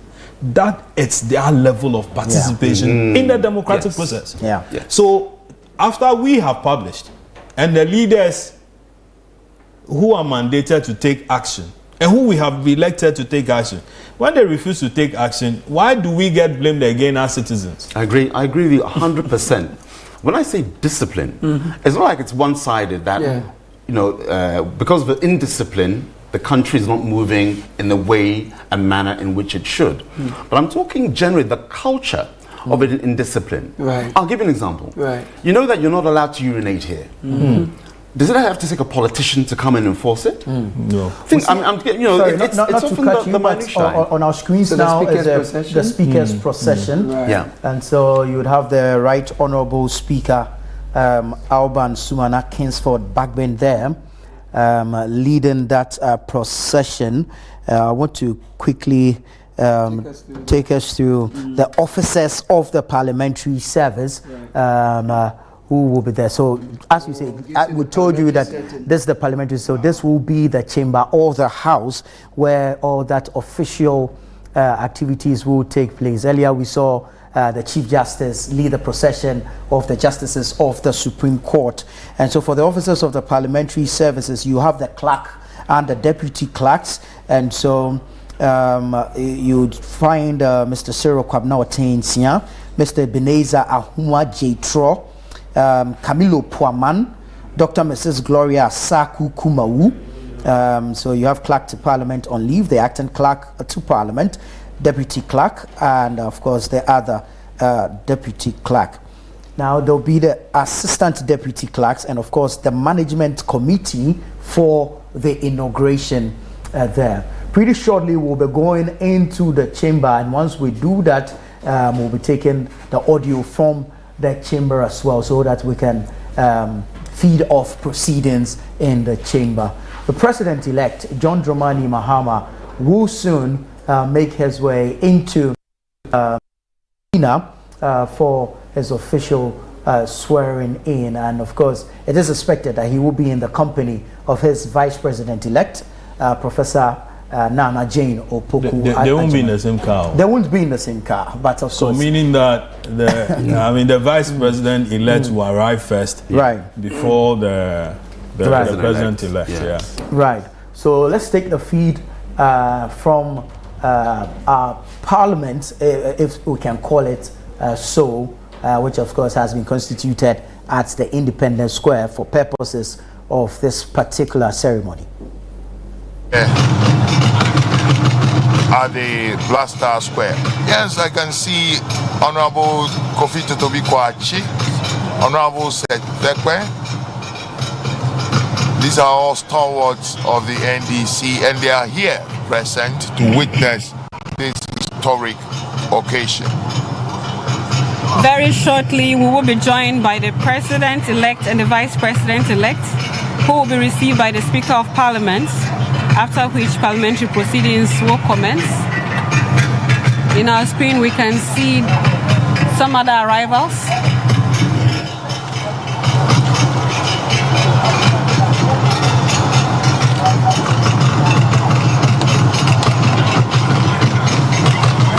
As mentioned, we have various security agencies supporting the Ghana Police Service to provide security. Some of the duties include crowd and traffic control. There are so many people in attendance this morning, so security personnel are deployed at various locations to ensure the total safety and security of all attendees. This morning, personnel from the Ghana Navy will mount a full guard of honor for the inauguration here at the Independence Square. And in the course of the guard of honor, we shall hear the 21-gun salute. As mentioned earlier, the 21-gun salute is the highest level of honor accorded to any president, head of state, or senior military head. It is a gesture of respect and recognition for a sovereign nation and its leaders, such as the president, king, or queen. It is also performed during funerals for high-ranking officers, presidents, or other notable figures. On our screens now is the outgoing president, His Excellency Nana Addo Dankwa Akufo-Addo, and his lovely spouse, Madam Rebecca Akufo-Addo, former President John Ajekum Kufuor, the outgoing Vice President, His Excellency Alhaji Mahmoud Bawumia, and his lovely spouse, Madam Samira Bawumia.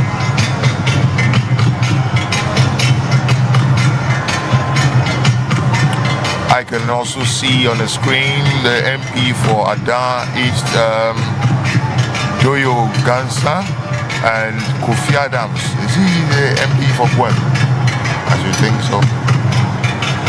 You don't have.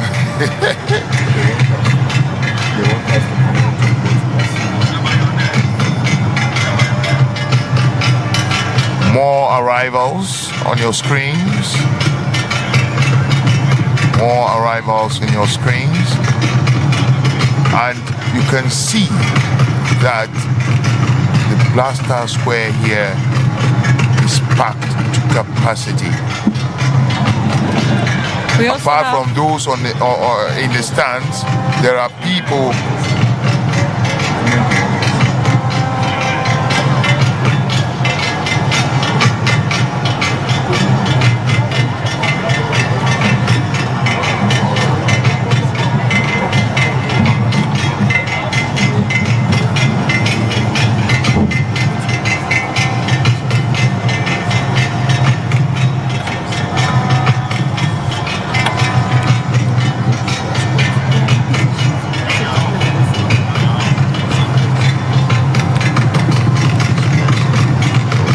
Dear viewers, we are seeing more arrivals of dignitaries.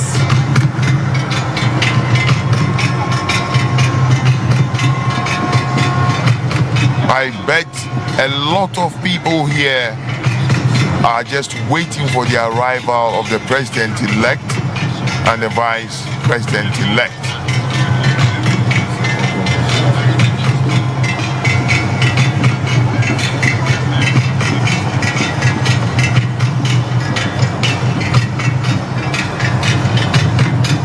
This seems to be the arrival of the head of state of Sierra Leone,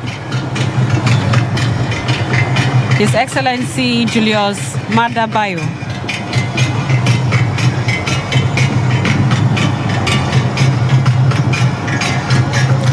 We have how many heads of states here? 19, I think. 19 heads of states, 5 former presidents, 3 prime ministers, and 5 ministers, with several delegations from across Africa and the whole world. I hear there's a U.S. delegation too in town to witness this historic event. Exactly. The United States President, His Excellency Joe Biden, has sent a high-powered delegation to witness this event as well. We can't count out the party supporters who are also here in the On your screen now is the minority leader, Mr. Afenyo Marking, Honorable Afenyo Marking, and Valerie Sawyer. Dr. Valerie Sawyer is also there, and Dr. Kwabena Dufo I can see in the background behind them. And we have the Archbishop as well, Archbishop Duncan Williams. He's also present. Here is Mr. Jacob Zuma, former president of South Africa too. As mentioned, the audiences are from wide and vast, from Africa, from the world, within Ghana. It's just massive. The attendance is massive. As mentioned, the audiences are from wide and vast, from Africa, from the world, within Ghana. It's just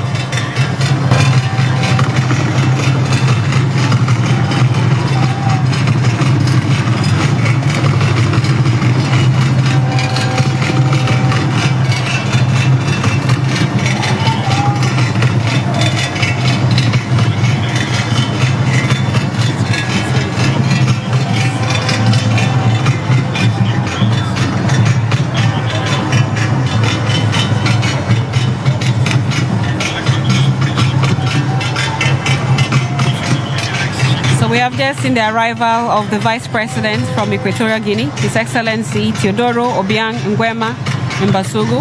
He's leading a delegation to this August event.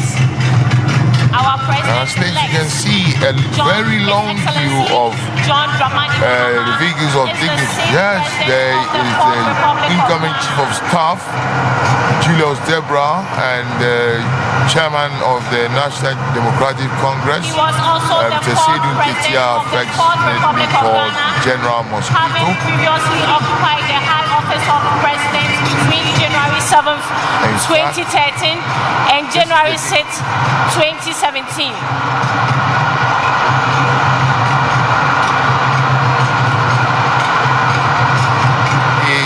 And on your that is born a 66 years ago, Mr. Rwandan President His Excellency Mahama Paul and Madam Then this is when I say historic, I really mean it, because this is in the now Savannah region of we haven't seen this number of Mahama made history as Ghana's first president to serve at all political levels. He was a member of Parliament for Bole Bamboy constituency, Deputy Minister for Communications, Minister for Communications, Vice President of the Republic of Ghana, and President of the Republic of Ghana. Historic moment we are witnessing 19 heads of state, 3 prime His Excellency 5 former heads Mahama considers the combination of history, important communication, and social psychology courses he studied for his undergrad and postgraduate degrees. The arrival of one of under President Mahama's first administration, Ghana witnessed massive infrastructure development across all sectors of the economy, including education, health, ports and harbors, aviation, rail, oil and gas, ICT, and many more. His vision and strategic investment in these areas position the country as a lower middle income country for its next development phase. Former Vice President Dr. Beyond investment in socio-economic infrastructure, President Mahama is passionate about investing in people. On your screens, you can also see the arrival.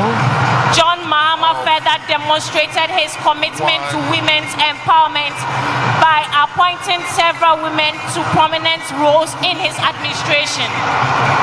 In 2020, he made a groundbreaking decision to nominate Professor Nana Jane Opoku-Agyeman as his first presidential candidate, making it a first for a major political party in Ghana.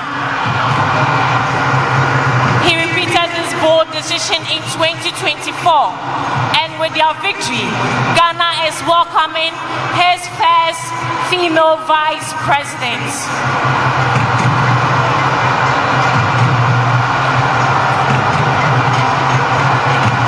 His Excellency John Mahama is an avid reader, author, and historian. Over the course of his career, he has written for several newspapers and authored several publications. He has also published a memoir, his first book titled My First Coup d'Etat, and other true stories from the lost decades of Africa. President Mahama's love for reading and taste for knowledge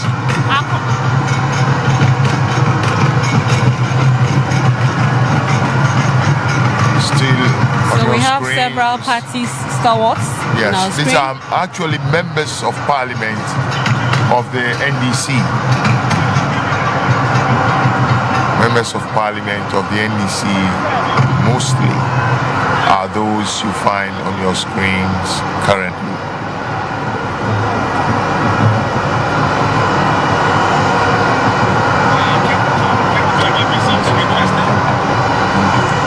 And these are members of parliament of the MPP on your screens, as more and more dignitaries arrive at the Blaster Square here to witness the May I now call the House to order and invite the majority and the minority leaders to assist me receive Her Excellency the Vice President-elect of the Republic of Ghana, together with His Excellency the President-elect of the Republic of Ghana. Honorable majority and minority leaders may proceed now.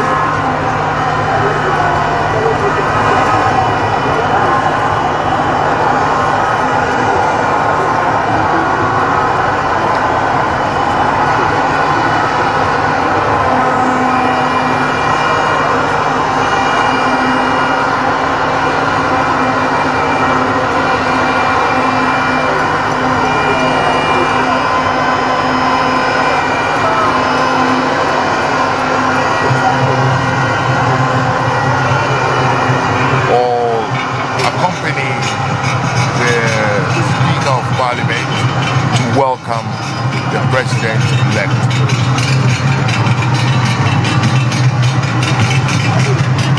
The first arrival will be the Vice President-elect, then followed by the President-elect. Precisely.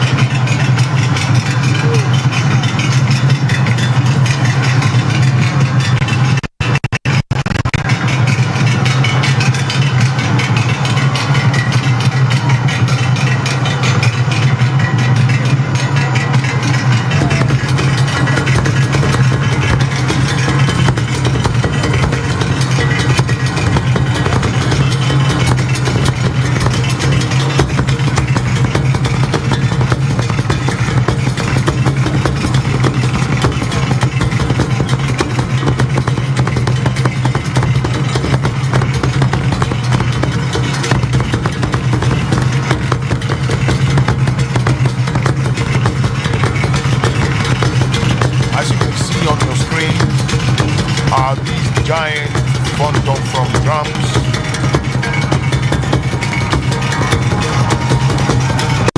Sounding out the rhythms of Ghana. And now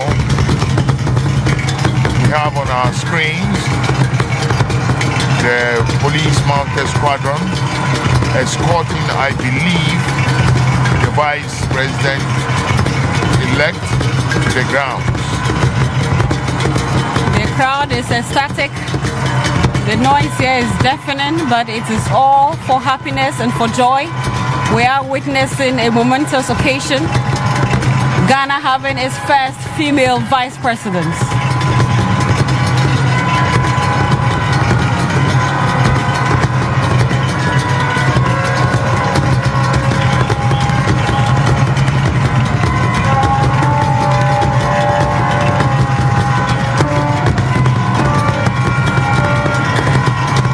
The bedlam here is intense. It is intense. There is much joy, happiness, excitement, all in readiness for what we are about to witness. And security is also in full force. We have various security personnel deployed to ensure the total safety and security of personnel.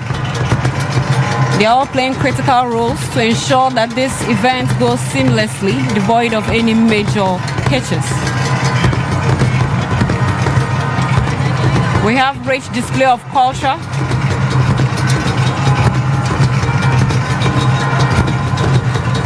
I believe that is... And that is DSP Mary Agamba. She's in charge of the police mounted squadron. Invited guests arriving now is the president-elect of the Republic of Ghana, His Excellency John Dramani Mahama. Shall we all wave our flags to welcome him?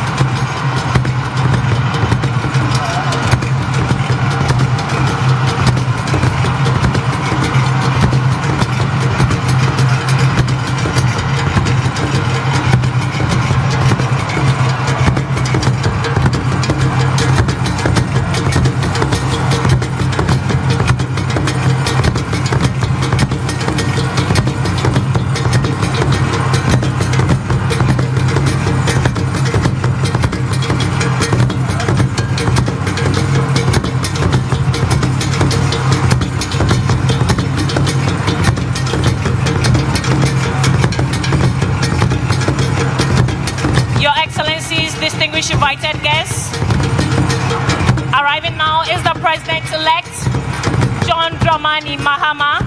He is accompanied by his spouse, soon-to-be First Lady, Her Excellency Lordina Dramani Mahama. Shall we all wave our flags to welcome him?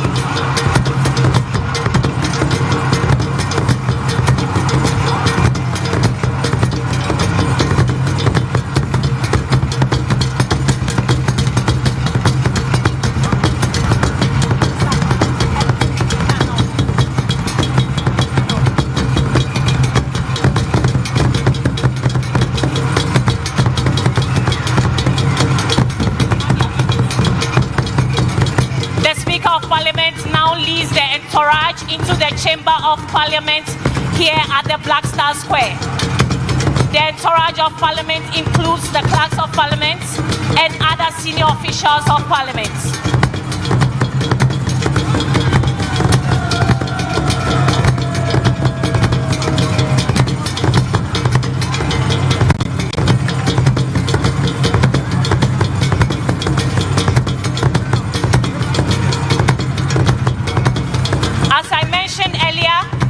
We will soon enter the Chamber of Parliament, and so the Speaker of Parliament will shortly take over. Shall we please rise as they process into the chamber?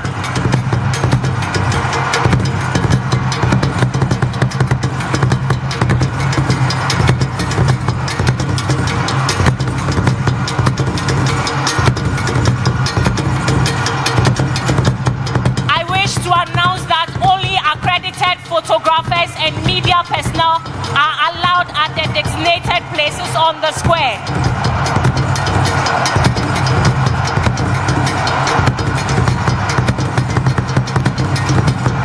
Please, if you are not authorized to be on the square, kindly move back.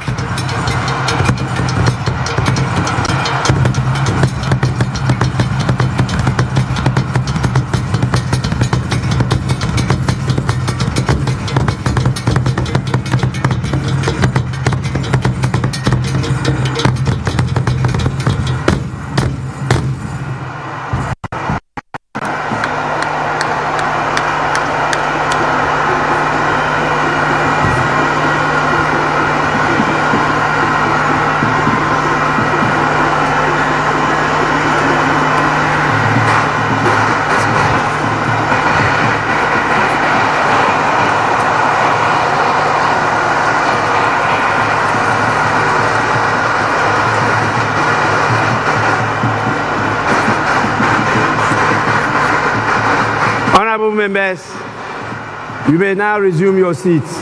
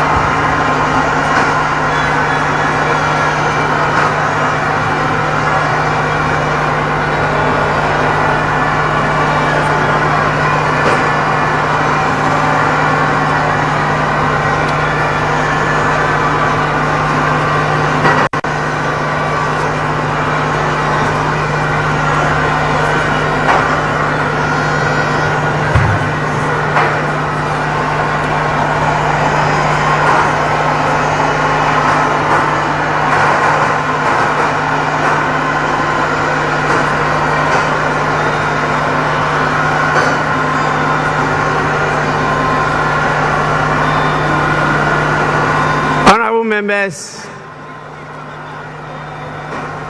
I now have the singular honor and pleasure to invite Her Ladyship, the Chief Justice of the Republic of Ghana, to administer the oaths to the President-elect and the Vice President-elect. We will start with the Vice President-elect, who will take and subscribe to the oath of allegiance and the oath of the Vice President. Your Ladyship, the Chief Justice, you may now do so now.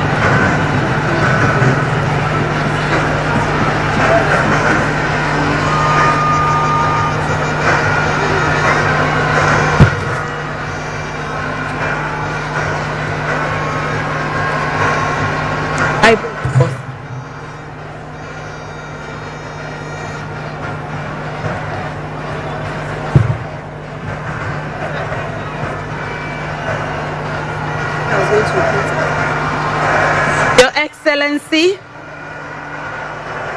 first the oath of allegiance. Kindly say after me. I, Professor Nana Jane Oboko Ajiman, do in the name of the Almighty God swear. Do in the name of the Almighty God swear. that I will bear true faith and allegiance, that I will bear true faith and allegiance to the Republic of Ghana, to the Republic of Ghana, as by law established, as by law established, that I will uphold, that I will uphold the sovereignty and integrity of Ghana, the sovereignty and integrity of Ghana, and that I will preserve, and that I will preserve, protect, and defend the Constitution of the Republic of Ghana, So help me God. So help me God.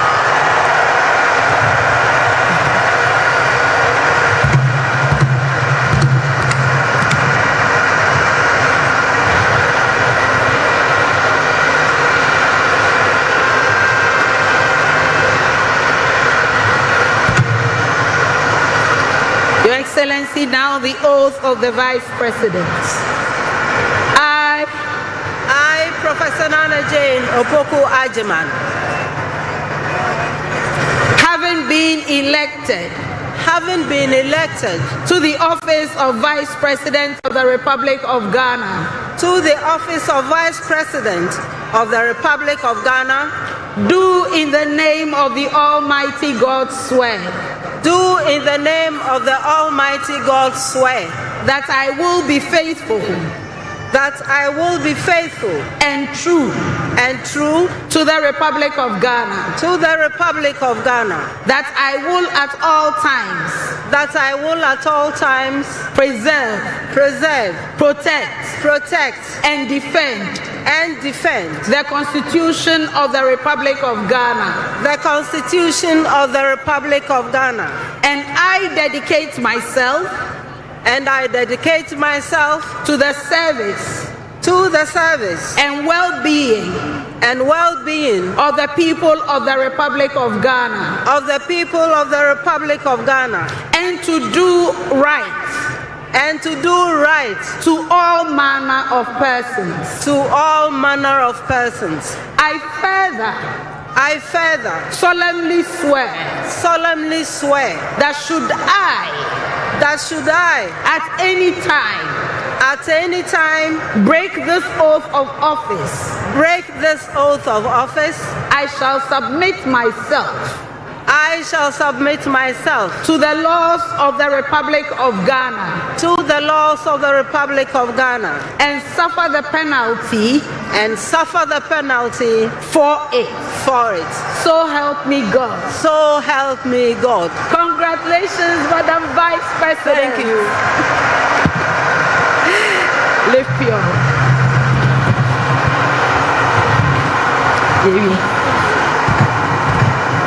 Honorable members, the Vice President of the Republic of Ghana shall now sign the oath book.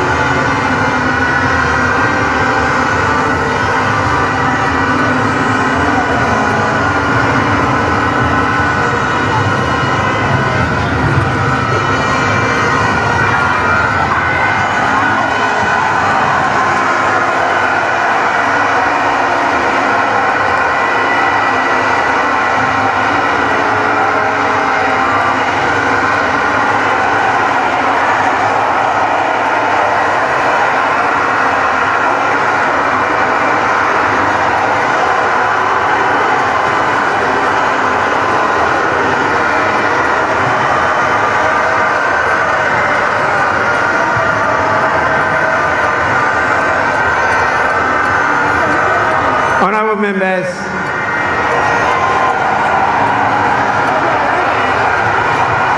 and I have the pleasure and joy to, on your behalf,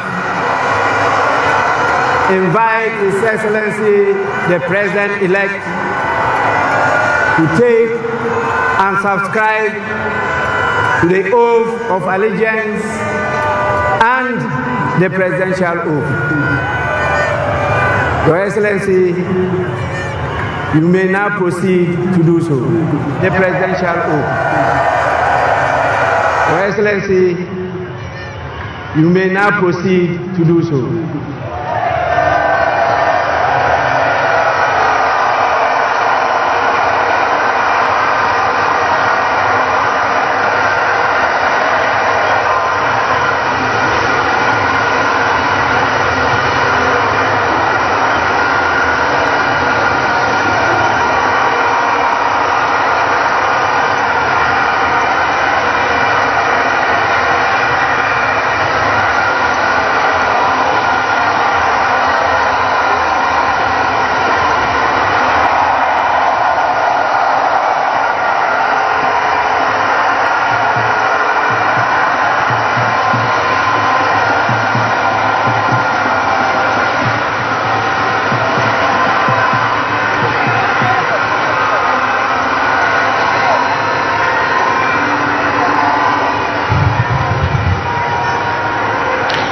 Your Excellency, kindly say after me.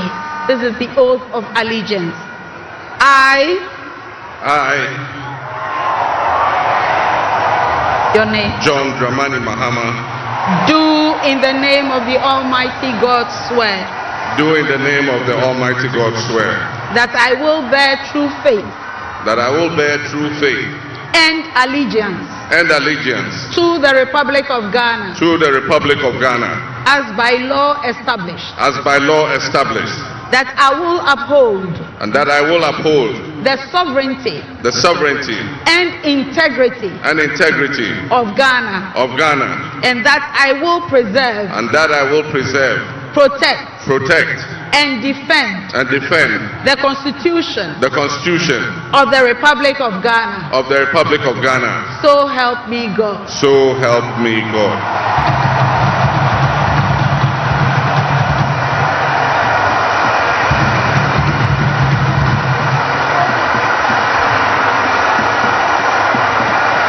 Your Excellency, now the presidential oath.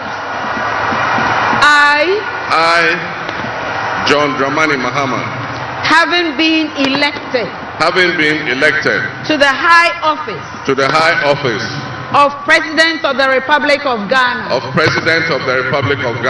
do in the name of the Almighty God swear. Do in the name of the Almighty God swear. That I will be faithful. That I will be faithful. And true.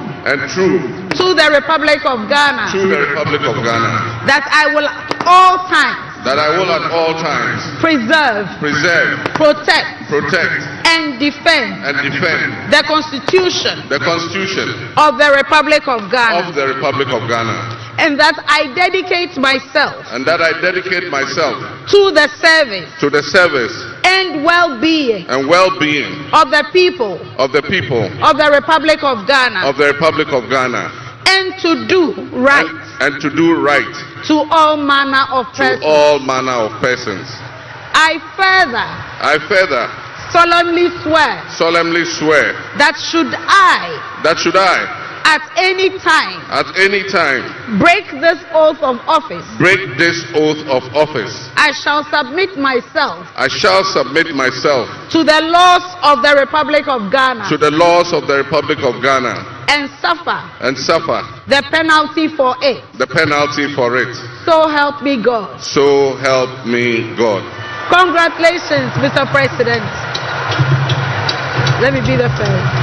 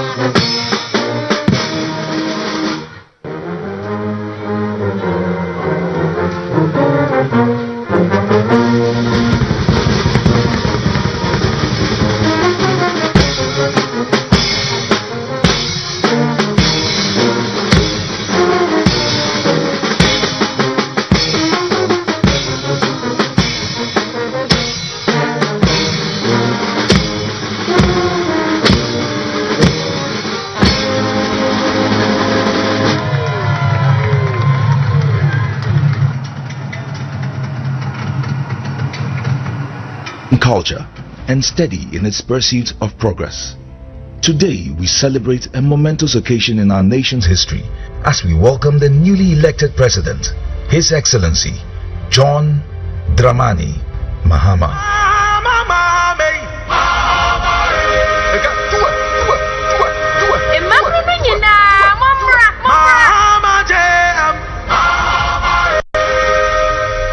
A true nation builder, committed to forging a brighter future for all Ghanaians. John Mahama embodies the pillars of leadership that our nation craves: trustworthiness, reliability, modesty, and above all, truthfulness.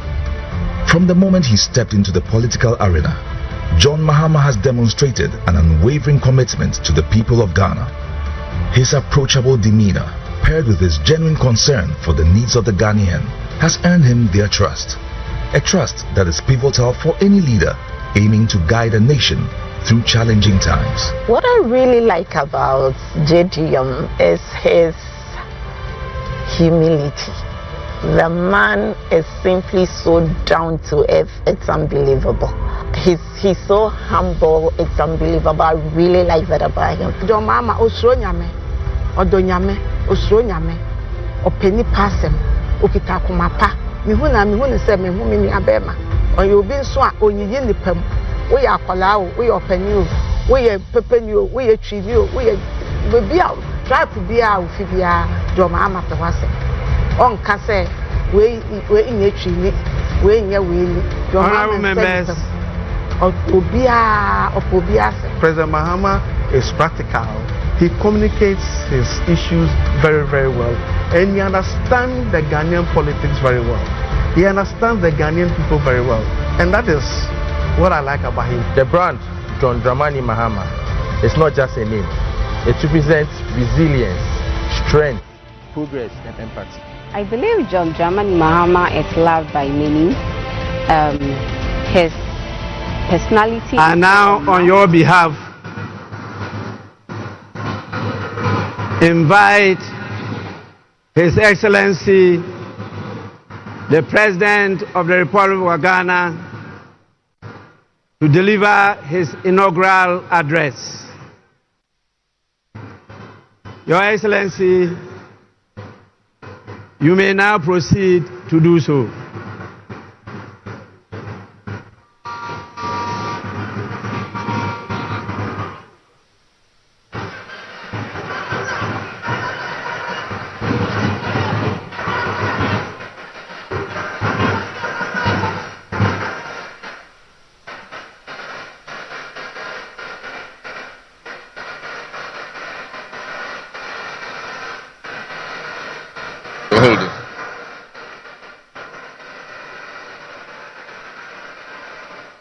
The Right Honorable Speaker of Parliament, Honorable Members of Parliament, Her Excellency, the Vice President of the Republic of Ghana, Jane Nana Opoku-Agyeman, Her Ladyship, the Chief Justice, Your Excellency, Bola Ahmed Tinubu, President of the Federal Republic of Ghana, and special guest of honor for this occasion, Your Excellencies, Presidents, Heads of Government and Development Agencies, Your Excellency Nana Addo Dankwa Akufo-Addo, and former Presidents, Your Excellency Dr. Mahamudu Bawumia, distinguished invited guests, ladies and gentlemen, my brothers and sisters, I wish you a good morning, and we give thanks to the Almighty God on this occasion. Our Father who art in heaven, we thank you for giving us this day, a day that offers me, your humble servant, a unique opportunity to work to reset our dear country, Ghana. 32 years ago, on January 7th, Ghana made its first and most successful democratic transition, a reset, with the swearing in of the newly democratically elected President, Jerry John Rawlings, of blessed memory.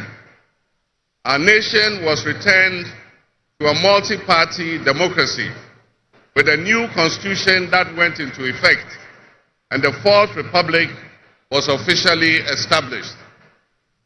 I refer to it as a reset because on that day in 1993, we made our fourth attempt at establishing a democratic system of government with term limits based on free, fair, and transparent elections. The handover of power on January 7, 2001, between former President Jerry John Rawlings and at the time the newly elected President John Agyekum Kufuor, tested that reset, and our nation passed with flying colors. So today, with my induction as the new President of the Republic of Ghana, history is being made once again.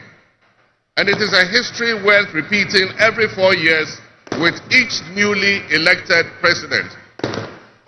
Today, we're also making a different kind of history, one that speaks to our maturity as a democracy, a nation of citizens enfranchised with the authority at the polls to determine their political future. Today's exercise between the outgoing President, His Excellency Nana Addo Dankwa Akufo-Addo, and I feels a bit like a deja vu. That is because 8 years ago to this day, on January 7, 2017, we shared this same space and performed this same transitional exercise. At the time, I was the outgoing President, having served one term, and he was the incoming President, having been given a mandate by the people of Ghana to lead this great nation of us. He and I both understood on that day, as I'm sure we are today, that it is the people of Ghana that we are elected to serve.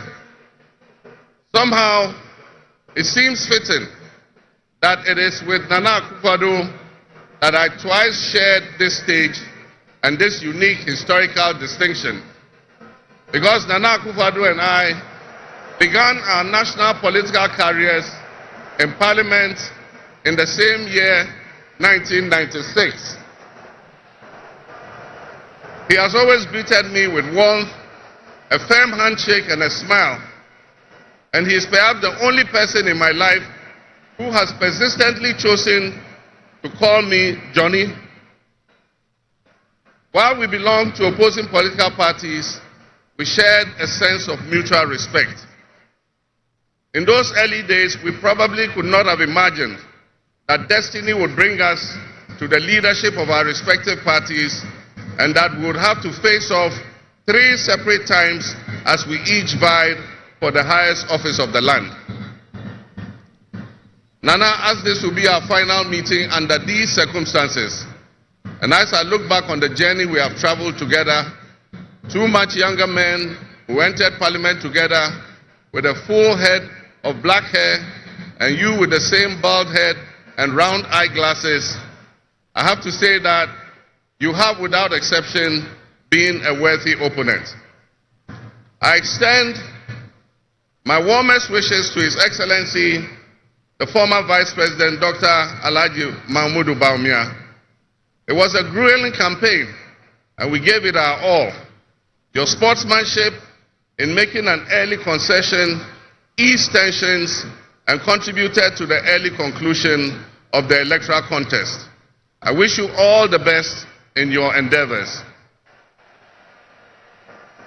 My brothers and sisters, the world in which Ghana exists today, as I begin this presidency, is not the same world in which we have lived under other presidencies. There are tensions and conflicts that have not previously existed between nations. These tensions and conflicts place pressure on alliances to decide where we will support.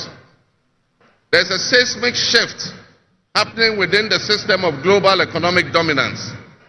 Whereas the G7 nations, United States, the United Kingdom, Canada, France, Germany, Italy, and Japan once provided the highest percentage of the world's GDP, Over the last decade, that number has been steadily dropping.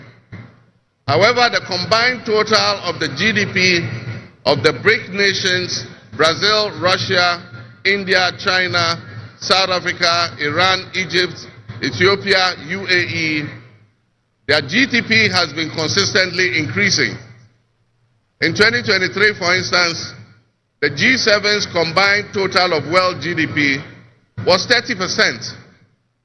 But by 2029, that number is predicted to drop to 27%. In 2023, the BRICS percentage of world GDP was 37.3%. And so what does this mean to us in Ghana? What could it mean to our economy? Where do we fit in this geopolitical maelstrom? Technology such as artificial intelligence has taken us to new heights, opening up the potential for national, financial, and personal security issues that we are not yet able to imagine. One example is the use of misinformation and algorithm manipulations on social media platforms to sway a particular group's sentiments towards or away from something. Now more than ever before, we need to strengthen our ties with our neighbors to ensure that we're working together to keep our sub-region safe. We stand in solidarity and work in alliance with all our neighbors in the sub-region. Recognizing the history of our borders, we also acknowledge that on the other side of our country's borders are our family members. They may be Ivorians, they may be Togolese, they may be Burkinabes, they may be Nigerians or Malians, but they are also Akans, they are Kasinas, they are Gwans, they are Ewes, they are Nzemes, they are Hauses, they are Moshis and Gurmes, because we are all part of one another, one big family. With the increase of the climate crisis, and as the waters grow warmer, melting the Arctic ice and permafrost, there's a greater likelihood for viruses that have been frozen and thought to be extinct for decades, perhaps even centuries, to begin to spread and create another global pandemic. The changing climate conditions, increased population density in urban areas, and mass international travel are enabling existing viruses to spread and mutate at a faster and faster rate than they did before. This is a serious challenge. Let us not forget the toll that the past epidemics of viruses like Ebola, COVID, and Mpox have taken on the families and communities and medical infrastructure in several of our neighboring countries and in the sub-region. Let us also not forget how swiftly and completely the COVID pandemic brought the entire world to a screeching halt. My government will be working diligently to strengthen our public health systems while monitoring the global health situation so that when, and not if, but when the next pandemic or epidemic occurs, the loss of lives in Ghana will be minimal. The larger world exists around us and to some extent within us. While we cannot and should never use it as an excuse to stray from the direct and immediate needs of Ghana for the well-being of our citizens, we must also bear in mind that the affairs of the world, if we care to shape, lessen, avoid, or even at the other end of things, maximize the effect they have on us. My brothers and sisters, barely a month ago, we held historic elections that have caused dramatic shifts in our political landscape. I feel greatly honored that you, my compatriots, considered me worthy of receiving such an unprecedented and overwhelming mandate to steer the affairs of our beloved nation at this critical time in our history. The magnitude of this victory in the presidential elections and the gains that were made by my party, the National Democratic Congress, in the parliamentary elections naturally and justifiably resulted in great joy and celebration across our country, Ghana. But celebrations, no matter how justified and how well earned, must be supplanted by discernment, sobriety, and deeper insights into why we receive this kind of mandate in the first place. By voting as you did on December 7th, the Ghanaian people conveyed a powerful message, yet often overlooked by us politicians. This message was powerfully emphasized by a giant of American political history, President Ronald Reagan, when he declared at his inauguration some 40 years ago that governments have no power except that granted by the people.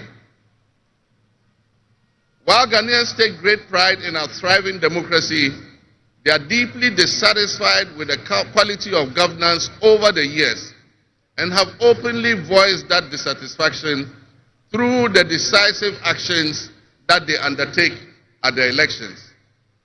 Our people also understand that democracy is not just a token adorned with periodic elections followed by pomp and pageantry with the establishment of a new government.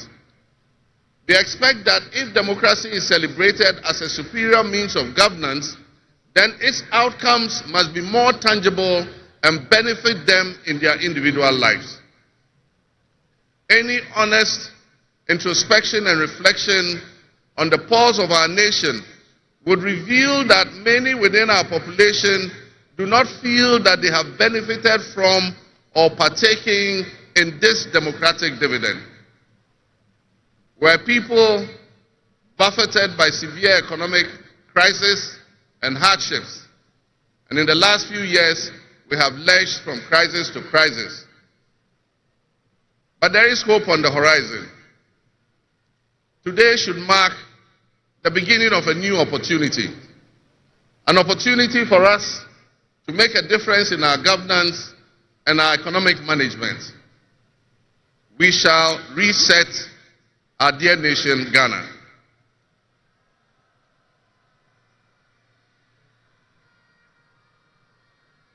To the millions of my fellow countrymen and women who joined long queues and waited in the sun for their turn to vote for me, you have my sincerest thanks for honoring me. My firm, immutable assurance is that your vote will matter in the work that I'll do to make a difference in the destiny of this dear nation of ours. Your courage to bring change will not go in vain. Our nation was born with much promise. That promise would seem hazy and in doubt now because of all that has happened in the past. But I urge you, my fellow countrymen, not to be sucked into a state of perpetual pessimism. For some time, our country has urgently needed leadership with an unwavering desire to get things done. I, with all humility, assent that I intend to be that leader with your cooperation and your help. As your next leader, I shall strive to exercise sound judgment and be able to make the right calls at the right time. I will have the humility and presence of mind to take responsibility for any challenges and be willing to act firmly and timeously to resolve the challenges that we face as a nation. Since the elections, I have read and heard the word hope used many times in relation to my presidency and what it should offer the citizens of Ghana. I intend to speak plainly and clearly to you today, and every time I address you subsequently, I intend to always tell you the truth. The circumstances we find ourselves in are indeed dire, but even so, I'll be decisive and swift in my actions. We'll focus our initial efforts on 4 critical areas. The first is economic restoration and stabilization of the macroeconomic environment. The second is the improvement of the business and investment environment to ensure that Ghana is once again open for business. The third is governance and constitutional reforms. And the final, but not the least, is accountability and the fight against corruption.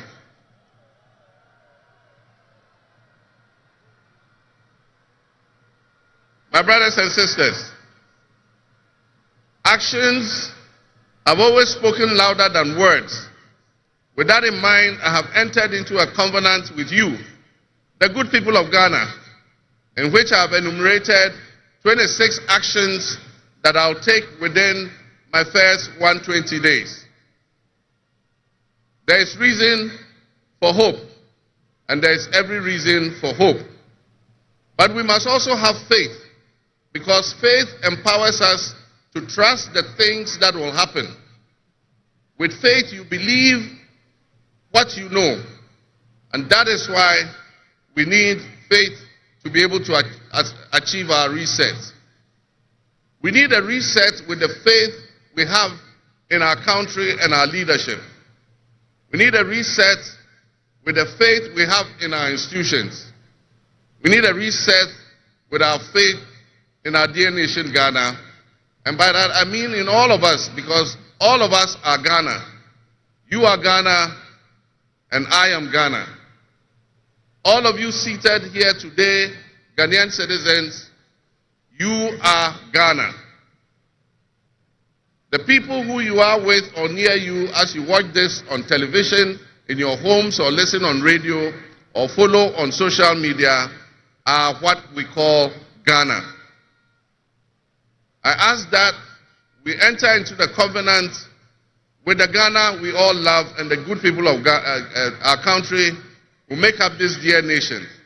And I ask that you envision a Ghana that you want to live in, a Ghana that you want to leave behind to your children and your grandchildren.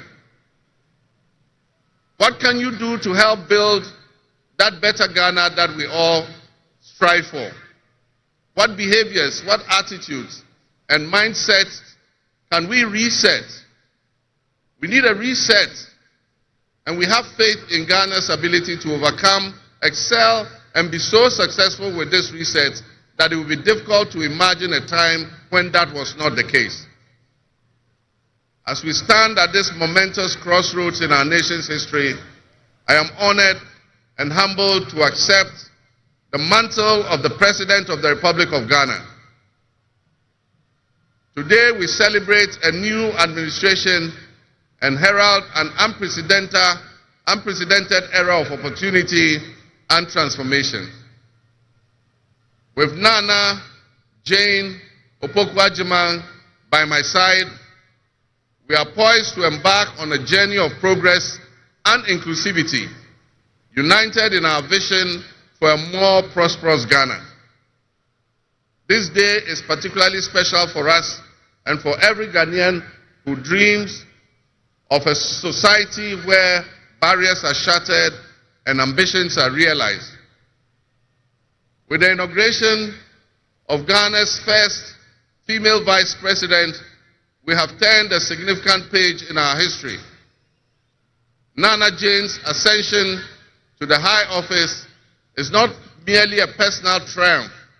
It symbolizes our collective commitment to fostering a nation where gender equality and female representation are cherished and amplified. This is a powerful testament to the power of diverse voices to shape the future, voices that have the courage to soar beyond our traditional confines. My brothers and sisters, together as we look to the horizon, we reaffirm our dedication to breaking the glass ceiling that has long hindered many from reaching their full potential. Governance that reflects all segments of our population strengthens our democracy and enriches our conversation. We stand committed to enacting policies that empower women and ensure that the door of opportunity is opened wide for our youth and our women, regardless of their background. Together we'll galvanize our efforts to create a society where every Ghanaian can dream, believe, and achieve without any restraints. Remember that great leadership is not defined merely by the offices we occupy, but by the legacy that we leave for future generations. My administration, along with my Vice President, Nana Opoku-Agyeman, will prioritize inclusivity, accountability, and innovation, forging pathways that will lead to the upliftment of all of our citizens. I'm profoundly grateful for this moment, a cornerstone in our journey towards a brighter future for Ghana. In this resounding victory, I see a clarion call, particularly from the youth of Ghana, a generation that is brimming with potential and dreams that are waiting to be realized. This moment is a powerful affirmation that your voices matter, that your aspirations are valid, and that your future must be our priority. We're committed to translating your hopes into action and creating opportunities for education, entrepreneurship, employment, and empowerment.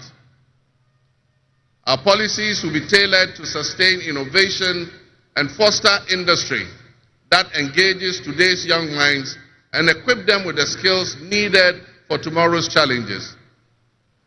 Together with the private sector and captains of business, we will create decent and well-paying jobs. As we embark on this new chapter, I assure you that our decisions will champion diversity in all facets of governance, ensuring that every Ghanaian, regardless of your ethnicity, your gender, your age, your religion, or any background, will have the opportunity to contribute to our nation's story. Ghana's youth represent the heartbeat of our democracy. Their ambition will drive our policies as we strive to create an inclusive, equitable society where everyone has a seat at the table. Our vision hinges on the introduction and implementation of a 24-hour economy. We envisage an innovative and vibrant 24-hour Ghanaian economy, which will also be anchored in agriculture and agribusiness. This innovative approach would unlock potentials that have long remained dormant, enabling us to harness the energy and creativity of all our people. Just imagine a Ghana where our markets are alive and bustling at all hours of the day, with responsive public services accessible at all times, such that businesses can operate flexibly to meet the diverse demands that they are subjected to. And young people, including entrepreneurs, can find opportunities regardless of traditional institutions.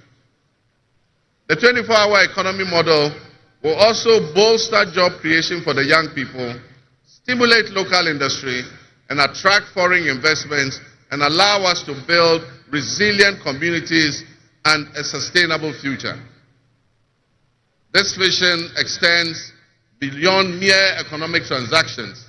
It symbolizes empowerment, the empowerment of every Ghanaian to contribute to our national progress. My fellow citizens, this vision will allow us to embrace diversity, to cater to varied lifestyles and preferences, and foster a culture of inclusion, ensure that every citizen can enjoy the fruits of his hard work. To the business leaders and entrepreneurs, I invite you to support this new model and join me in shaping a business environment where creativity thrives and where the fruits of your investments contribute to the collective welfare of our nation. Your role in driving our economy forward cannot be overstated. Your innovation and dedication will be a backbone of our success story. And I pledge to you that we would look at the tax regime and rationalize them so that they are more transparent and fair. Members of the business community, I assure you, Ghana is open for business again. Let me thank you, Your Excellencies, my fellow presidents, for leaving what is a busy schedule behind and coming to join us at this ceremony. Your presence brings honor to this inaugural ceremony. And I want to extend my heartfelt thanks to all of you and to our sister countries who have traveled from near and far to be with us today. Your presence is a testament to the strong bonds of friendship and cooperation that exist between our nations. And I promise you I will work to foster the partnerships that transcends our borders, and I'll work collectively with you towards regional stability, economic growth, and mutual respect between our nations. To my friends from across Africa and the world, I thank you and welcome you to Ghana. And in our local parlance, I say Akwaba to all of you. To my family and fellow citizens, my wife Lodina, I thank you for your unwavering support and commitment to our shared vision. This journey is not mine alone. It belongs to all of us. It belongs to each of you. Let today be the dawn of a new era of hope, an era of job creation, an era of accountability, an era of institutional strengthening and resilience, and an era of unparalleled potential for all Ghanaians. We will write the next chapter in Ghana's story, and it will be one of promise, transparency, and transformative progress. My fellow citizens, this is a patriotic call to action for all of us to participate in building a nation that lives up to its promise, where hope thrives and dreams become a reality. Together, let us cultivate a brighter future for our beloved Ghana, where unity, progress, and equality are not just ideals we aspire to, but are the very fabric of our nation. In closing, I invite you to partner with us on this journey. Together we can create a brighter future for our beloved Ghana, where unity, progress, and equality are not simply goals we are aiming for, but are the cornerstone of our society. Let's work hand in hand to foster these values and strengthen our nation for everyone. My fellow citizens, our invited guests, I thank you very much. May God bless our homeland Ghana and make our nation great and strong. I thank you.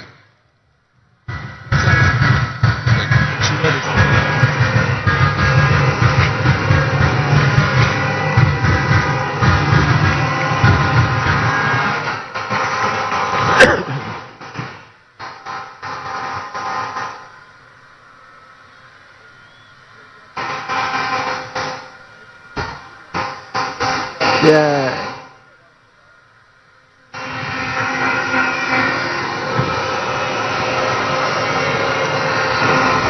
Honorable members, on your behalf, I convey the gratitude of the House to His Excellency, the President of the Republic of Ghana, for his address. Your Excellency, the House is extremely grateful to you.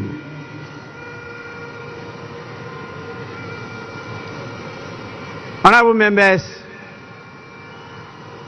may now we have the presence of our special guest of honor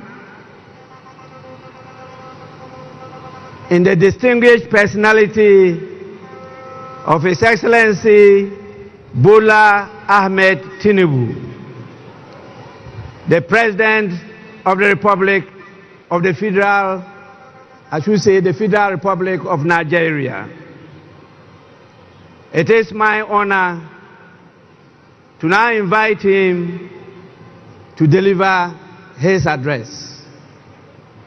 Your Excellency, you are welcome to do so now.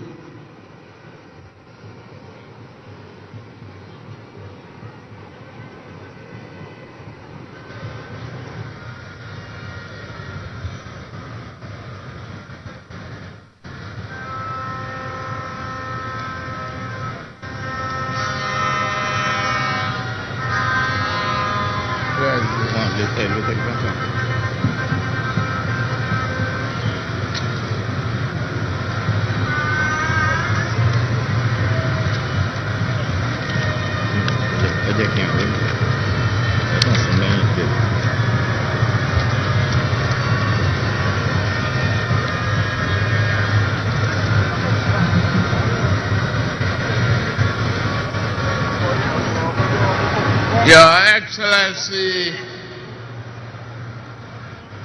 President of the Republic of Ghana, Head of State and Government here present,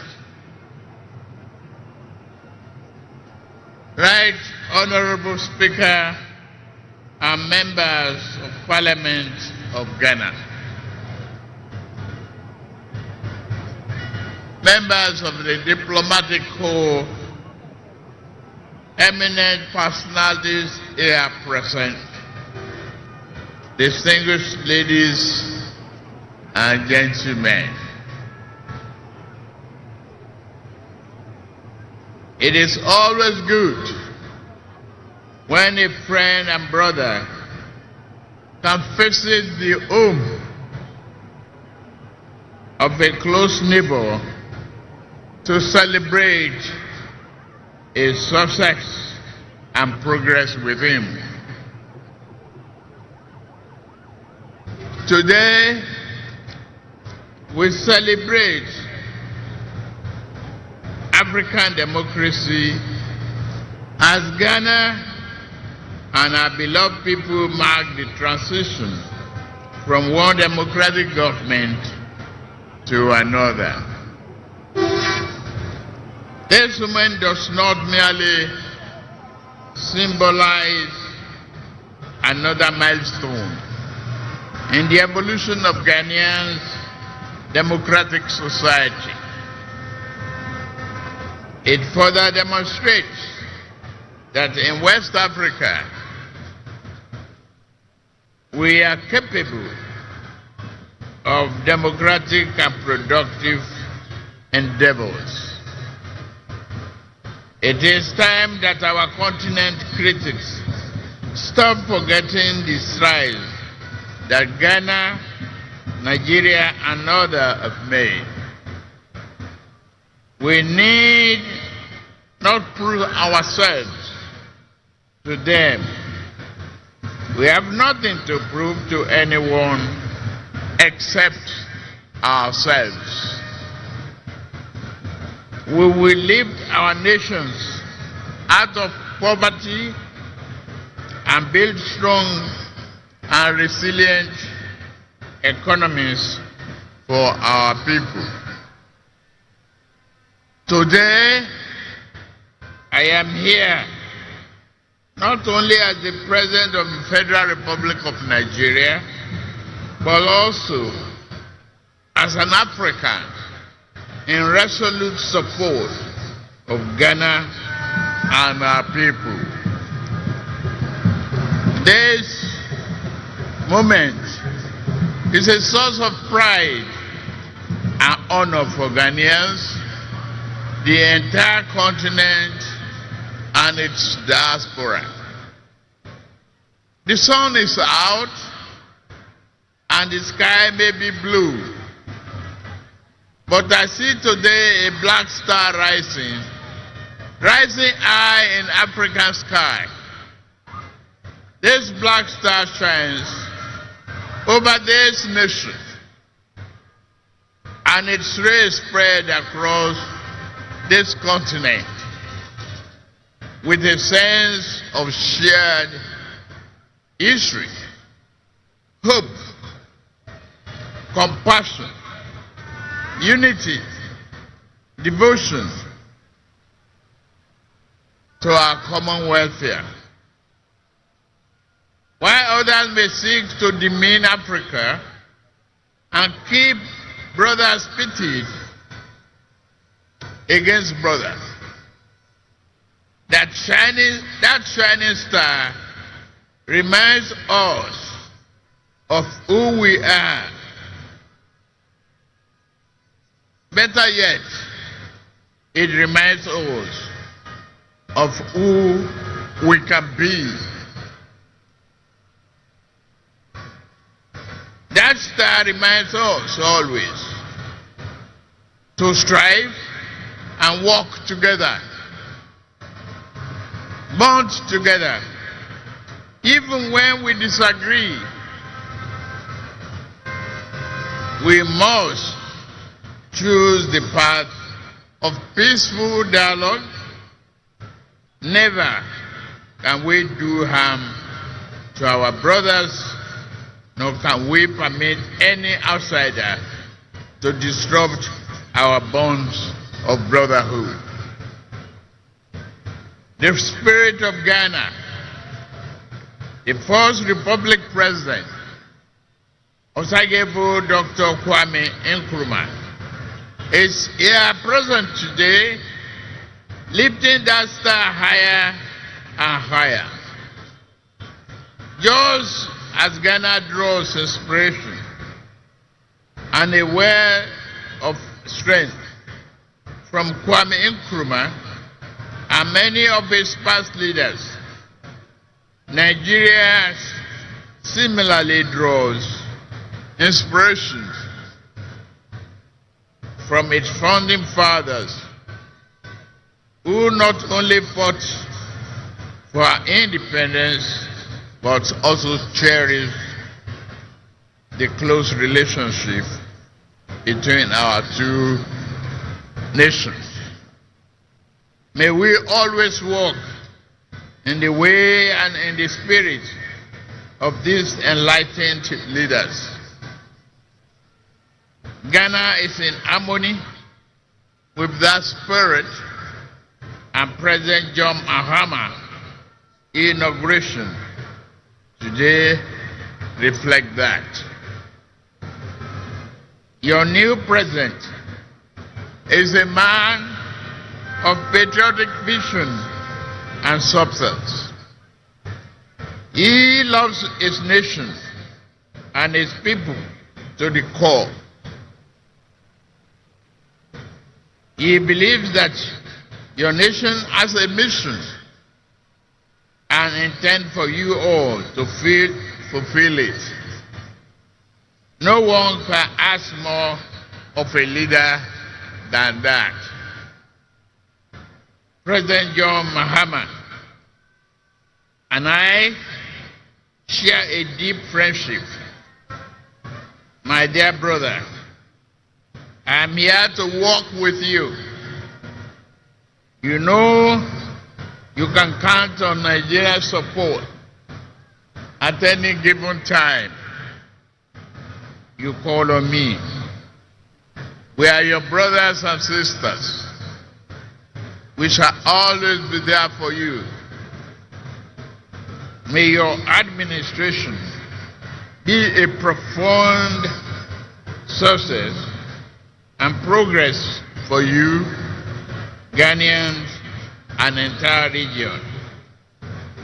I am confident that new government under the leadership of President John Mahama will work with Nigeria to strengthen this powerful bond, leading to greater shared progress, prosperity for the people of our two nations. I have no doubt that your administration will bring about positive change and progress. Your accession to the power should also mark a new and invigorating momentum in pursuing sub-regional and integration and progress. With laser focus, we can tackle our people's most pressing problem of poverty, youth unemployment, instability, insurgency, and many other problems hampering our desired progress. May Ghana's democracy continue to grow stronger. May progress and prosperity be your portion. Let us all look forward to a future filled with hope, opportunity, and progress. God bless Ghana and its beloved people. God bless Federal Republic of Nigeria and its beloved people. God bless ECOWAS. God bless our beloved Africa. I thank you for your kind attention. God bless you.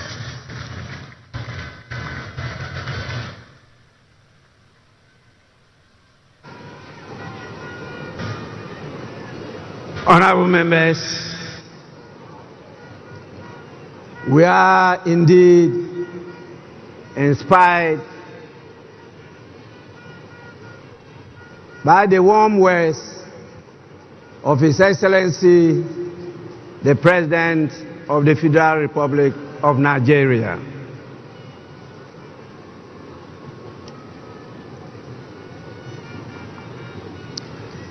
I now have the honor to, on your behalf, invite the visiting heads of state and former presidents to congratulate the President of the Republic of Ghana.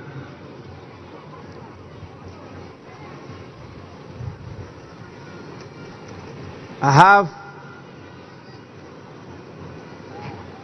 a real tall list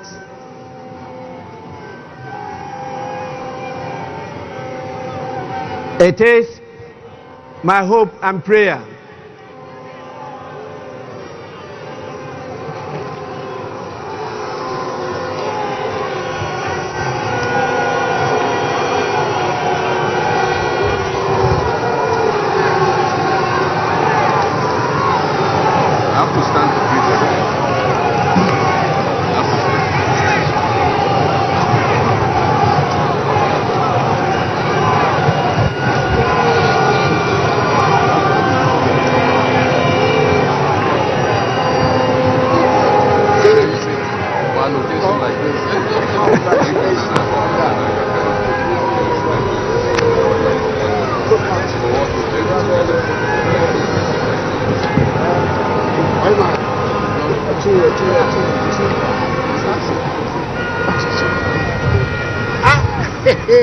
twice elected in my kingdom.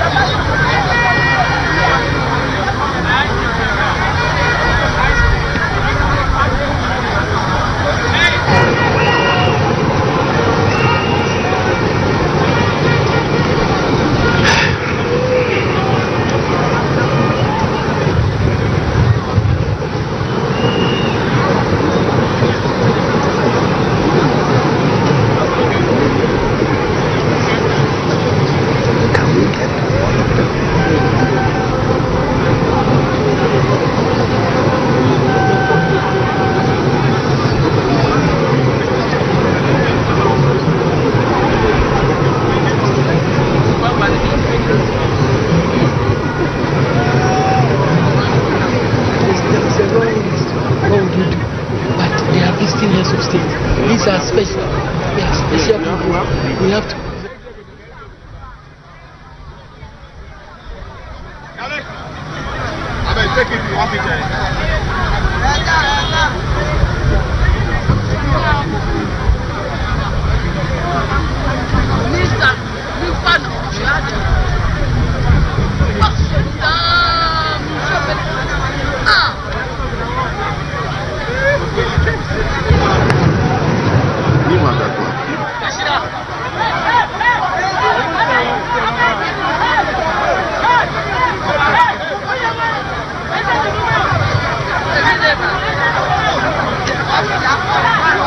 As highlighted by the President and our special guest of honor, His Excellency Ahmed Bola Tinubu of the Federal Republic of Nigeria. Now, what else? What is the next on the agenda? Because very soon we will witness. Honorable members, I will now, on your behalf, call the names of our distinguished dignitaries, the heads of states and presidents from various countries, to come to congratulate His Excellency the President of Ghana. And I will start with our special guests, the President, the Commander-in-Chief, and the Head of State of the Federal Republic of Nigeria, the person of His Excellency Bola Ahmed Tinubu, to lead in this whole exercise. Your Excellency, you may proceed to do so now.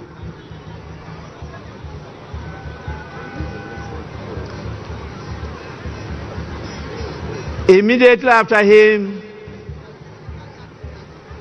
will be His Excellency the President of the Republic of Rwanda, His Excellency Paul Kagame.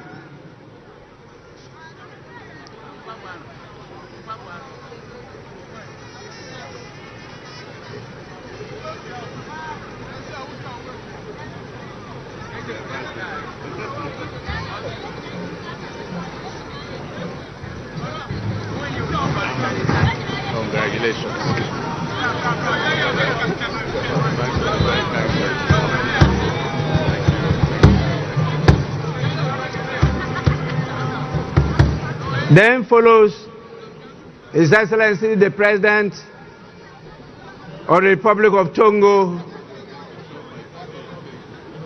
His Excellency Faure Gnassingbé.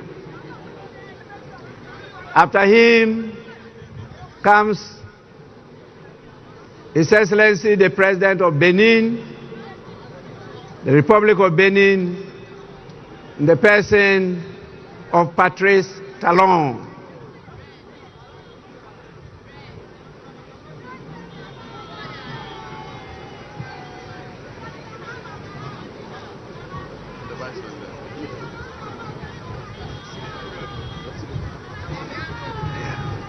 Bienvenue. Merci beaucoup.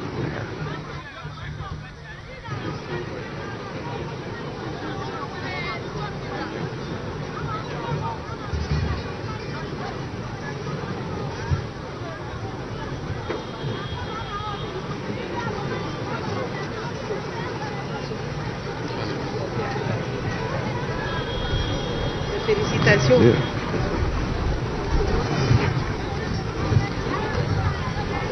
Then follows the President of Gambia, His Excellency Adama Barrow. After him, we have His Excellency Brigadier Julius Maada Bio, the President of the Federal Republic of Sierra Leone.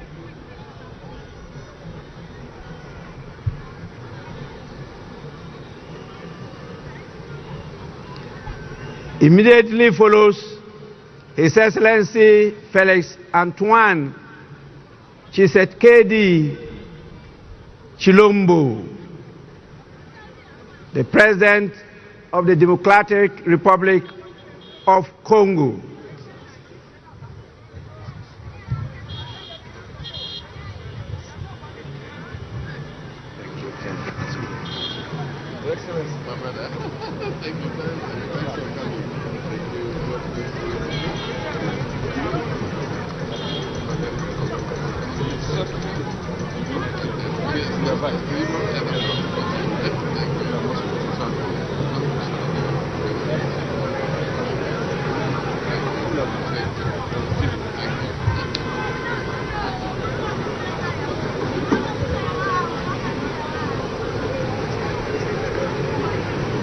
After His Excellency,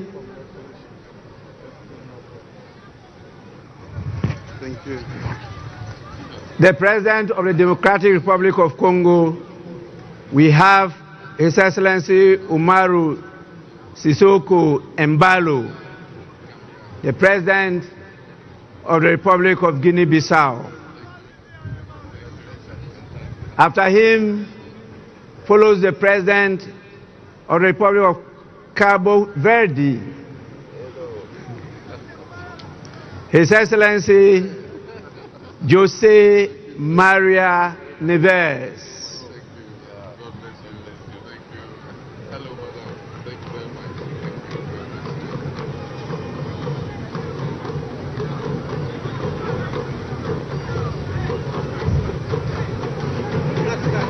The Black Star.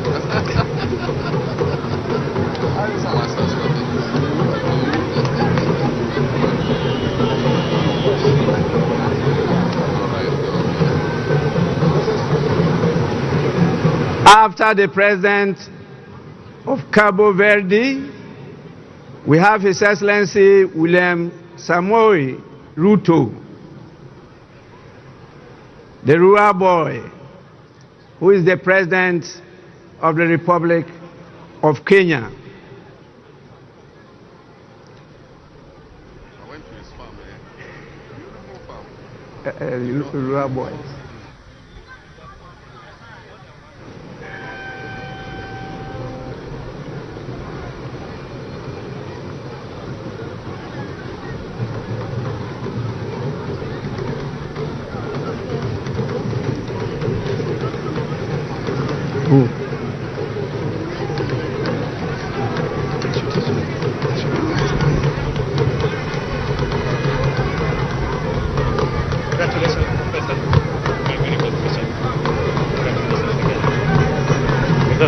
The rural boy. Thank you very much. You're welcome.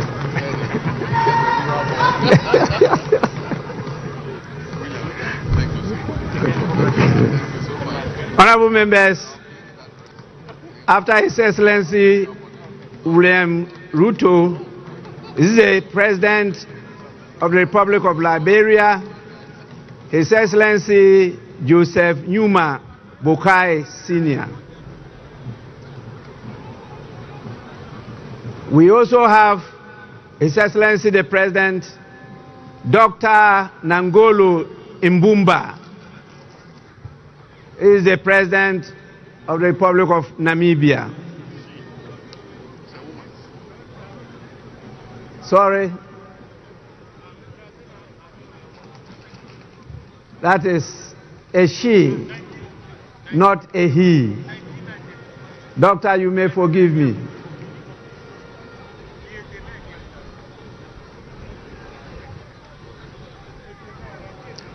After Her Excellency, the President of Namibia, is His Excellency Bassirou Diomaye Faye, the President of the Republic of Senegal.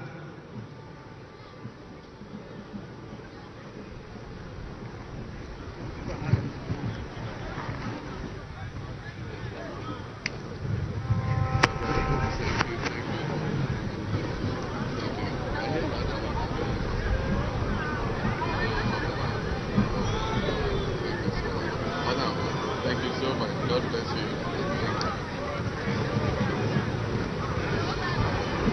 you. We then have the President of the Republic of Chad, in the person of His Excellency Mahamat Idris Deby Itno.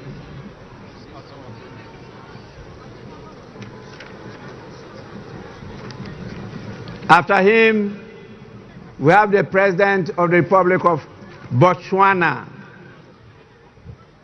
His Excellency Duma Gideon Boku.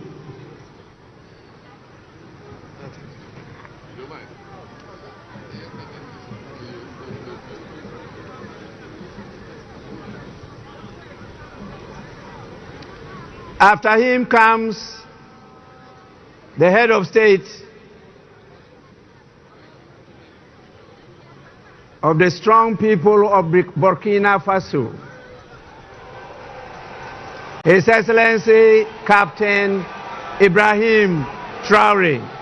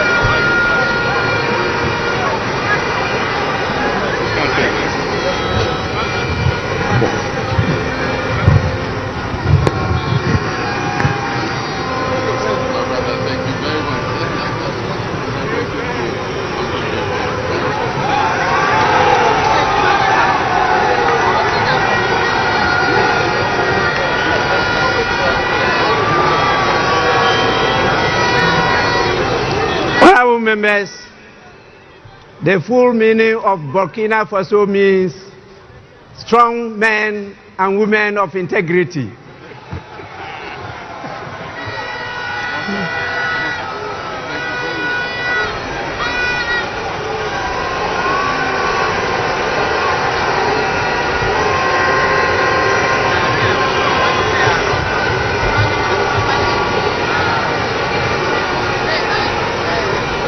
We have His Excellency Brigadier General Bryce Clotaire Oligui Nguema,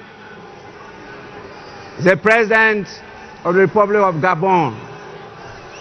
After him, we have His Excellency Mamadi Doumbouya, who is the President of Guinea-Conakry. And after him, we have the Prime Minister, Abdoulaye Maïga.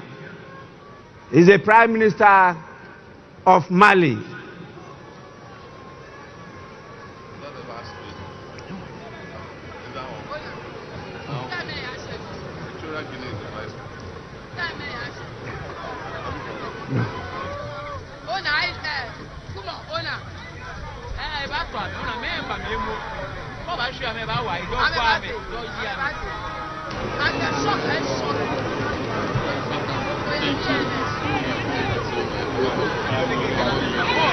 We also have the Prime Minister of Niger in the person of Mr. Lamine Zain Ali Mahman, and the Prime Minister of Haiti, His Excellency Fritz Alphonse Jean.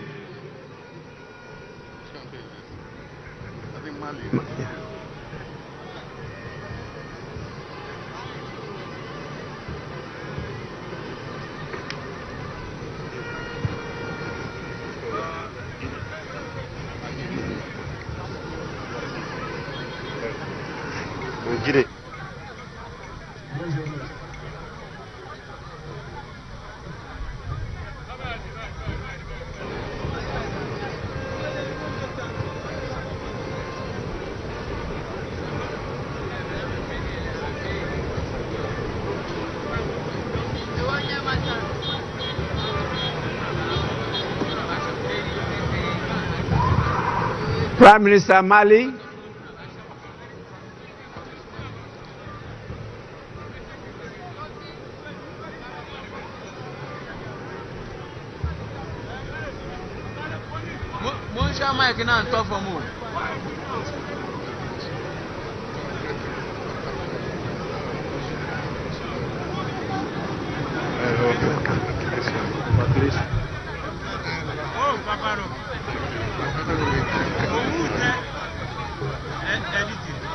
Niger, Prime Minister of Niger. After him is the Prime Minister of Haiti.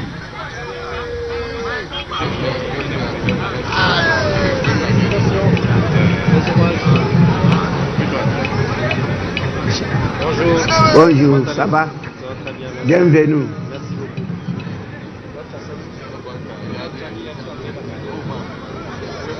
After that, we have the Vice President of Equatorial Guinea, the person of His Excellency Teodoro Obiang Nguema Mbasogo.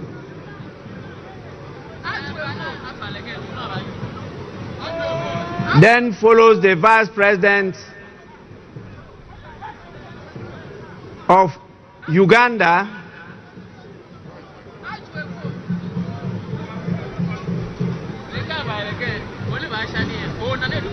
the person of Jessica Rose Epel Alupo.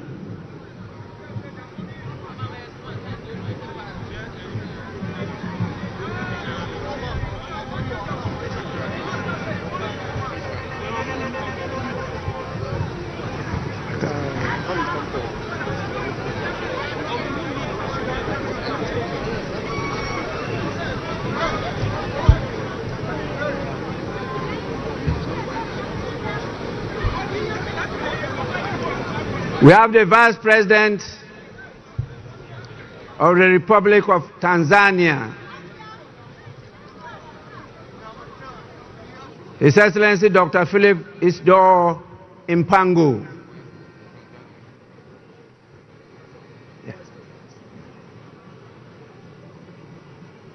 That is rather the Vice President of Tanzania.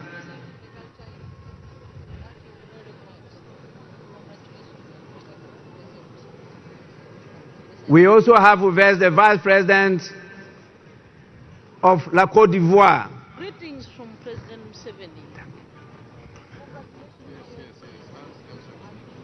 The person of Chiemoko Meiliet Kone.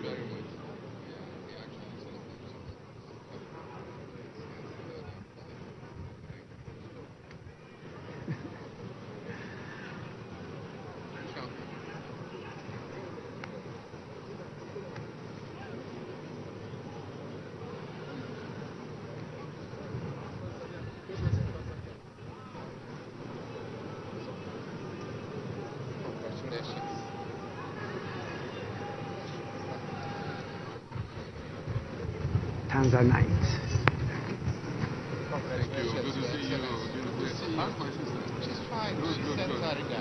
La Côte d'Ivoire.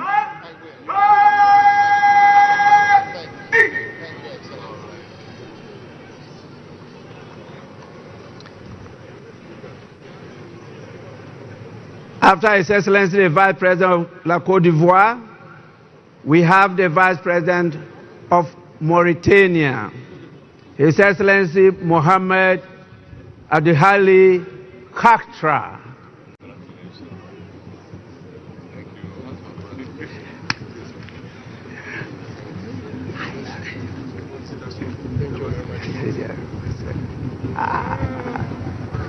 Congratulations.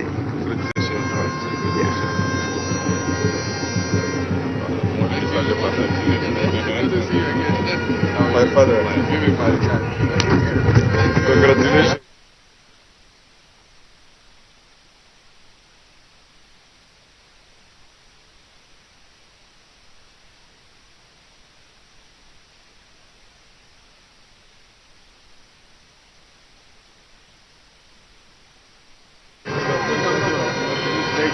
Thank you. the Vice President of Mauritania,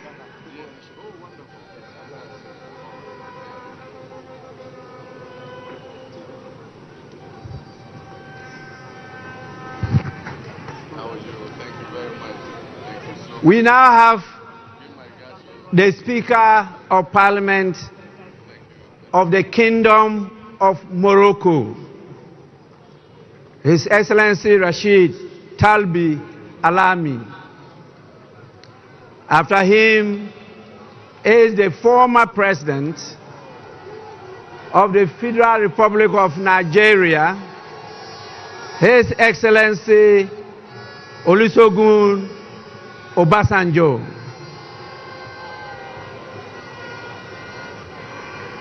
Together with his younger brother, the former President of Nigeria, His Excellency Goodluck Ebele Jonathan.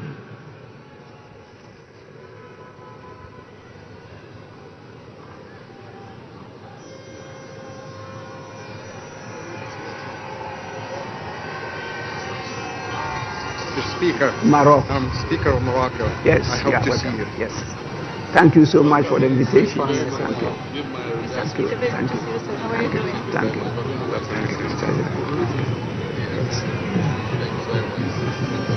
Thank you. Thank you. Yes, we may do it. Fantastic. Wonderful. All right. Thank you. Thank you.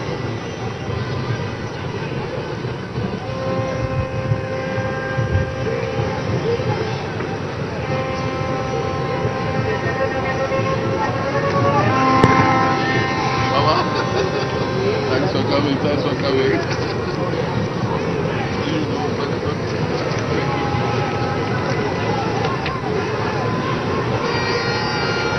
After His Excellency Goodluck Ebele Jonathan,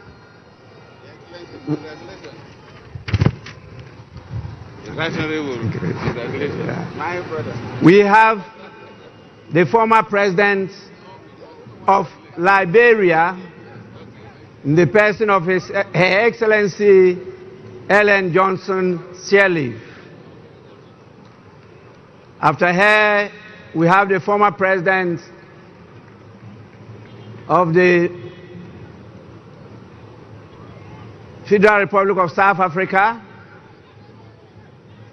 in the person of His Excellency Jacob Zuma.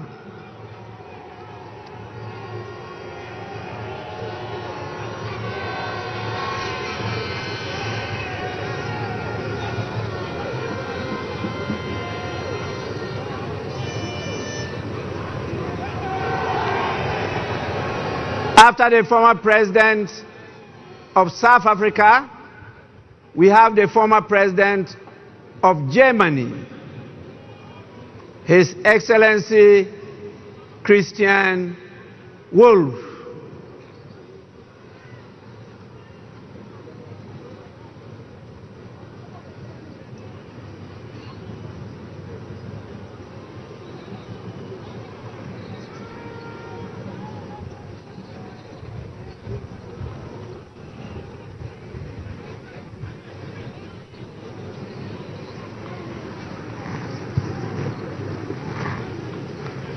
After Germany, follows the Foreign Minister of the European Union, Belgium, European Affairs, Foreign Trade, and the Funeral Culture Institute. His Excellency Bernard Quentin.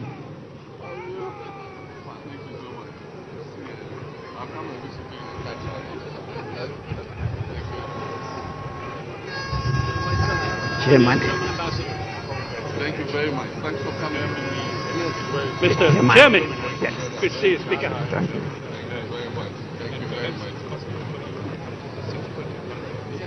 After the Foreign Minister of EU, we have the Senior Minister, His Excellency Jean-Jacques Broya of Congo Brazzaville.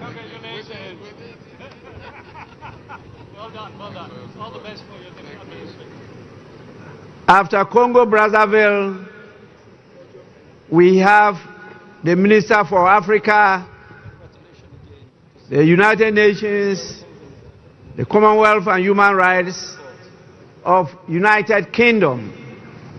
Speaker. Yes. In the person of Lord Collins of Highbury. Congratulations. Yes, that's right. No, thank you. Thank you so much. We have to start working. After him comes the Minister for Defense of Zimbabwe,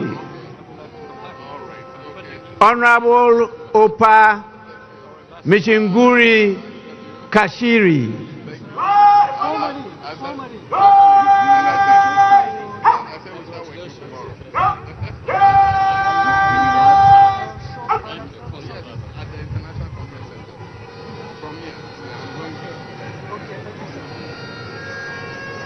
John Jack.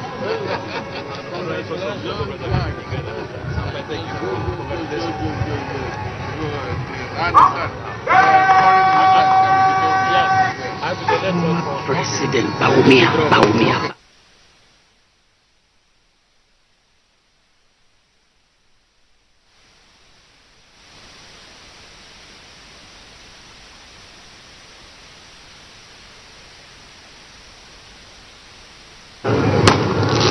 So nice to visit before. United Kingdom. Look at you. Good to see you. Good to see you. Good to see you. Good to see you. Good to see you. Congratulations on your re-election. We're all proud of it. I thought you stayed longer.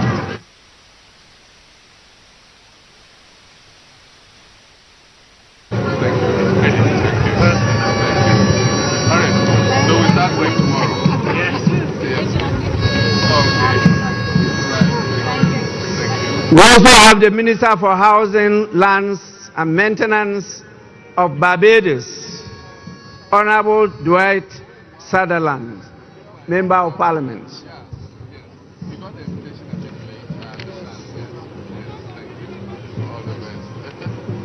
Give my brother my regards, yeah?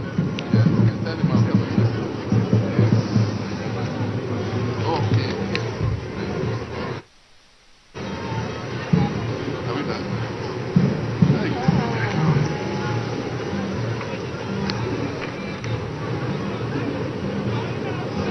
Which one is this?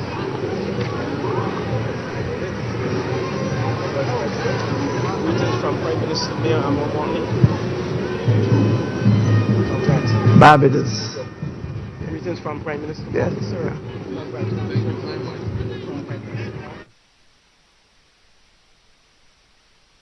It's quite long. I have to cut protocol and go to invite the former Vice President of our great Republic of Ghana, in the person of His Excellency Dr. Mahmoudou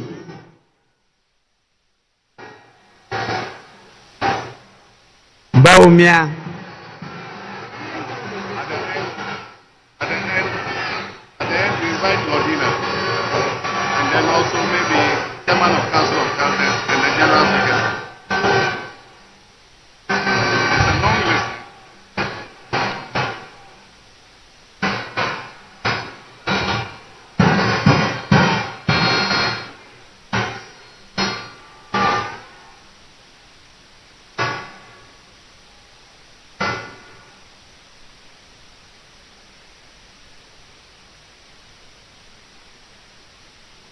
I'm ready.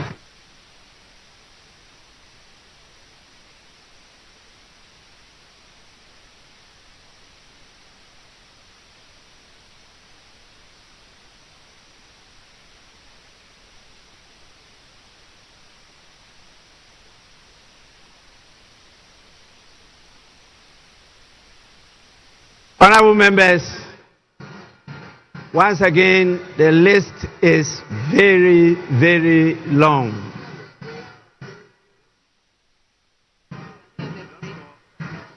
I will now invite the President of the ECOWAS Commission, in the person of His Excellency Dr. Omar Eliu Toure.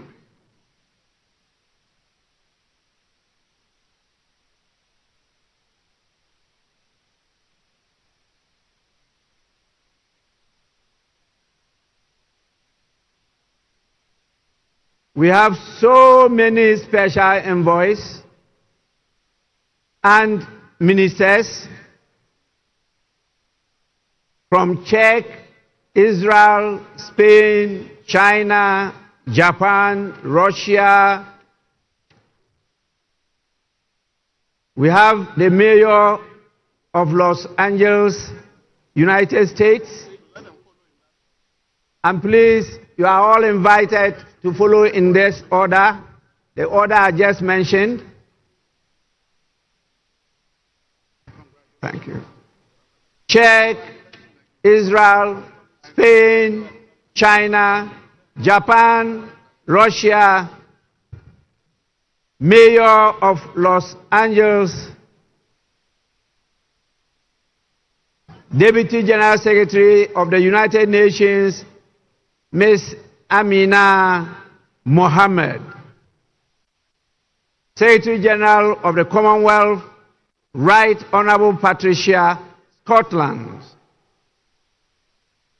the African Union Commission Chairperson, Special Envoy, His Excellency Wamikele.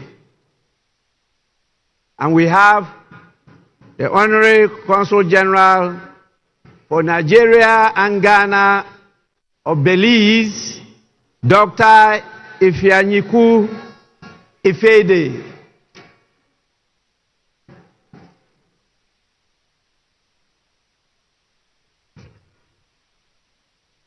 Congratulations,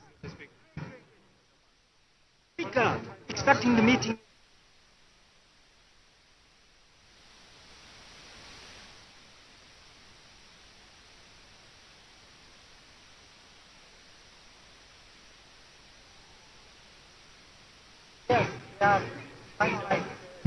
We have the former Prime Minister of Ethiopia, the Secretary General of Climate Vulnerable Forum, Pan-African Parliament, the President himself, His Excellency Chief Fortune Zephania Charbura. We have the African Development Bank. The President of the African Development Bank is here himself. We have the Vice President of the World Bank in charge of Western and Central Africa. Then the ECOWAS Bank for Investment and Development, the President and Chairman of the Board of Directors, our own Dr. George Ajekum Donko. We have the United Bank for Africa, Chairman of the group, Mr. Tony Elumelu, and we have the Ambassador of Bahamas,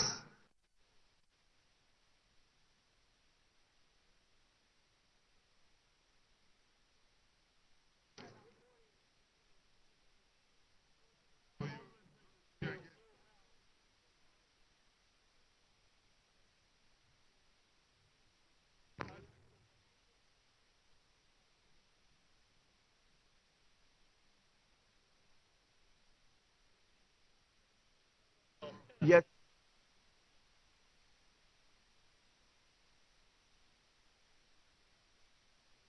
We have the President of the Secretary General of the United Nations Office for West Africa and the Sahel, Mr. Leonardo Santos Simao, and the Deputy National Secretary Advisor to Sheikh Khalid bin Ali Al Khalifa of Bahrain.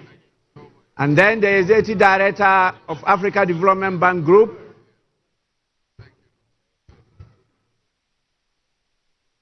And we have the Vice President for Africa, International Bank for Reconstruction and Development, Usman Diagana.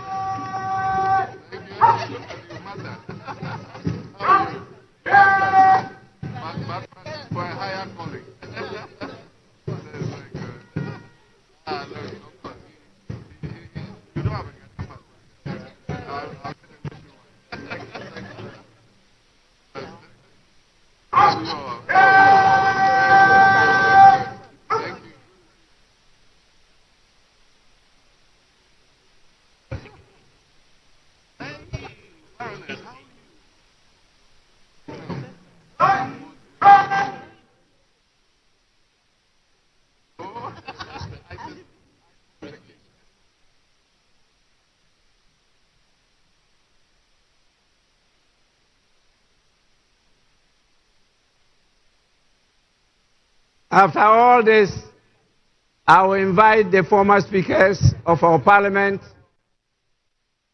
They may come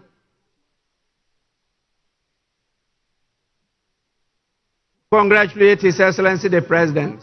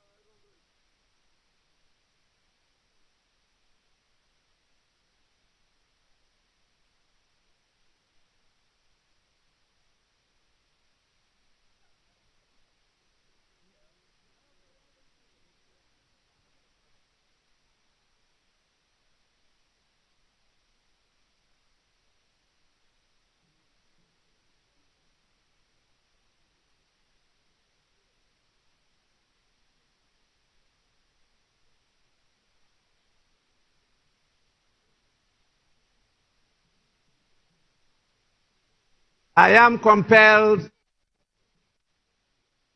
by the situation, not only time constraints, but the exhaustion of all gathered here, to invite the chairman of the Council of Elders of the Great Evergreen National Democratic Congress, who could at his pleasure come with some of the executives of the party to congratulate His Excellency the President. And we will crown it all with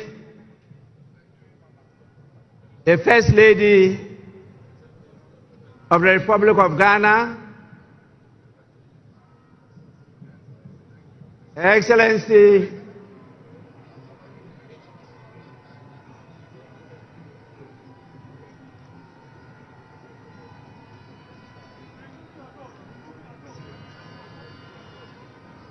Her Excellency Lordina Mahama.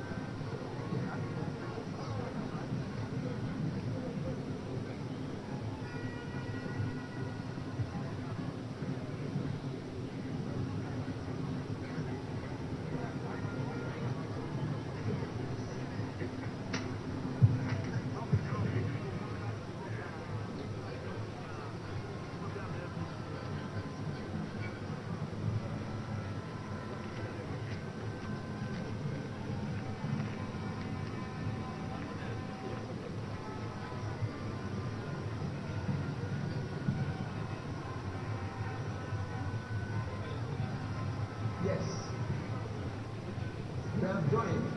Not we are joining, we are.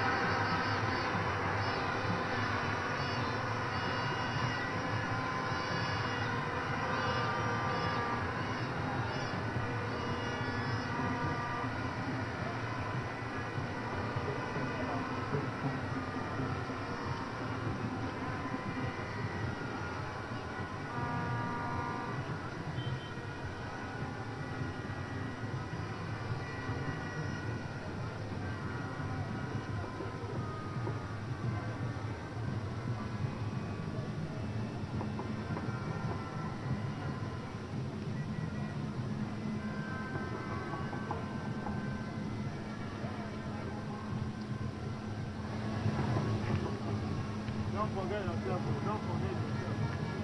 I'm doing your face. Not more. Keep your toes inside your camera.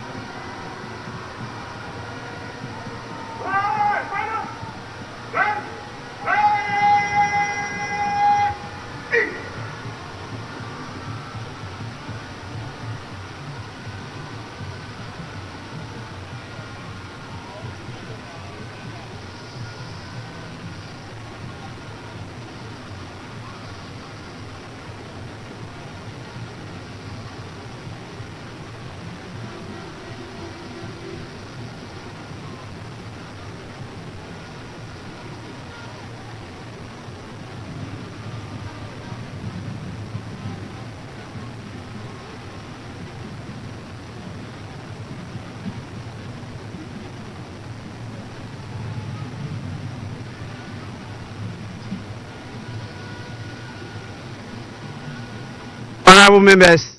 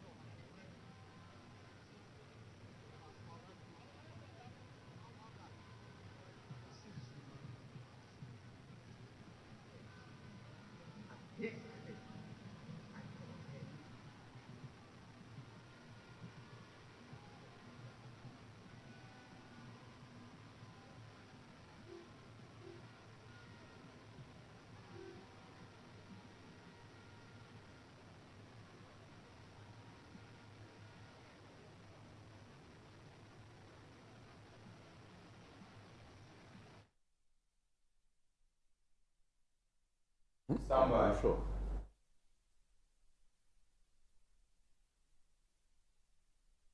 To us.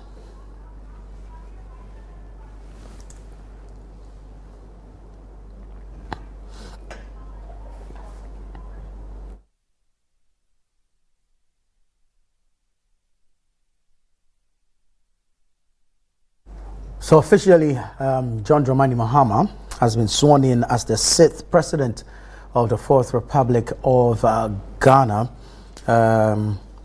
He has subsequently delivered his inaugural speech, which I think was a brilliant speech. Let me just have the gentleman in the studio touch on Mr. Mahama's speech, and then while we still have pictures from the Independence Square on air. I also have viewers know that Richard De La Sky of the Citi Breakfast Show has joined us in studio, and so you would hear that familiar voice. But Ibrahim, let me start with you briefly.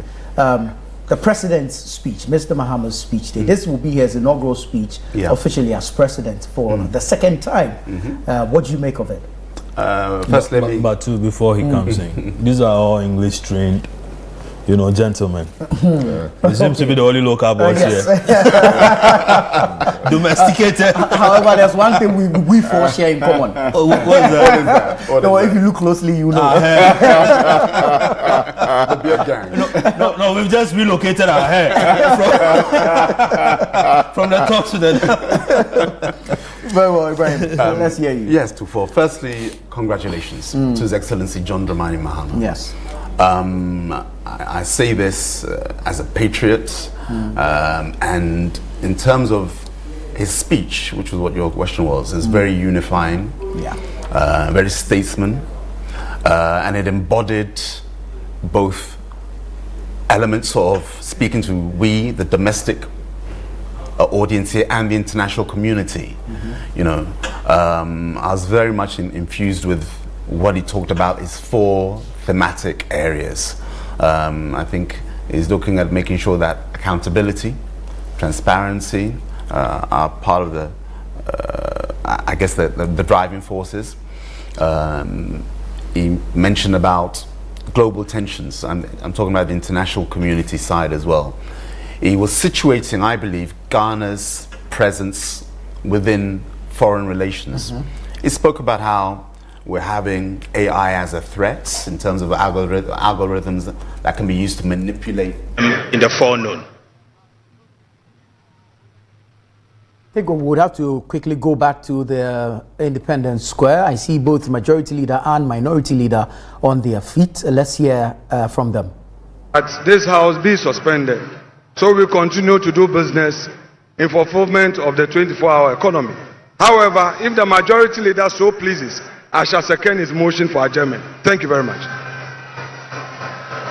Honorable members,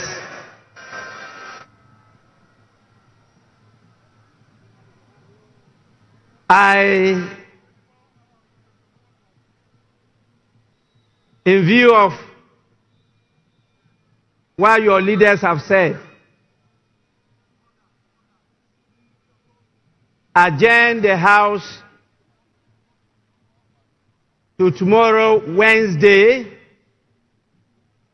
the 8th of January 2025 at 12 noon. The sitting is accordingly adjourned.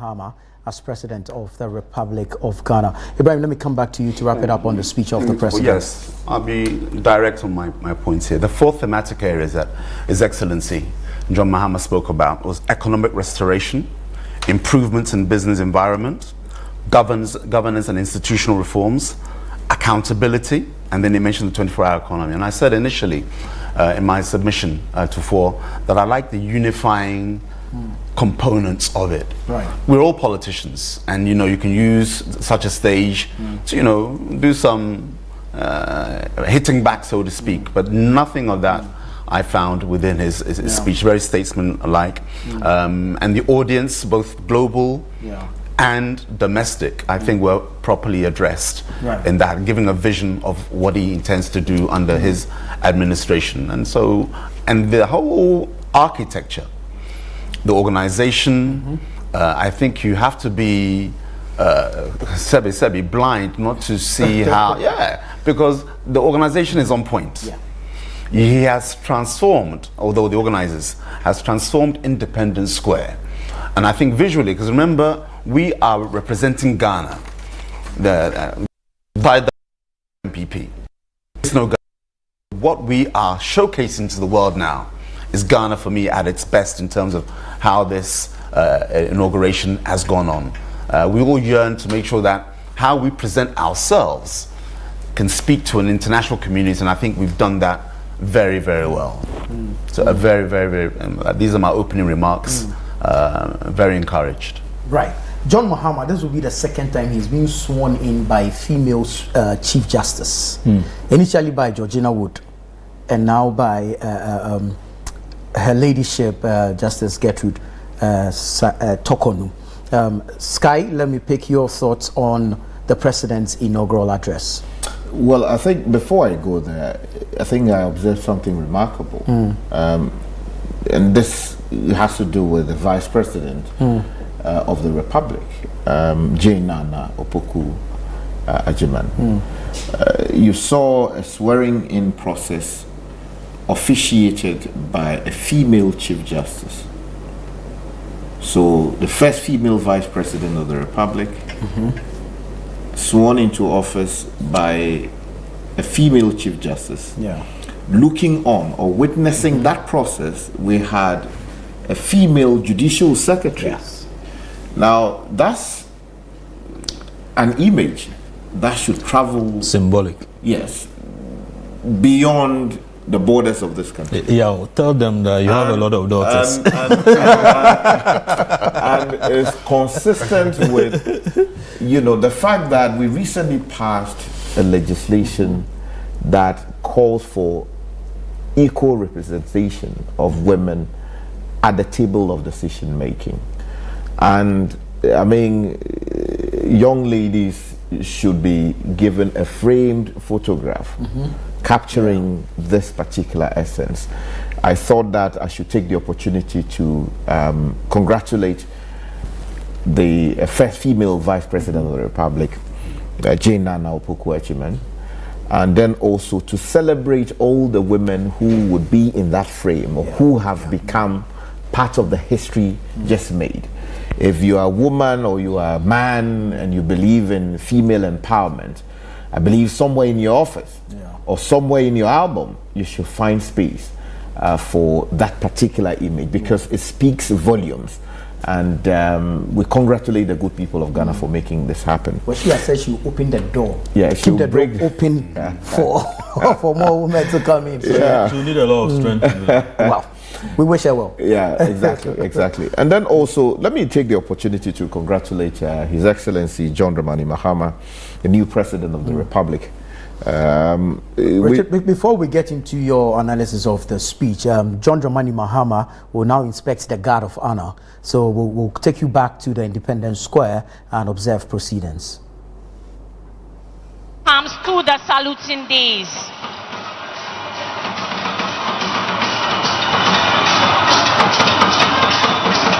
The ceremonial aide comes for the ceremony is the Chief of the Defense Staff, General Thomas Opon-Pepra, and the Inspector General of Police, Dr. George Ekufundampari.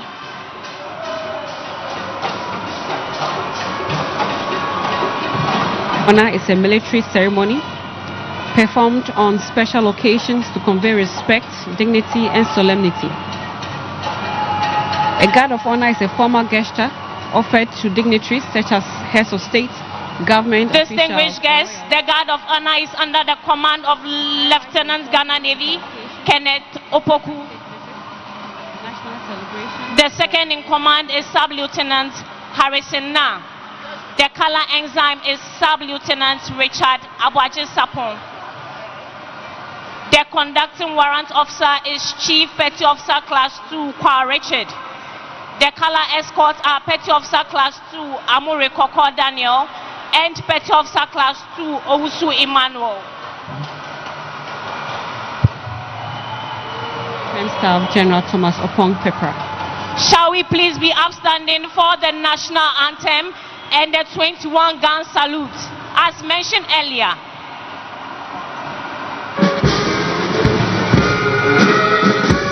All uniformed personnel are to salute.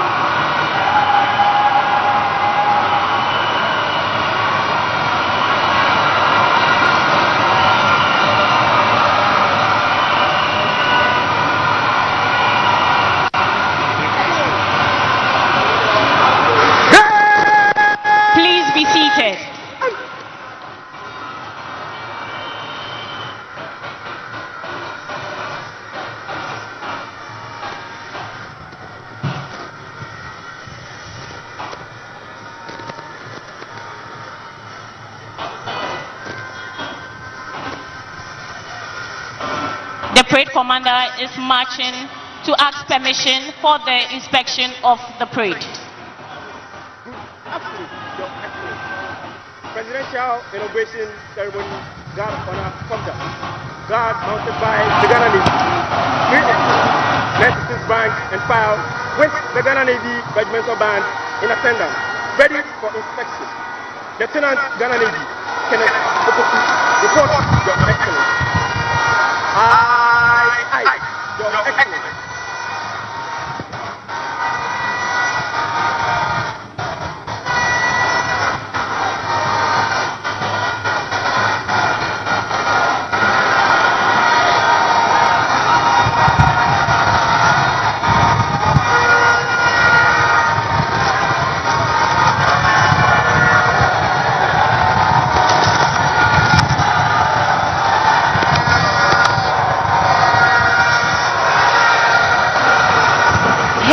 Your Excellencies, distinguished guests, ladies and gentlemen, this morning we have the Navy Regimental Band on parade. It's under the command of Staff Lieutenant Doris Iboni.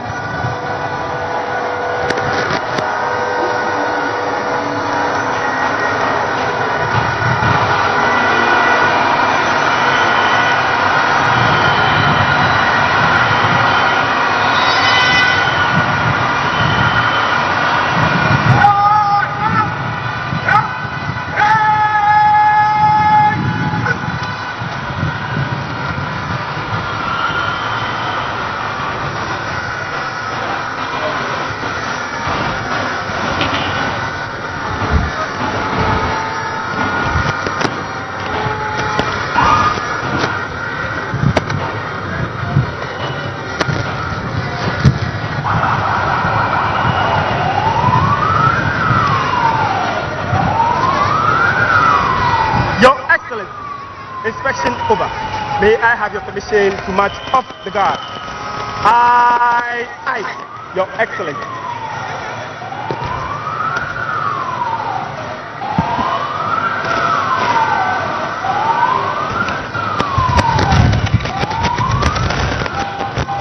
Distinguished invited guests, ladies and gentlemen, this marks the end of the inauguration of His Excellency John Dramani Mahama as the President of the Republic of Ghana and Commander-in-Chief of the Ghana Armed Forces, and the Vice President, Professor Jane Nana Opoku-Agyeman.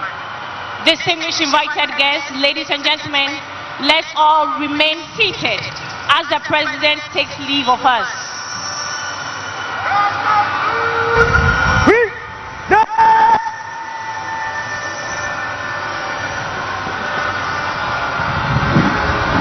Shall we please be upstanding for the national anthem? All uniformed personnel are entreated to salute.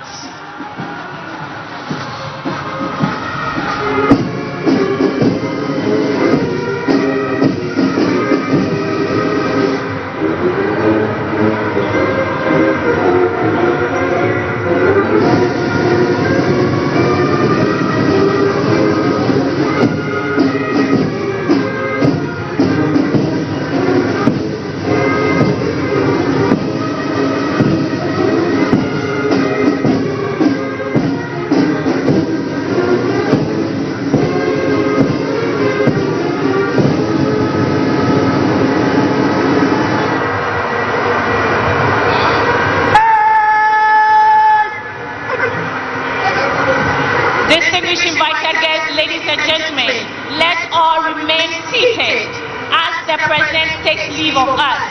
Please be seated.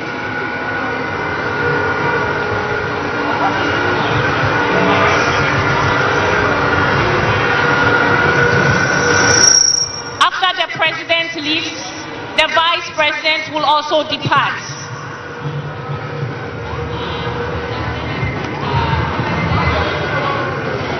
The Vice President, followed by the Speaker of Parliament and the Chief Justice, her ladyship.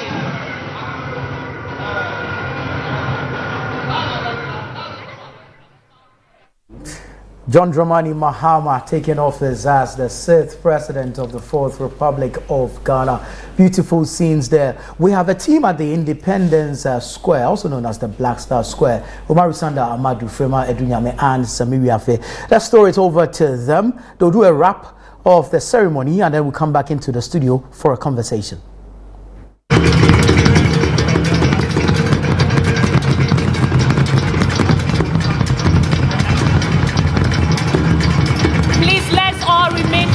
Right, so for a journey that began on 7th December 2024 has finally come to an end, and today, 7th January 2025, Ghana has a new president in the person of His Excellency John Dramani Mahama. This is a man who has been and he has come back. It's been a very colorful and beautiful event, very smooth, bringing together a tall list of presidents, and today Ghana stands tall in terms of democracy. Now I have here with me my colleagues Umaru Sanda Amadou and also of course Sami Riafe. I am Frema Edunyame and this is a Channel 1 TV. Sanda, I'll start with you because earlier you were in the inner parameters, having conversations with some invited guests and all. What were their expectations, and based on what they told you, would you say that this is what they were expecting? Well, I mean, for us as a country that returned to democracy in 1992, we are not just doing this for ourselves, but we are also a model for the continent. And since we have, heads of state from some 20 countries here, we have an opportunity to showcase to them that we understand this thing called democracy, and we indeed have done that today. Being the first country to gain independence, being the first in so many things, the gateway to Africa, we have shown them the Black Star of Africa. For me, when I was moving around the crowd, what I wanted to see was that I wanted to be sure that we have representation from both parties. Right. It is true that it is the NDC that has won the election. It is the NDC that is forming the government. And that explains why we have so many NDC colors around. But I also wanted to see NPP people here represented. In some countries, when there's a change of power, the outgoing president does not come. In fact, even in this country in the past, we remember Nana Dankwa Akufo-Addo did not attend the inauguration of John Mahama. So I was really hopeful that we would have this ceremony, everybody being around.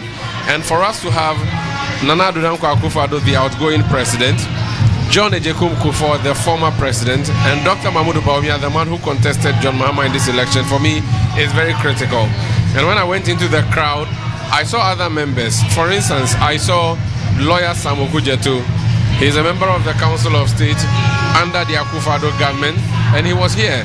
And I asked him, this will be what, the umpteenth time he's seen a change of government? And he said yes, he has seen even before Rawlings. He was there before 92. And for me, that adds some color. And for us to see the Chief Justice, the Speaker of Parliament, the NPP and NDC MPs present, everybody here who matter, the High Commissioners, the members of the Diplomatic Corps, and to see so many countries sending their delegations, heads of state taking time off their busy schedules to come and celebrate with us, for me, it's a colorful event that has had this beautiful color added to it by the visitation of the foreign heads of state and even our own political party leaders here. I have looked through and I've seen leaders of other parties, the persons who contested John Mahama, they were all here at the ceremony. For me, it is a wonderful one. It is as colorful as John Mahama's dress. That's what I would say. Right. Now, Samit, let me come to you. You know, when the president was sworn in his inaugural speech, he mentioned the fact that this appears to be a deja vu, because he remembered some 8 years ago when he was on the other side, when he welcomed the outgoing president now we can call him former President Akufo-Addo. I don't know what you make of that and what memories this also brings to you. You know, they entered parliament in 96 and with what happened 8 years ago, and today we are repeating the same thing. Well, they told they have been very good friends, you know, since they entered parliament together in 1996. And anytime the president gets, or the former president gets opportunity to, you know, speak to Mr. Mahama, they make reference to their time way back when they were in parliament. And in recent time, when Mr. Mahama or President Mahama was, you know, ushered into the Jubilee House, they also spoke about the fun memories they shared together when they were at the Jubilee, they were in Parliament. Just yesterday, you know, Mr. Akufo-Addo invited President Mahama to the Jubilee House for a final tour of the facility. And they remember, they spoke about how, you know, they shared memories together. I even made reference to a video that circulated on social media some weeks ago about the two of them debating on a particular show, you know, hosted by, is it David Asante or David Ampofo, you know, a veteran journalist, and they laughed and, you know, spoke about it. And the president said that, you know, some years back or 8 years ago, you introduced me here, now it's my time to also introduce. So the two of them share a lot of things in common. If you listen to President Mahama's speech, he spoke about how Nana Akufo-Addo has been a formidable, you know, political force throughout his political career. He spoke about the 2012 election, the 2016 election, and so it's just a repetition of what happened in 2016, and the same thing happening in 2024. So for them, it's a normal political cycle. It goes how, you know, Ghana's democracy has deepened over the years. And remember, we are going to see more of this happening as and when we grow as a democracy. We are just, I think, 30 years and we are seeing this. This is the first time we are seeing a change of government. We saw a similar one, a first one in the year 2000, which a lot of people, you know, were happy about it. A similar one in 2008, 2016, 2024. So we are going to see more of this thing happening. And it tells you how the democracy or democratic practice in Ghana has been well understood by the main drivers and the people of this country. The more reason why you saw key dignitaries across Africa and West Africa, you know, and beyond coming in to come and, you know, show support and solidarity to Ghana's democracy. I remember during the election of 2024, the CNN only did a 2-minute report on Ghana's election, only 2 minutes. So I have a friend there, so I asked the friend, why only 2? He said, oh, Ghana there, we know what you go can do, so there was no need to waste time in Ghana. We know the definition of democracy. When you talk about Africa in democracy, it is Ghana, and where Ghana is where everybody looks at, you know, other African countries, and it's a shining example. And so for them, coming all the way here to come and witness this event, it tells you how Ghana has grown over the years when it comes to democracy. And the dignitaries who came, it afforded an opportunity to build bilateral relations with the incoming president, John Mahama. They had that relationship with Nana Akufo-Addo.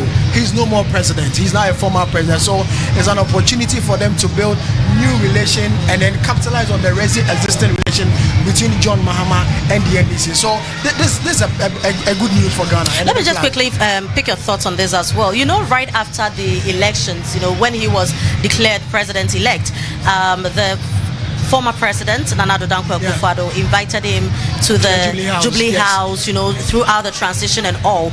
That President Mahama spoke about mutual respect between the two. Do you see this mutual respect, you know, from that time till now? It is. You could see it because yesterday President Mahama commended President Akufo-Addo for the seamless transition. To him, it's the best transition, you know, the two administrations have enjoyed over the years. It wasn't as rigorous as a lot of people expected. So they commended each other for such a transition process. Apart from the political, you know, platform or on the stage where they throw jabs at each other, you know, when they meet personally, there's that mutual respect. You know, they respect each other, they talk to each other well. You only see the anger or the rigors on the campaign field, but when the two of them meet, you see the level of respect there, because they've been colleagues since 1996 in Parliament, and they've been there throughout. And so for them, they've seen everything when it comes to politics. They both serve as ministers, you know, senior ministers. One became vice president, one became presidential candidate. They all became president, former president, now president. You know, it's something good between the two of them. Now, Sanda, you know, the president today said that he's going to work diligently to reset Ghana. Now, reality has set in now. We are no longer campaigning. A lot of promises were made during campaign time. Today, he is president, and he's going to have to work for the next 4 years to put Ghana where he really wants Ghana to be. Do you foresee he being able to do this easily, or is going to be a very difficult task for him? First of all, when you said the president, I was thinking of Akufo-Addo. You know, it will take time. Reset. You are not wrong. For now, we'll still refer him as president. No, you need to reset your mind and get that. We'll still refer him as president. Because yesterday he was former president. We've been calling him former president. Exactly. Now we have to start calling him president again. Whether or not he can reset, I think a lot of things depend on him. And like I said elsewhere, we were sitting at somewhere, and he came and said to us that the ship of state was sinking, and that he had the magic wand to steer us away from the iceberg. He himself volunteered and said that he would do that. He spent resources, he made promises, he campaigned, and Ghanaians agreed and signed this contract with him, because he said to them that I will take you out of the wilderness and I'm going to deliver to you what we really deserve. The Ghana that we want, which is a slogan taken from the Africa that we want, which is our global agenda of 2057 or continental agenda. We know what the Ghana we want is. The Ghana we want is a Ghana with free SHS, but not this type of free SHS. So that the Ghana we want should not have a free SHS where matrons or cooks are cooking outside using firewood. The Ghana we want should not have rice for school children without fish or meat. The Ghana we want should not have school children in boarding house eating rice with the stew simply having one single sardine in there. The Ghana we want should not have you sit in traffic for hours because there's no working train system, there's no working transport system. The Ghana we want is a Ghana that when the light is turned on, it should remain on. The Ghana we want is that everybody should have water supply.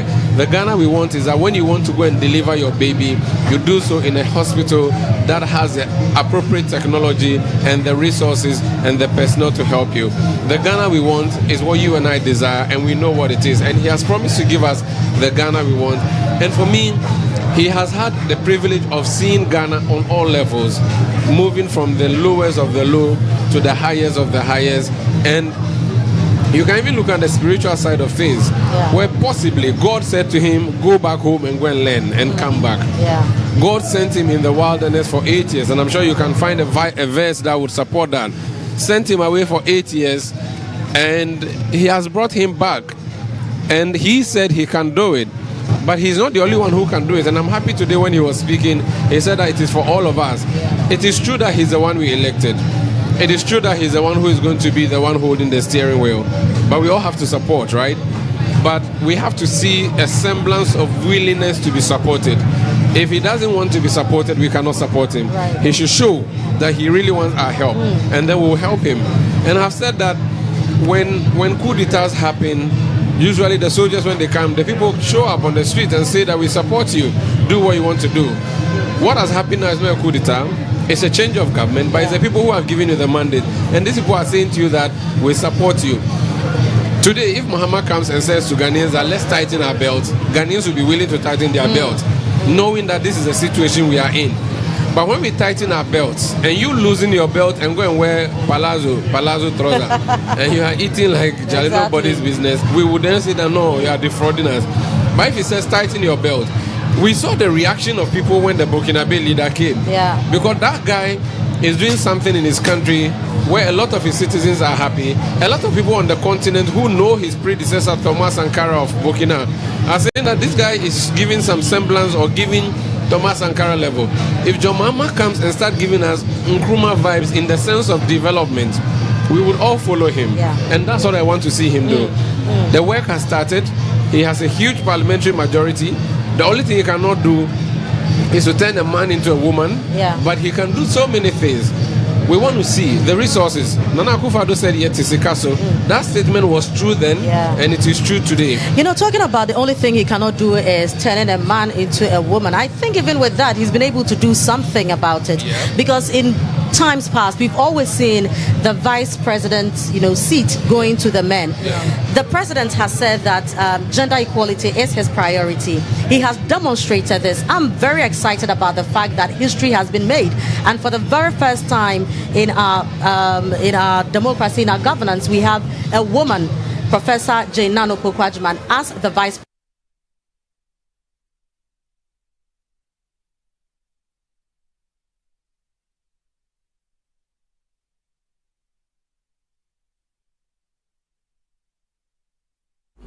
Well, we seem to be having some technical challenges there. That's the team on the ground, Frima Dunyame, Umaru Sanda Amadu, and Samiri Afe, bringing you some commentary regarding the swearing in of John Dramani Mahama. In studio, I still have with me Ibrahim Ejay, former Assistant Secretary at the Office of the President. Richard Delasky is with the Citi Breakfast Show. Of course, Larry Dogbe is with the Herald newspaper.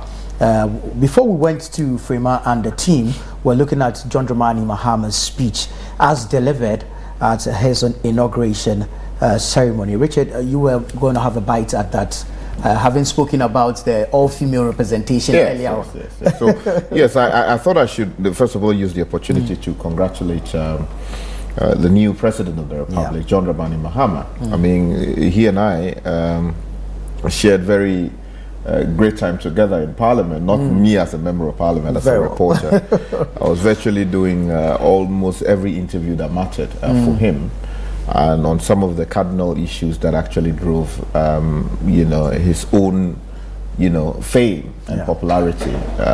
You remember there was a reference he made to the Gambia situation in his last State of the Nation address before leaving office. People won't remember the Gambia story, so you need to recap that. That's how I'll contextualize it. So some 44 or so Ghanaians who apparently were trying to make it to Europe, first of all found themselves in the Gambia, as the story had it. They were hoping that at some point they'll be able to make it up towards the Mediterranean and then also cross to Italy and other things. Some way, somehow, they were mistaken for coup making mercenaries. And they were ruthlessly slaughtered by the Jammeh regime. Yeah, that's right.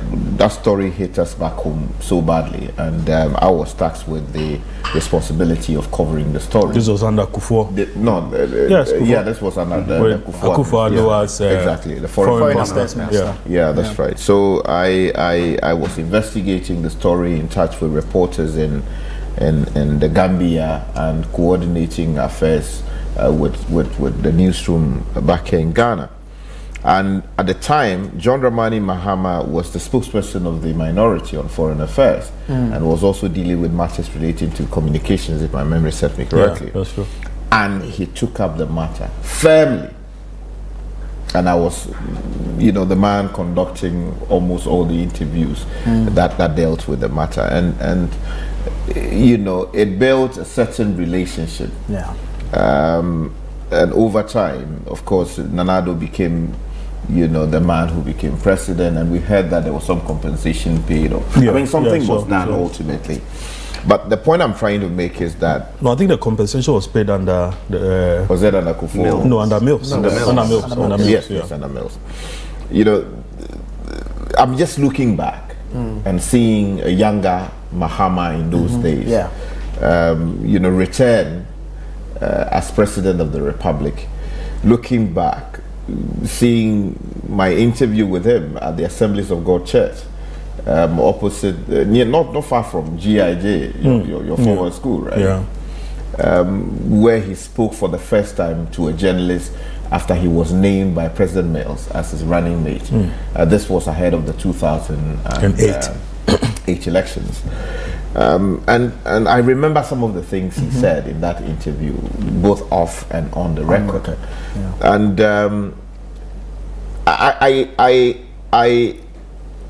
I am, my heart is at peace hearing him exude some of these qualities again in his presidential address, the inaugural address to Parliament, and by extension the good people of Ghana. Because if you watched the campaign process, you would have noticed that the language was acerbic on both sides. Things were said that ought not have been said. Stupid.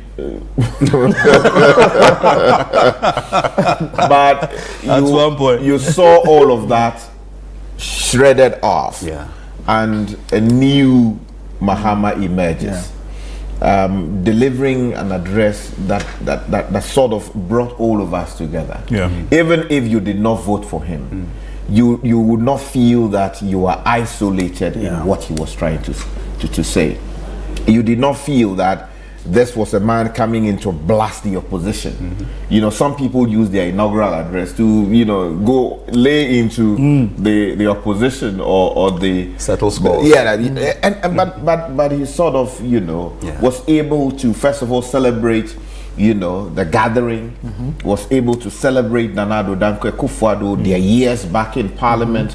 They first entered Parliament in 2005 and served 3 terms and moved on. Spoke about the relationship that they enjoyed in the House. And in fact, this is not the first time he's making reference to this. In his last State of the Nation address, he spoke about it.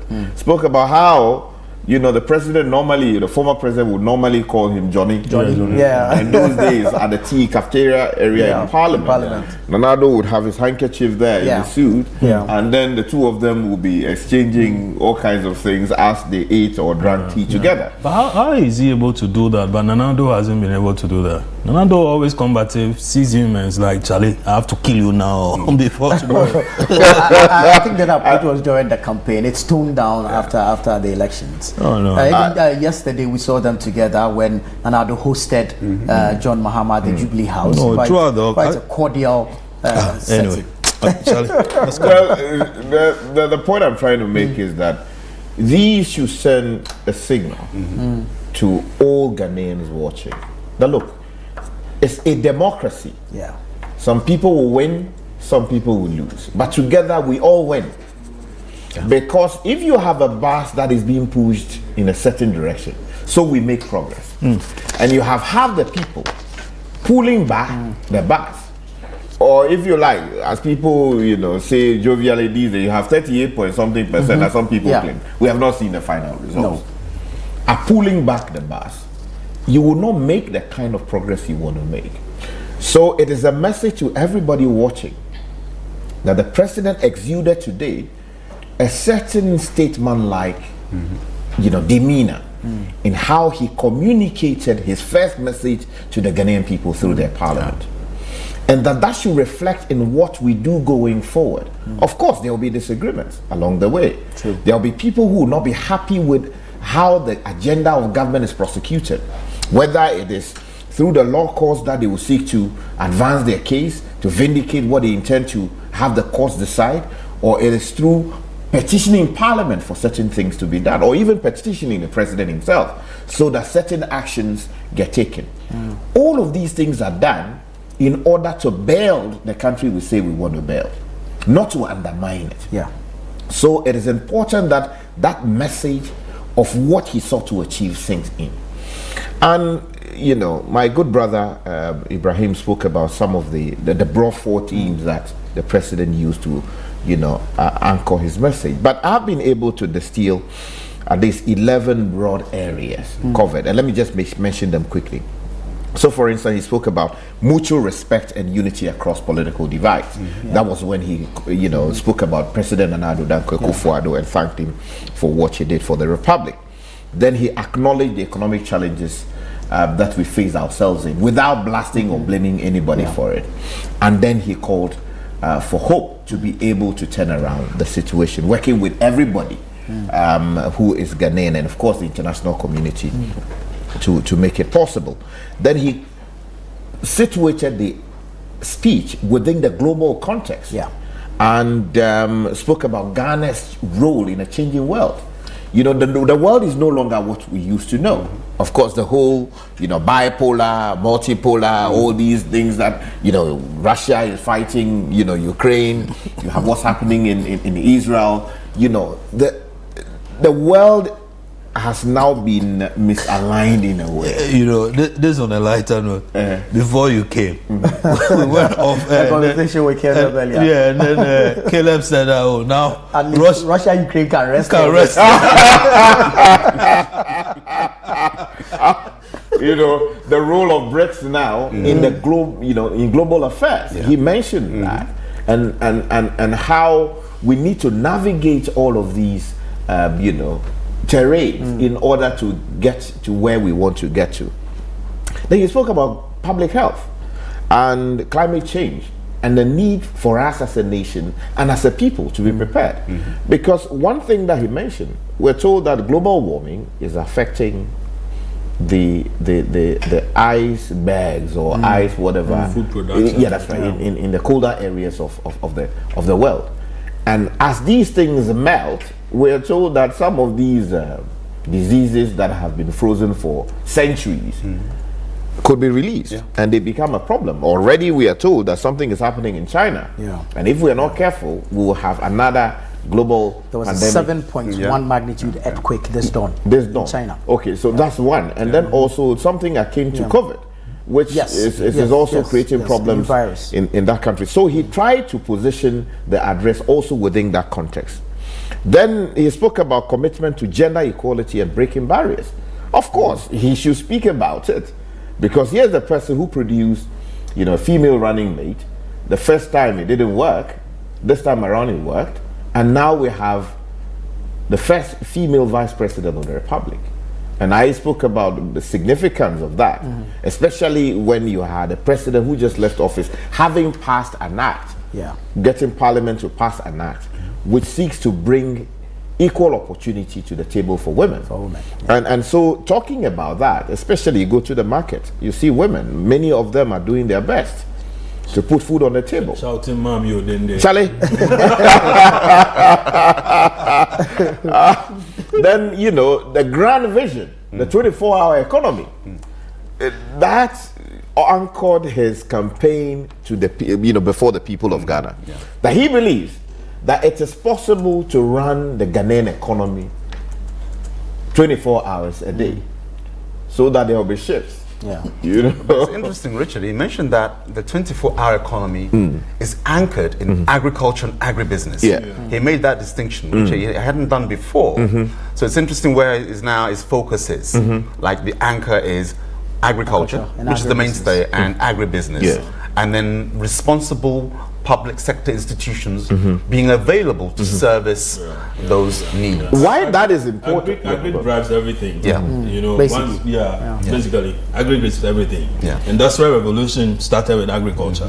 And once you have your hold on agriculture, you virtually have your hold on everything. Food is there. You are producing raw material for for factories and so on to go into production every And it's the largest employer. Precisely. So precisely. if you can, as you say, focus your policy in that area, then the dividends should flow. Yeah, and it is interesting that he's put, Guzi Tunnel on the mandate of leading the export drive of this administration, and then the 24-hour economy. Again, let me say this. A lot of people don't know that Guzi used to own a factory that produced cassava chips also for export. Okay, so at the time when he was doing the Reform Party movement and so on, people kept asking, hey, what would you do? He was like, listen, I have a factory that is into this and that for export, and we are making a lot of money there, and should you vote for me, some of these things will be implemented. So I think that it's good that he's been put in charge now to implement what he had conceived. And we hope that they find the fine balance to make it work, because as some people have said, if you don't have enough power to run the economy, it will be difficult to run a 24-hour economy. But we are hoping that they will find a fine balance, and they will find the creative space in their mind to actually give us the solutions that they have promised. Then job creation, the seventh one, education and empowerment of the youth. He communicated in a way as to make it victory for the youth of this country, that their aspirations must be answered. They are the future of this country. It is their backbone that will drive the development of the country. Their energy is needed to make it possible for this country to open its doors once again for business. If they are disappointed, then we have a problem, because if the youth are idle, all they need is someone coming in to promise that he is the new Messiah. And if you're not careful, that energy will be used in a way that does not serve the interest of all of us, or the interest of the Republic. Yes. You don't want the youth in the streets doing all kinds of things which will create a problem. Then he spoke about governance, accountability, and fighting corruption.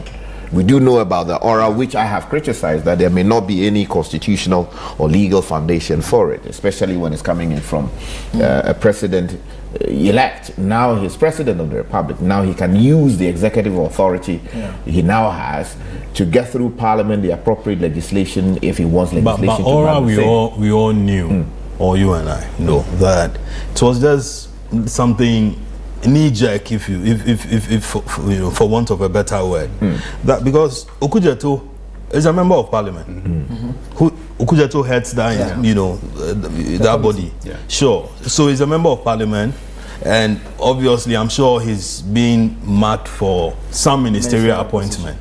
Okay, now there's a certain school of thought that says that why didn't we have Domelevo as the head?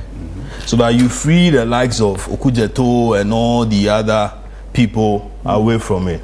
Because notice that even this man, Nathan Kofi-Boakye, who is part of Aura, is also, a member of the interim security committee. You get it? So, I mean, it's just something that was set up to gather data rather than having the process. Larry, for prosecution. Thank you, Richard. Larry, you're right. It's ad hoc. Yes. Let's not try and give it some kind of institutional clothing. Yeah, or monstrous outlook. It's something that's, as you said, and the word you used was knee-jerk. Yeah. It's ad hoc, and I think we have to take it in that vein. Let them do their fact checking or gathering, and then bring it to a responsible institution or person clothed with the authority to investigate. And what I heard, my difficulty. What I heard was that, I mean, after the election, a lot of things were happening. People were burning documents here and there. Cars were being allegations. That's what I'm saying. Yeah. So things were happening, and the party people or others needed a certain person or personality to be reporting some of these things to.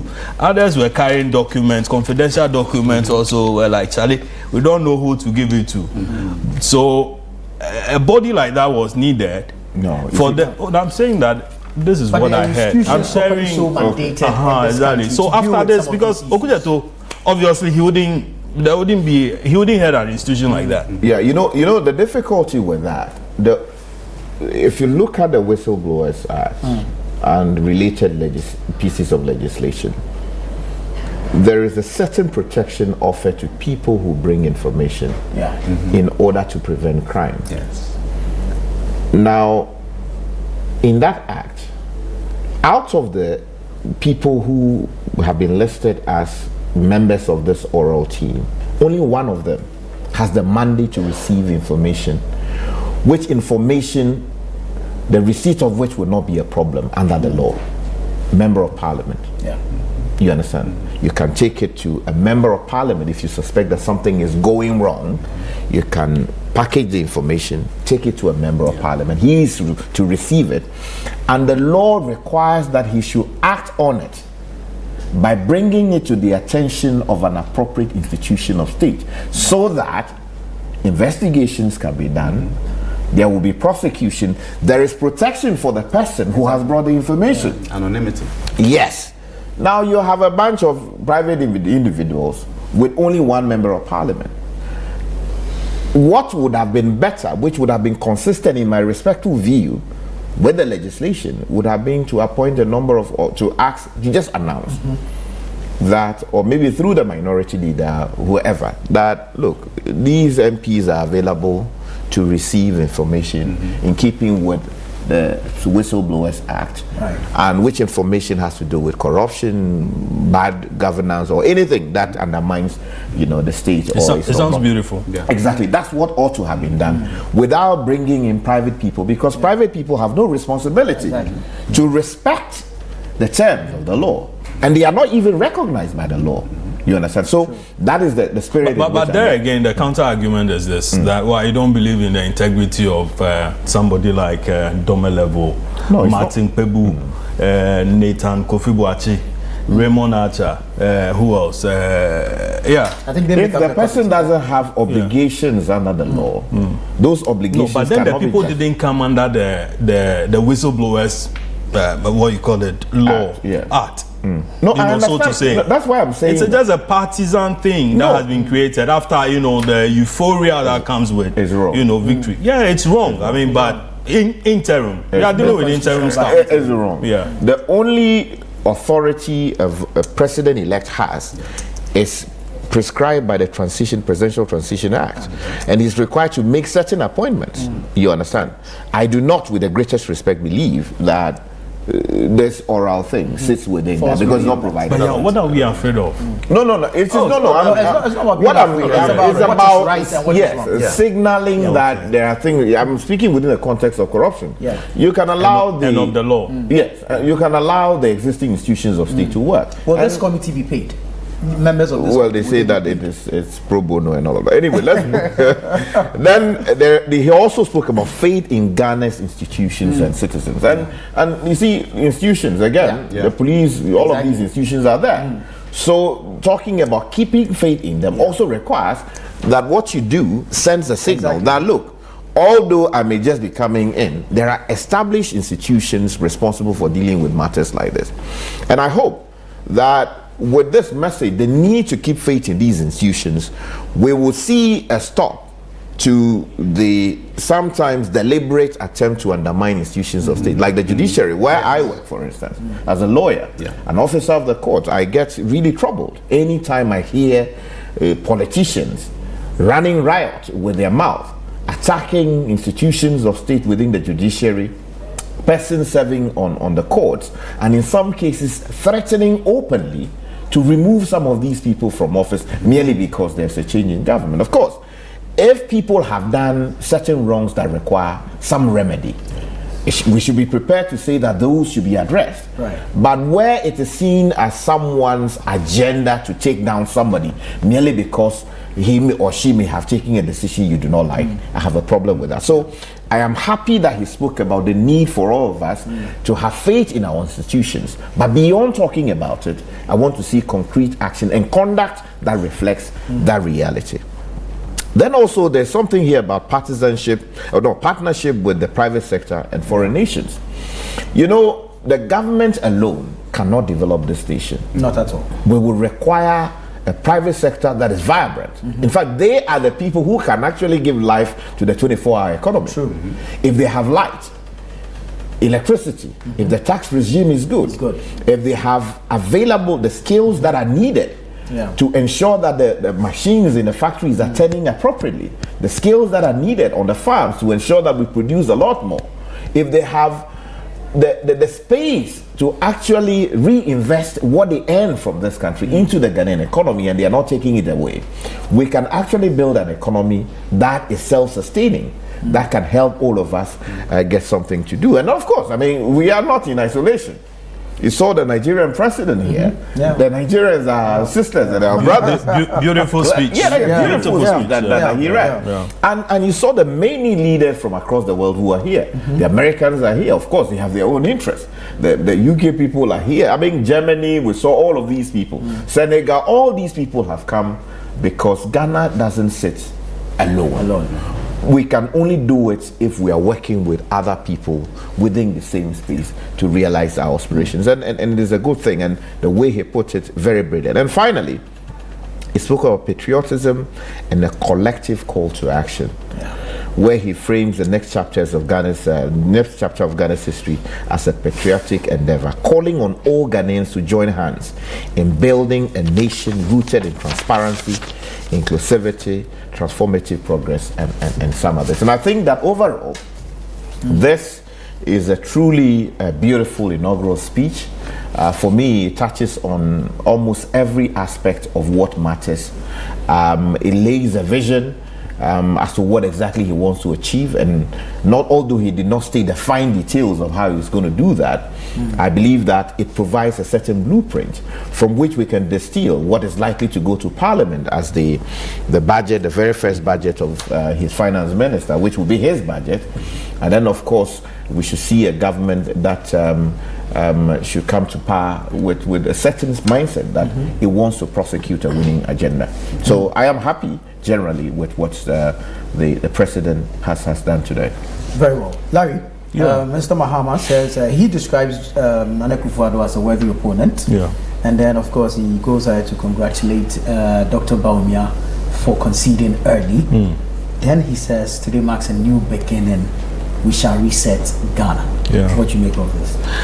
I think Ibrahim and then Sky have done a lot of justice to the to the speech, and I won't draw too much on that. But I want to pick it from Tinubu's speech. I think brilliant speech. Brilliant speech. I mean, talking about the unity between Ghana and then Nigeria, and the fact that it has to be enhanced more and more. Drawing on the partnership between Nkrumah and then other founding fathers of Nigeria. He didn't mention Nnamdi Azikiwe, but I think that is essentially what he was trying to say. And also said that, hey, the world should look at us, that there's something beautiful that could come from not just West Africa, but the whole of Africa. And that the negative, perception of Africa, a place of this, a place of that. No, that shouldn't be the case, and that is beautiful. Of course, Nigeria has always been, part and parcel of us. Okay. Although we fight occasionally. We fight over jollof. We fight over jollof. But forgetting that there's, a common food that we have, gari, and then, what do you call it? Red oil, jomi, and all that. And then aguru. And busy, So we have a lot in common. We have a lot. And some of us are from there. Yes. The Gans. The Evans. We're Yoruba. Okay. The Evans. Again, before the colonials came, there were no borders. So we were communities. Leife. Leife. That's where the Gans can trace their roots from Israel down to Egypt, Cameroon, and then that's why in Nigeria you have Ajikwe, Amaje, and so on and so forth. But anyway, continue please. So I mean, beautiful speech, as I said. He also talked about how we should use peaceful means to resolve whatever conflicts there are within the sub-region. So I think that he did well, and I'm linking that up to what President Mahama also talked about that, hey, we are all one people, and that there are tribes across, like you said. You know, there are Evers here, there are Evers in Benin, there are Evers in Togo, there are Evers in Nigeria, and beyond. Yeah. And so, I mean, we should work together towards more of, you know, prosperity for all, progress, and then, you know, development and all that. Then said that the Black Star is rising. Okay, and we should see, you know, our progress through that. On President Mahama's speech, I think he came across as addressing more of the youth. That, hey, we cannot afford to dwell, you know, on the negativity again. Pessimism, should be taken out. We should believe in ourselves, and then commit to the wheel of, you know, progress. And that it's not just, you know, that thing where every now and then you have doubt about your leaders. That believe in the leadership. But the leadership must also be ready to be accountable to the people. And being accountable, you also need to ensure the security, you know, within the sub-region. So I saw that also as part of his, you know, foreign policy, you know, going forward. He addressed the business community, as Richard mentioned, and said that fair taxes, you know, will be taken care of, so that the business community will also feel part and parcel of the, you know, his 24-hour economy. He said he's going to rationalize the tax regime. The tax, exactly, you know, so that, I mean, what has happened before will be taken care of. So prosperity, he promised job creation for the youth, and then for global health and all that. He talked about issues on public health, and then, as he said, there are, you know, a lot of viruses going on, as we witnessed with the COVID and then Ebola and all that before, and that a lot of commitment will be deployed towards addressing some of these things. So prioritize public health to minimize impact of potential pandemics. Okay. Having seen him during the Ebola outbreak, where Ghana became the center of, you know, a lot of transmission of, you know, Ebola vaccines across Africa in particular. I think that, I believe that he will be really committed to that. And then even during the COVID pandemic, we saw him moving from home to home, sharing, you know, food stuff to people. And so with somebody with that kind of track record, you want to believe that he knows what he's talking about. He asked everybody to be the Ghanaian, you know, more like Akufo-Addo's kind of thing. Being a citizen, not a spectator. Not being a spectator, you know. So commit to it. And then let's go. Yeah, sure. So I think that by and large, solid speech. Let's wait for his State of the Nation address. Is that State of address? And then because from here he will gather data from the institutions, and then that would then inform whatever he's going to tell Parliament, that, hey, I had promised this is what I met. However, this is what I intend doing going forward from my manifesto as well. But then this is what's available, or the resources that is available to be committed to it. And that's what I was coming to. Yeah, mind you, he's promised the betting tax to be taken off. Oh no, they are promising. You should give me some honeymoon now. How many days honeymoon? Oh no, I mean, but the same person asking for honeymoon is giving timelines. Yes, exactly. Yeah. First 14 days he wants to nominate his cabinet. Within first 100 days he wants to abolish e-levy, emissions levy, COVID levy, 10% betting tax, and a host of other things he's promised to do within his first 100 days. Let me share a secret with you. I've heard Akufo, I mean, my sources close to the source. You know? Called hearsay. But no, it's not hearsay. And this one is from really within. Insider source. Insider. that President Akufo-Addo has been asking, hey, when you take out all that, what are you going to replace it with? Because listen, that I am not that, you know, callous or inhumane to be keeping all those things, you know, in the books and collecting the money or, you know, for revenue. And that if you've taken all that, you are cutting off a substantial chunk of your revenue. Okay, and that where are you going to get the money to replace all that? Or to fund your stuff. This is your source, close to the source. Oh yeah, I mean it's a very credible source. This is a source that has, I mean, that has been there for ages. What was his response? What was the response of who? Nanado? No, to Mahama? Oh no, he didn't. This was not. He wasn't. He was really thinking out. No, he wasn't. I mean, it was you know, a gathering of a selected few. Yes. Kitchen cabinet. Like, if I was John Mahama, President John Mahama, to answer your question or the hypothesis that you've given, that if you take these betting taxes out, what do you have? What revenue streams do you have coming to, you know, anchor the economy? It's something that I've said, and I'm sure, Richard, I've been on your show for 20 odd years now. You may, as I speak, you may say, oh yeah, Ibrahim, I remember that thing. In Ghana, I'm talking about revenue now. You make us look too old. Already people are talking about this is why I depart. So where is he on that point? I think the last couple of years. I mentioned something in the recent past on one of Richard's shows. I'm sure I mentioned it. How we can plug revenue shortfalls. It's all about having a dynamic attitude to your economy. Not looking as to how I can tax, but how I can produce. That needs to be the mindset shift. I'll give you an example, and I've mentioned on Richard's show. In Ghana, how many secondary schools do you think we have? Just several thousand, more in excess of 10,000. Good. 12,700. Secondary schools. Secondary schools, not JHS. Secondary schools. Now, you know that in Ghana we don't have a tourism industry at all. I'm talking domestic. Living in the UK, from the time I was 5, the school curriculum always had a visit to another part of the country.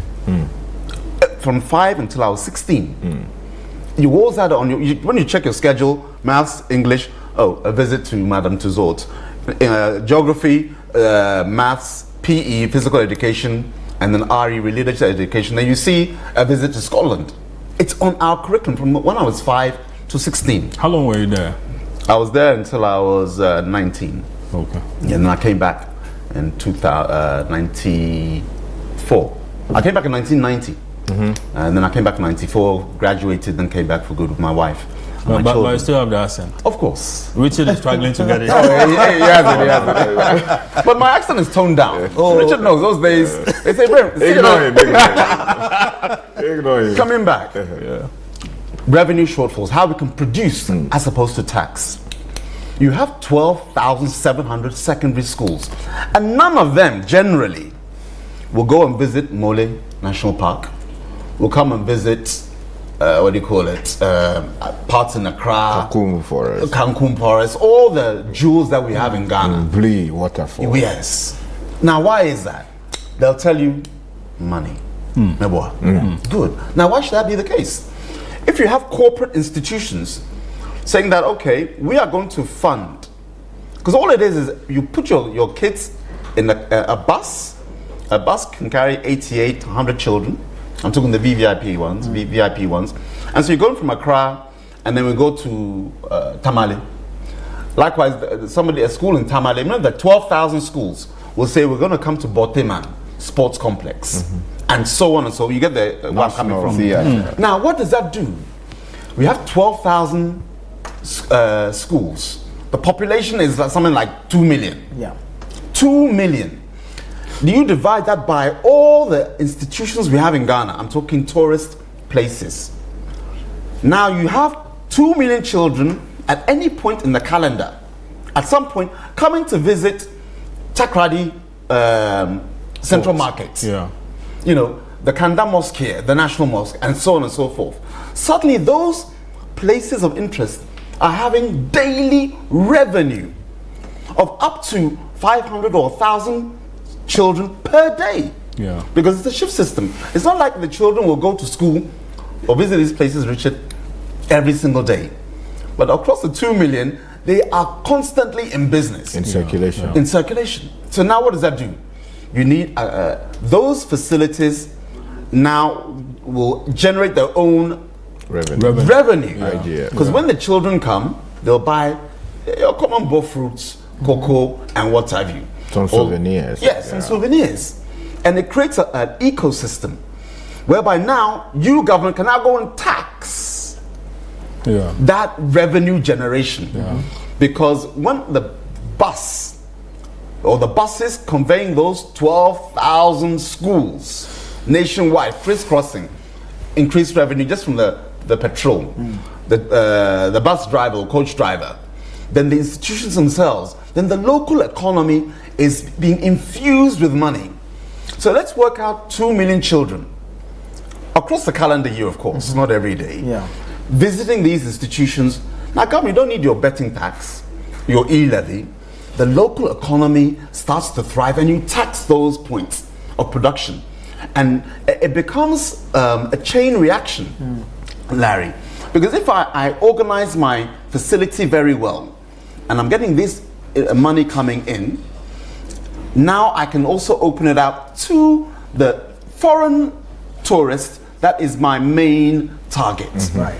Graham, did you share this with, Yeah, for the last 20 years. You've been sharing it. 2 years. No, I mean, he's asking of your office if you did share it in your office. Beyond that, there's something he's been talking about. And some of these great ideas are things that you can always run off with if you are interested in, creating the kind of environment that allows all of us to grow together. Because, I mean, it is not difficult to do. Of course, the difficult part is initiating it and working to make it sustainable. Because, look, I mean, those of you whose kids are in private schools, of course, they bring you bills all the time that they want to visit this place, they want to go to this place and all of that. But majority of the times in the public schools, they virtually do not even get involved in this. And that also kills the whole drive that a Ghanaian ordinarily should have to say that, look, I am from the Volta region. I should be able to go to Nkrofo to visit where Kwame Nkrumah was previously buried, or to go to Nzelezu. Apparently, there's a museum over there as well. Okay, before here. That's right. And we need to commend President Akufo-Addo, for what he turned, the Kwame Nkrumah Museum into as it is. Jerry Rawlings started it, and then, but it was of a sudden, nature. Years on, it was left to go bad. But then he came in, and then he's turning it into whatever it is now. Listen, we haven't appreciated Kwame Nkrumah as a people, but internationally, listen, he is, huge. Global icon. Exactly, a global icon. You go to international conferences, and for people to even talk, Africans in particular, they evoke the spirit of Kwame Nkrumah. Okay, as this gentleman, the Nigerian president, did today.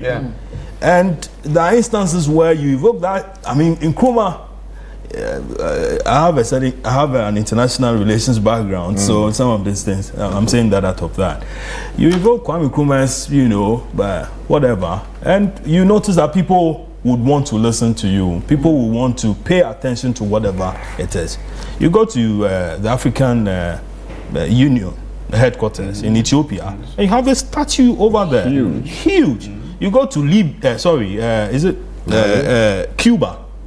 They have a bust for him because he was of a certain, at a point in time when Cuba or Fidel Castro was going through a lot of stress with Americans and so on. Kwame Nkrumah was there, and many other African countries where they have buildings, roads, and other things, named after him. Now, if we have a mausoleum here where he's been buried, you have his scars, there. You have the wife lying next to him. You have so many things, speeches, and even, audios of his voice and so on. And our children can be taken there to go and see that international icon. Listen, I mean, then who else are we going to celebrate? Mind you, this is a guy who was on his way to talk peace in Hanoi when he was overthrown. Very few African leaders have attained that stature. Okay? I mean, there's more we could say about how Buzia thought that after Nkrumah, he could do what Nkrumah had done on the international scene, but he couldn't, match up. UN, Nkrumah is celebrated across.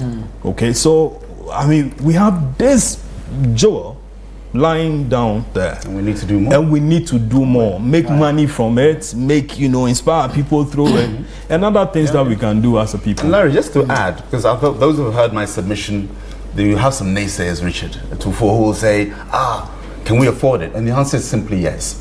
The main cost component of putting on your curricula, so this is where the Minister of Education, incoming, and the Ministry of Tourism need to work together. So it's on the curriculum of every child. Main cost component is the transportation from the school to the venue. So what's the cost? Let's say, for argument's sake, Richard, we're going to travel from Accra, and remember, that's up intra-regional. You can be in Accra and visit University of Legon. Yeah, that's part of the trip. Okay, so let's say on average, the coach, the diesel, is, for argument's sake, 1,000 Ghana. That's the cost component. 1,000 Ghana, and I want the parents to also contribute to that investment in their children's education. And the benefit is that the local economy grows, because you've got 2 million children in the calendar year coming to a facility. That 1,000 Ghana cost for the, let's say 1,500, because you'll pay the driver, the hiring of the coach, and the fuel. 1,500. You split it between the parents or the children of that particular class. So 1,500 divided by 100 children is something like what? Is it 15? 100. The mathematicians are here. Yeah, anyway. The mathematicians are there. So I'm just saying that you got, 1,500 cities. This is per trip. Divided by 100 children, because that's the capacity of the bus. How much do you get, please? You have 15 there. 15 cities. How much do we as parents spend on funerals? Billions. Am I right? Yeah. As for the new coats and the new shoes, all the manner. But to spend 15 cities on your child's education. The funeral economy. Yeah. Who said he was going to do tourism with funerals? Yes. That's a wow. Okay. Yes. And the next reshuffle, he was putting up. So you see, Larry, 15 cities. Am I right? Yeah, 15, yeah. That's how much it will cost parents. Why am I putting parents inside? When you have a stake in something, you value it. And there are some things that I think we should also, make it mandatory. Now, there'll be someone who says it's free SHS. We know, but this is an elective. But it should be mandatory. But I don't want to dwell too much on that. But when you mention about the e-levy and the betting tax, I think what President Mahama must do, and I'm sure he will, God willing, inshallah, is have this dynamic mindset. And mind you, he wasn't the only one who said he was going to remove the e-levy. I think Dr. Baumia also said same. But then the argument that was raised was that, okay, why don't you do it now? But he made that response known at Moving Pick. I was there. You work within a cabinet system. And you have to go with what cabinet as a whole says. But he was against it right from the onset. So days before the passage, he had gone to Peace FM and in an interview with Kwame Sefakai, said that, listen, that shouldn't be an area where people, that the government should tax. Yeah, because he was the man leading. However, he wasn't listened to. Is it true that the economic management team collapsed? It's not that it wasn't listened to. Larry? No, Larry. I can see where Larry's coming from. Let's stay with Mr. Mahama. Let's stay with Mr. Mahama. Today is for Mr. Mahama. On that one, it's important for our viewers. It's about consensus. And so when a consensus is made, you go with the consensus. And he made that point. Collective responsibility. Yeah, you take the collective credit and the collective liability. Well, we have a few more minutes to go. I want us to look at what next for Mr. Mahama. Because obviously there's cautionary optimism within the country. And it looks as though Mr. Mahama comes back. President Mahama, yes, comes back to face his old problems. Take the energy sector, for example. There's a looming power crisis due to the debts in the energy sector. But it's not as big as projected. I mean, we're told it was going to be somewhere in the region of 25 billion. Granted. but it's 2.5 billion. It's still debt nonetheless. So Granted. it has got to be dealt with. Granted. I'm not so sure about the doom that there will be power. let's not usher in the new president with. Yes, but that must see, because it also came on the back of a number of promises. Yeah. And with the economy he is inheriting, the inflation rate as it is now, the youth unemployment, and his promise to deliver jobs to the youth. What next for Mr. Mahama? No, Bakufado said he solved everything. But saying it's not the same as the reality. You listen to the president, the former president's speech in Parliament. Did he say anywhere in the speech that he read to Parliament that he had solved all the problems? No, he says the economy is not broke. Yes, that is and not. Whoever was talking about that is not the same as I have solved everything. Oh no, well then he talked about things that he came to meet, the worst day that he met the country, and how where he's living it off. Yes. Let's circle back to Mr. President the same Mahama. thing we are talking about. Yes, but he is in charge now. He is the man. You see, Ghanaians have reposed confidence in him by giving him such an overwhelming victory. Why don't so it is the expectation of Ghanaians that he will deliver. Yeah. Well, right. So we want to know what next. Well, I mean, you see, when a president is elected, ideally, he should be able to do all the work himself. But the constitution required that he should have a vice president. So there's a vice president. How ministers? Again, the constitution requires that you pick up ministers. Like you choose ministers. Now, those ministers would have to be given prior approval by Parliament before you appoint them to serve in their respective offices. So those are the people through whom he will be exercising his executive authority. Beyond that, then you have DCEs, regional ministers. We do know that the president has such a vast, appointment power to appoint in even corporate institutions and all of these things. I think we should do something about it. So for the next few months, the president will be worrying his head over who to put where and who not to put where. And as you already know, he says within the first 14 days of his time in office, he will complete his list of cabinet ministers for parliamentary approval. So we should expect, ideally, maybe by this evening, or maybe he wants this evening to go away. Let's talk about his speech and related matters. And then maybe tomorrow, because Parliament is sitting tomorrow. That list, or maybe the first batch of the list, should be able to make its way to Parliament. Because once he has his people, then we can talk about what he's able to do within the first 100 days in office in order to give fruition to the, the promises that he's told us all about. He says that he will constitute the leanest and most efficient government under the Fourth Republic in his first 90 days in office. So by the end of the 90th day, what we expect is that the full gamut of people who form his cabinet and government for that matter, and all allied institutions that will play a part. You heard of Fenyomakin, trying to play mischief with us. Exactly. Say that you said 24-hour economy, we can still continue parliament. but earlier I talked about that. Oh, listen, you promised 60 ministers, and that 14 of these are going to come from Parliament. No, it's actually no more than 14. More than 14. 14 of that. So 16 out of that. From the 16. No, from the 60 are going to 16 from the 16 ministers are going to be for the regions. Then 25 from Parliament. Exactly. Then you are left with what? That's like 20. How are you going to? And then you have key ministries: finance, attorney general, which one? Trade, education, sports, health, all those. Okay, and these are just ministers. Deputy ministers haven't come yet. I don't know. We should prepare for.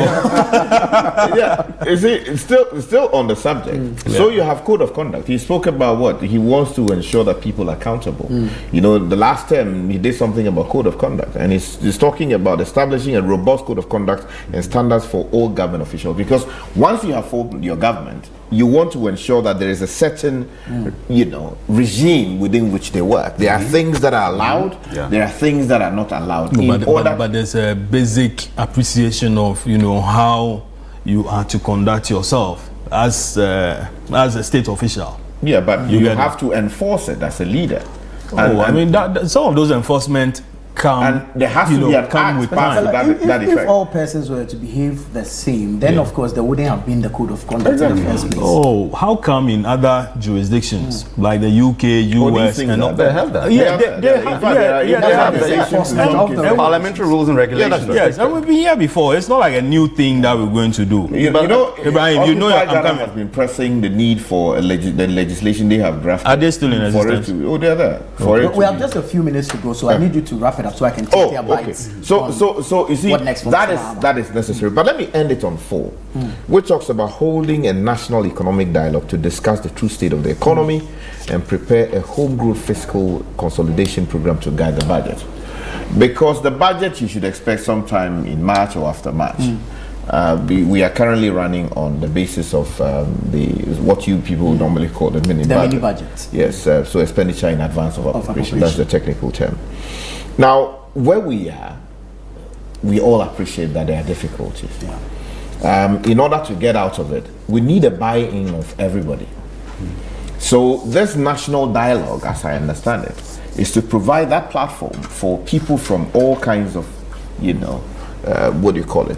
areas to come together with their expertise, their shades of opinion to the table and express them so that ultimately we can build what will be a document we all make inputs into in order to get out of the economic difficulties that we have. Of course, we've been told that we are getting out of the woods, or we are out of the woods, but we are not out of the woods in my respectful view, because there are still challenges that we are having to deal with. We're still before the IMF. A portion of what they were supposed to have given to us, we have refused to approve as a parliament because of some disagreements here and there. I think that this platform is necessary. He did it before. You remember the Century Consensus, which was not so much, some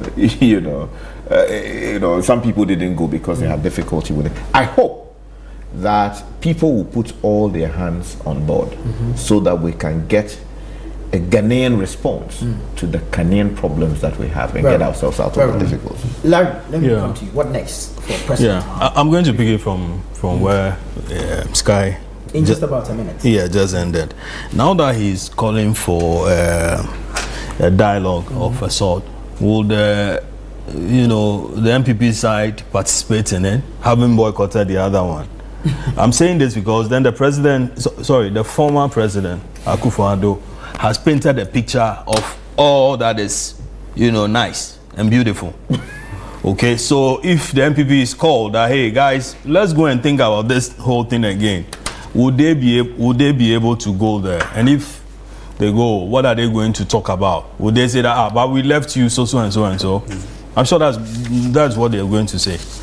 Okay, but I think that it is necessary. We need to appreciate the bigger picture beyond what was said on political platforms. What was said to us that, listen, for somebody who wants to maintain a certain narrative as far as his legacy is concerned. Okay, so we need an appreciation of what really is in there, how the country is performing. And it's good sometimes it's good when your rival is the one telling your story. Now, appointment obviously is going to be an issue. This is a man who has promised 60 ministers, as we try to talk about. People, he would have to meet the expectation of the people. Some people maybe voted because of that. Okay, but then he has the party's demand, his party's demand to meet. And then there is a constitutional obligation also of doing the regional balance and all that. Okay, so and how many? 50% of majority. Majority 50% should come. So even 60, at least 31 of them. Okay, should wrap it up for me. Let me hear. Yeah, should come from Parliament as well. So it's going to be tight, but like he said, we should all believe in him or believe in the leadership. That hey, they will not disappoint anybody. Right. Unfortunately, we have just a few seconds. Then I'll be brief. I think President Mahama has an advantage, and this advantage is this: he's not going for a second term. He himself has said this is my swan song, my last 4 years. So touching on what Larry is talking about, the party demands, he can imbibe the statesmanship qualities that he said in his inaugural speech and focus on his legacy and not necessarily the party. I'm not saying he's going to ignore the rank and file of the party. You think the party will allow him to take them back to opposition? No, I'm coming. Hey, I'm coming. You know, you see, leadership is an extraordinary animal. You know, and Larry, you may be right saying you think the party will allow, but sometimes legacy is such an aphrodisiac that you will, and like Tinubu said, with laser focus, we can work together to make sure that we succeed together. Am I right? That's what he said. Yeah. You know, so he'll be thinking of, am I going to put the party first, or I'm going to make sure that I put these things in order? I'm talking about whether there'll be a pull or push from him. What he needs to do next is look at how to make sure that you strengthen the anchors of the economy, make sure that energy as well is looked at, and then employment. I think these 3 areas are where he needs to focus his attention on, and making sure that he can build upon the foundation, and not just the foundation, the strong pillars of growth that we're seeing in so many areas of the economy. That's what he needs to do. Yeah. Beyond that, again, Ghana is not an island. We're living within this international community, and you've got to make sure that your public or foreign relations, and I was enthused to see how the Burkinabe president, head of state, sorry, you know, that kind of forging or reconnecting those kinds of alliances within the ECOWAS region, they're key, you know. So I think those areas, ECOWAS, the economy, agriculture, and then of course youth employment, and energy production, these are the things that they need to, they as in government needs to put their attention on in charting the way forward. Very well, very well. Thank you so much, gentlemen. Ibrahim Ajay, formerly of the office of the president. Yes. Richard Delasky. Yeah, my man. Yes. My man. Good man. Yeah, good man. And of course, Larry Dogbe of the Herald newspaper. Earlier, you heard from Akosua Ochre, you heard from Umaru Sanda Amadu, Frema Edunyame, and Samiri Afe from the grounds, referring to the Black Star Square here in Accra. This has been our special coverage of the presidential inauguration that sees His Excellency John Dramani Mahama return to the Jubilee House as the 6th president of the Republic of Ghana. My name is Nana Tufo Boateng. Many thanks for your time. Keep watching Channel 1 Television.